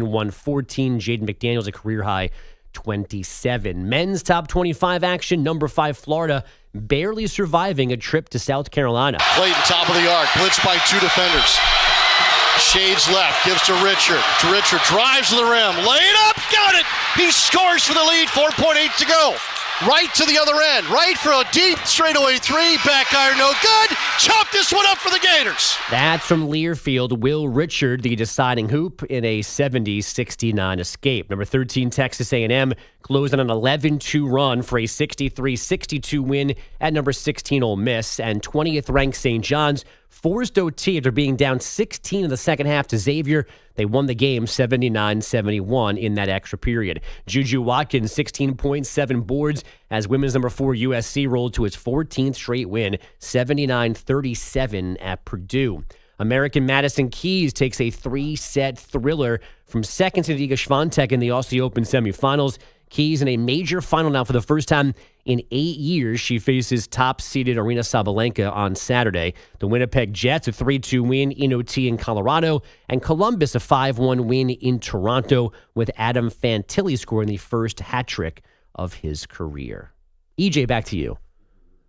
I'm mad at Maggie now, too. I can't believe Maggie turned on me. I'm still mad. You got me here. What did I do to you? No, you're just still Manny. All right, whatever. Go to hell. Wait, EJ, I was just thinking about that garage. Should a garage, like, it opens automatically on the way out? Like, why would you keep somebody locked into the garage? I don't know. I mean, I see people in the chat claiming that, like, the garage should have opened automatically. Sounds like a massive fire hazard. I guess. I don't know. But this guy, he was dry. I'm literally in the cold up a hill. He's right up against the gate. I mean, I don't know if he had to drive closer, but he would have been ramping to get against the gate for it to open. But I'm sitting there in the cold on a hill being like, hey, can you give me my food, bro? And the guy would not give me my food until he was allowed out of the gate. I had the super. I'm calling the super. I'm showing him my phone. Hey, I'm calling the super to see if he can open this, but I can't open this. I need to go inside, bro. I have a cold. It's 10 degrees outside. I know, but can you please give me my food? I get it, but he could think he could be stuck there all night. The food is the only thing he's got That's as his leverage against you to get out. He's got to make a living. Like, come on. He's the victim here, not you. This isn't a me thing. I don't control the gate. I don't control the driveway. It's a residential building. That's the building company. What am I supposed to do? Why am I now being held hostage? Well, because he's got your food. You're the only one who cares that he's in there. But by the way, if he'd handed you the food, would you have just completely put his problem out of your mind, or would you have continued to help him? I was calling the super while he had my food hostage, so I already was helping him. Like, that was the thing. He was acting as if I wasn't doing anything. But was the super picking up? No, but that's not my fault. This is Bogusch. You're sitting there, like, am I crazy right now?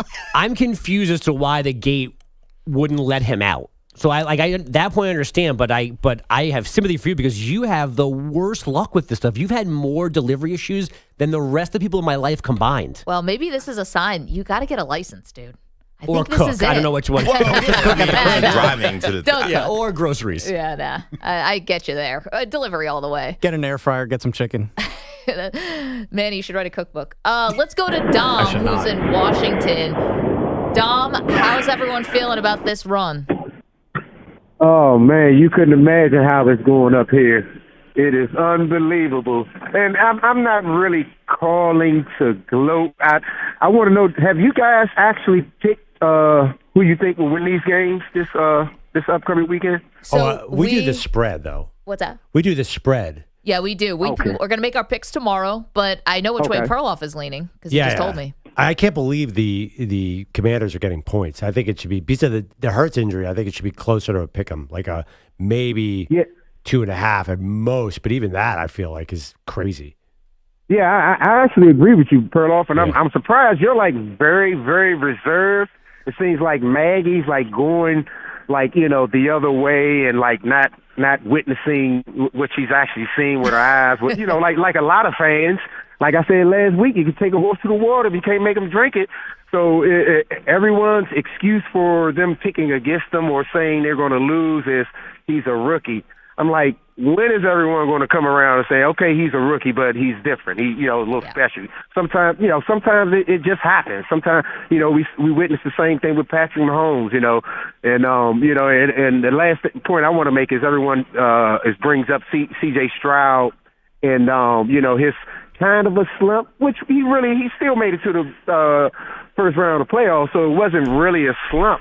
But I think the difference is Jaden has those legs. Yeah. So when it comes to next year and them maybe having a sophomore slump and teams figuring him out, he always got that under his bag. He got those legs, and he's the best decision maker I've ever seen as a rookie. Even better than C.J. Stroud last year. Yeah, Dom. That's all. Yeah. Points all around. Really good ones. Thank you for the call. A couple things. Dom has a point to where, all right, we've never seen a rookie in the Super Bowl before, but that is definitely going to end. It's almost like a 16 seed beating a 1 seed in the NCAA tournament. We had not seen it before UMBC upset UVA, but we knew at some point we were going to see that. Like, it was only a matter of time, and then it happened again. So I do agree with him there that could it be Jaden Daniels? Yeah, it definitely could. I think that is not going to be a stat or whatever that lasts for our lifetime. A rookie quarterback never making it to the end. Well, it's been a long time since one's been in the conference title game, though. Brock Purdy. Oh yeah, not that long. Not that long. Was he a rookie? Really recent. Well, yeah, but he didn't start the season. I don't know. Help me out here, somebody. Lifeline. Nope. How about Dom in San Francisco wants to talk a little about the Raiders coaching vacancy? What's up, Dom? Hi. Thanks for taking my call. Yeah, everybody that knows anything would probably agree that Deion will die on the vine in Dallas.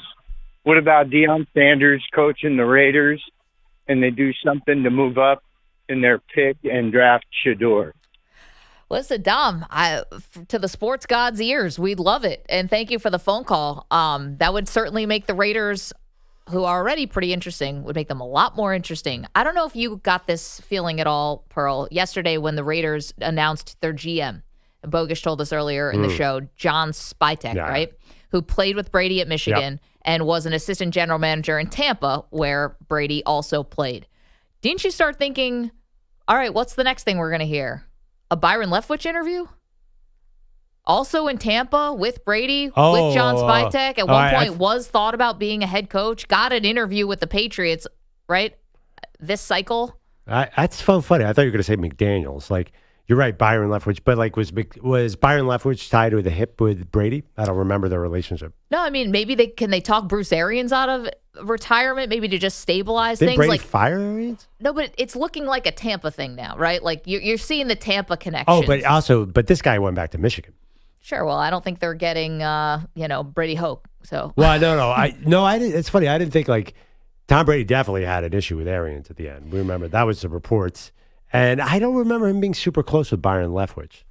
I feel like McDaniels and O'Brien are his guys. I thought there was a story about Leftwich and Brady in one of their houses together going over stuff. Like on the first day of Brady getting there, Leftwich went to his house. Right. He brought everyone down and they practiced illegally in their backyard. No. There was a story about the two of them together. Maybe. Like extra time, learning, teaching, whatever. Also, Josh McDaniels can't be the head coach. Yeah. But there's just a weird drop-off in Leftwich because it ended in Tampa Bay and then he's kind of been missing. Well, after Brady left, they had a really bad season. And he got, but like usually guys still, like at least are on people's minds. Yeah, I don't know. It's unlike. It doesn't sound like an obvious choice to me, but sure.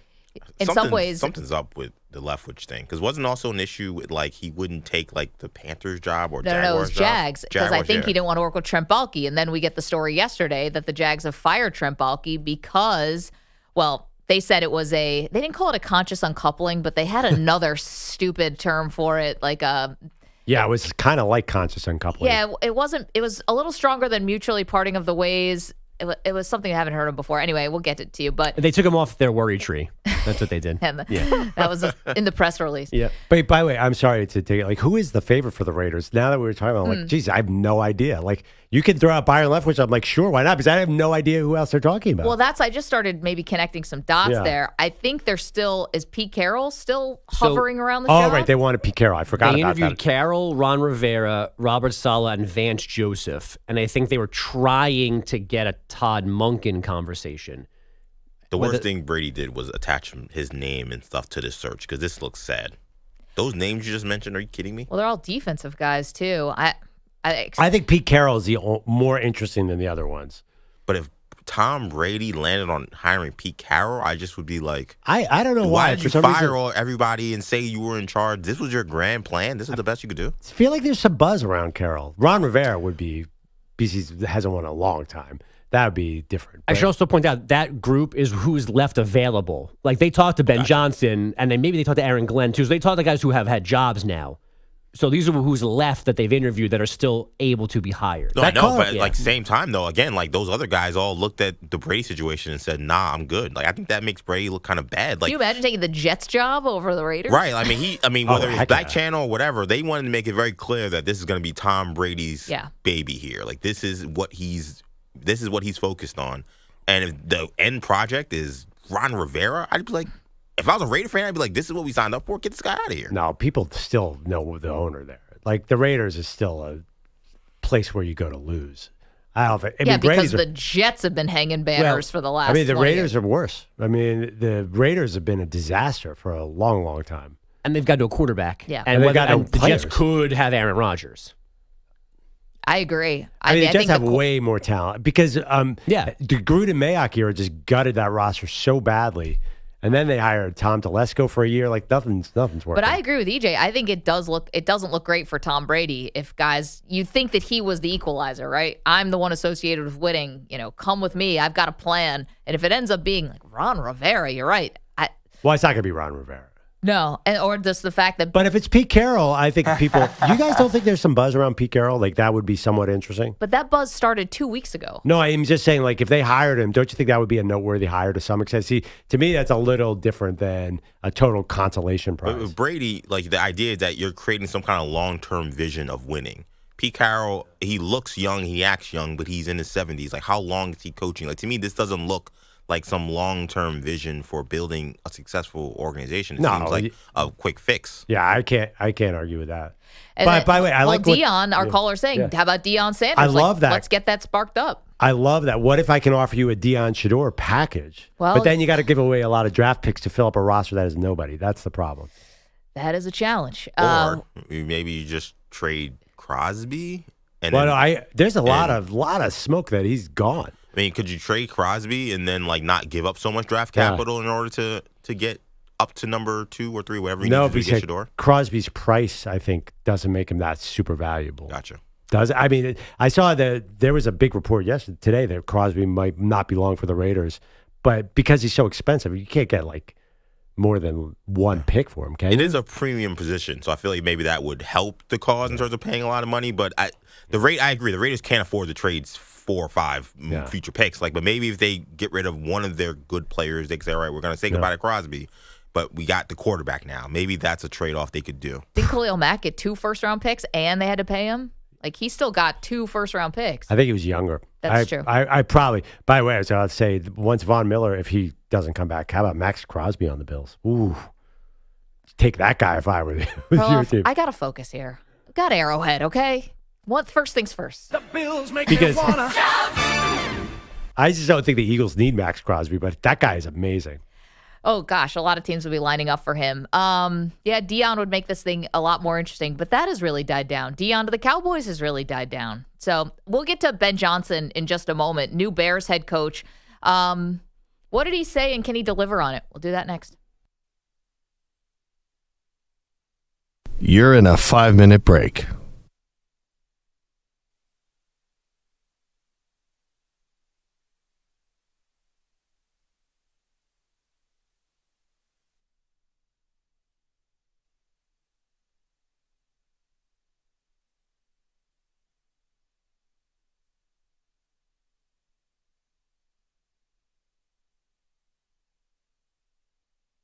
Four minutes, 30 seconds remaining.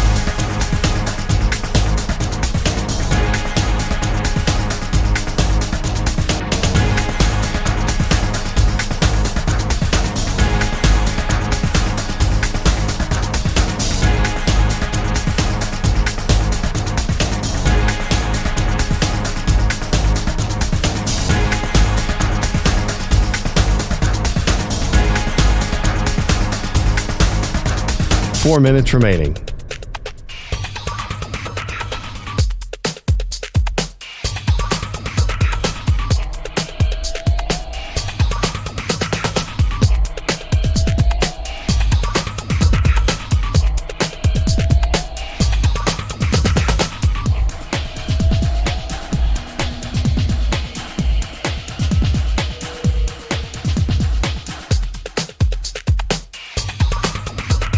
Three minutes, 30 seconds remaining.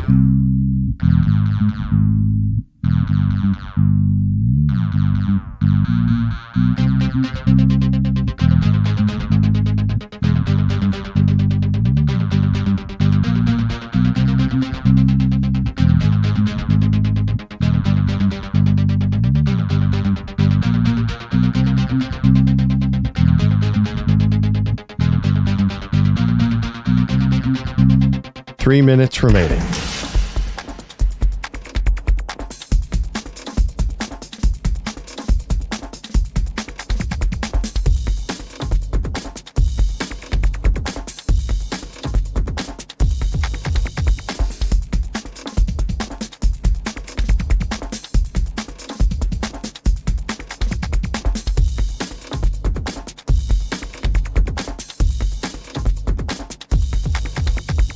Two minutes, 30 seconds remaining.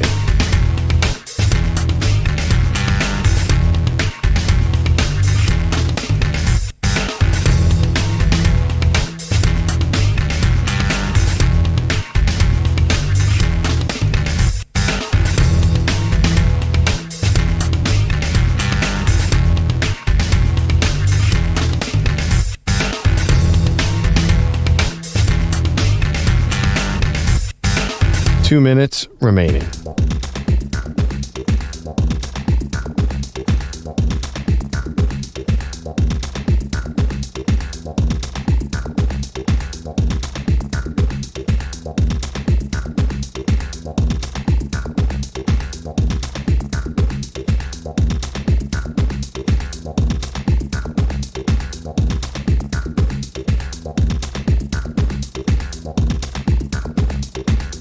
One minute, 30 seconds remaining.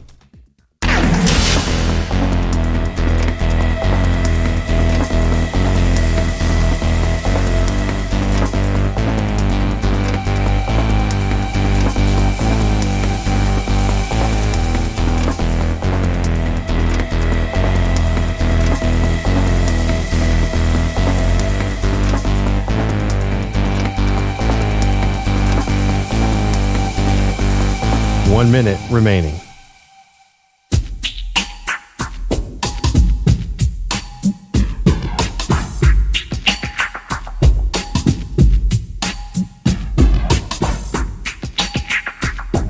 $45 seconds remaining.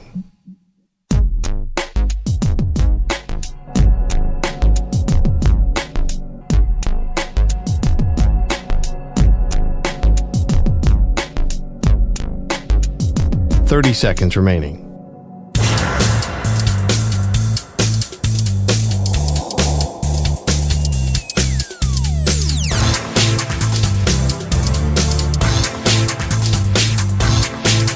$15 seconds.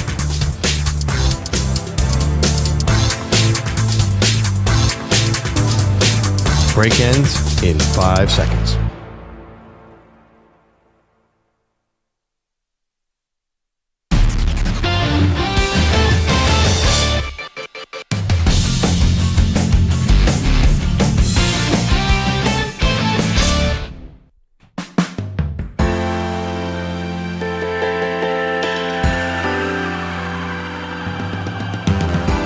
This portion of the show is sponsored by Hyundai. Now you can buy the new Hyundai from the comfort of your own home at Amazon. Visit HyundaiUSA.com for more details. So we had Carrington Harrison on from Kansas City. Great spot. And he said we never talk about the Titans, Maggie. He literally said that. He's like, you're always talking about the Chiefs because we win. I don't hear you talk about the Titans. Well, you know what, Carrington? We're going to talk about the Tennessee Titans. Yeah, because they owed the number one pick. And yesterday, they were actually having a press conference to announce their new GM was going to meet the media. But what happened was the president of the team did a media session before the press conference. Yeah. You follow me? So president of football operations is Chad Brinker. Mike Borgonzi is the new GM. But anyway, they look interchangeable. That's not the important part. Yeah. What happened is that the president of the team said, we're not going to pass on a generational talent if there's there at one, but if there's not, then basically give us a call. You know, like we might be open for business here with this number one pick. And so what ended up happening off of that is Travis Hunter's odds to get taken number one skyrocketed yesterday on all of the websites because he's the one who's gotten the label as the generational talent. Not Shedeur Sanders, not Cam Ward. They're fine prospects, but not generational. So I think that's what's going on with this whole thing. And so, you know, obviously interesting news if you are a New York Giants fan. At 3, maybe a quarterback is there for you. Maybe Cam Ward and Shedeur Sanders, one of them's there and can fulfill that. Yay! That would be your best case. And then for the Patriots, they were saying bad news for the Pats because the Pats might actually be really in the market for Travis Hunter. Yeah. They're picking 4th, and he could be off the table. Yeah, and also I think this really opened some eyes. Whoa, maybe we're not getting quarterback 1, 2, 3, or maybe. I mean, remember, Cam Ward was like a 3rd-round prospect coming into the season, and Shedeur has always been polarizing because it's such a strange situation in Colorado. I was thinking about it. Is Travis Hunter the next Deion? Deion went 5. It's like, man, looking back at that draft, you'd say, well, he should have gone higher. But it's such a great draft. Troy Aikman went 1. Can't fault that. Tony Mandrich, 2. That was a bust. Then Barry Sanders and Derek Thomas were right ahead of him. But if Travis Hunter's the next Deion, you have to take him number 1 in this draft. Come on, Daddy. Because Deion is the most Deion was just a cornerback, but he was so much more like he dominated the field from that position. It was crazy. You couldn't really even quarterbacks didn't even want to throw downfield because they were like, well, Deion's looming out there, and if he catches it, not only is he going to catch it, he's going to run it back and like backwards step into the end zone. Run. Listen, I'm excited to watch Travis Hunter continue his career, but I just think we're not in the same NFL that we were when Deion Sanders was playing. And Deion is amazing, obviously, but if you don't have a quarterback, you don't have a prayer in this league. Well, so I actually think if they go through their evaluation and they think Cam Ward or Shedeur Sanders are worthy of a number one pick, you've got to take the quarterback, Perloff. I'm sorry. Travis Hunter would wither away on a Titans team that doesn't have a good QB. It's not worth it. Yeah, but they might say, you're right. I mean, generally, you do have to take a quarterback here. I'm definitely taking a quarterback guy. I don't know about Shedeur and Cam. That's the only issue. You said worthy of a number one overall pick. I'm curious if the teams view it that way. That's the only question mark. If it was Caleb Williams and Jaden Daniels, yeah, of course. Maybe, and there's like a lot of reporting between now and the draft. Maybe those guys aren't worth it. Maybe the teams don't view them that way. I know the mock drafts do, but are we sure they're convinced on these two guys? Listen, I think it's a great landing spot if you're in Tennessee, honestly, for a young quarterback. First of all, you're in a division that, it could be, I don't say it's easy. Nothing's easy, but winnable. Maybe not as a rookie, but winnable overall. You're not in the bright, hot glare of New York or Philly or Dallas or, a place where you're going to come in and have these immediate expectations. You can kind of learn and grow. You got an offensive-minded head coach. Your defense is not terrible. I don't love it. I kind of love it for a young QB to develop. Why not? God, I don't know. Just like off the top of my head, I'd be like, that's the last place on earth I want to go to Tennessee. Really? Yeah, I mean, your coach, you could have a new coach next year, possibly. You have one this year. I don't know. It's just like the Titans are. Well, I don't think they're well run. I'll give you that. But there's a lot of teams picking quarterbacks high who are not well run, unfortunately. Right. Like this, the Titans sort of seem like not like as bad as the Bears, but it seems like, except for Steve McNair, they're a franchise that has trouble getting quarterback right, and it kind of feels doomed. Also, it's just like their team stinks right now. Like everything around you stinks. So you're going to come in with a coach who was terrible last year. It was objectively awful in every game situation. I don't. Tennessee. Oh, they are building a dome, which I find interesting. That'd be super sweet if I was in Tennessee in a couple years. Nashville's going to have a dome, but. If Deion Sanders was there, of course you're going to take Deion over Cam Ward or Shedeur Sanders. You'd be crazy.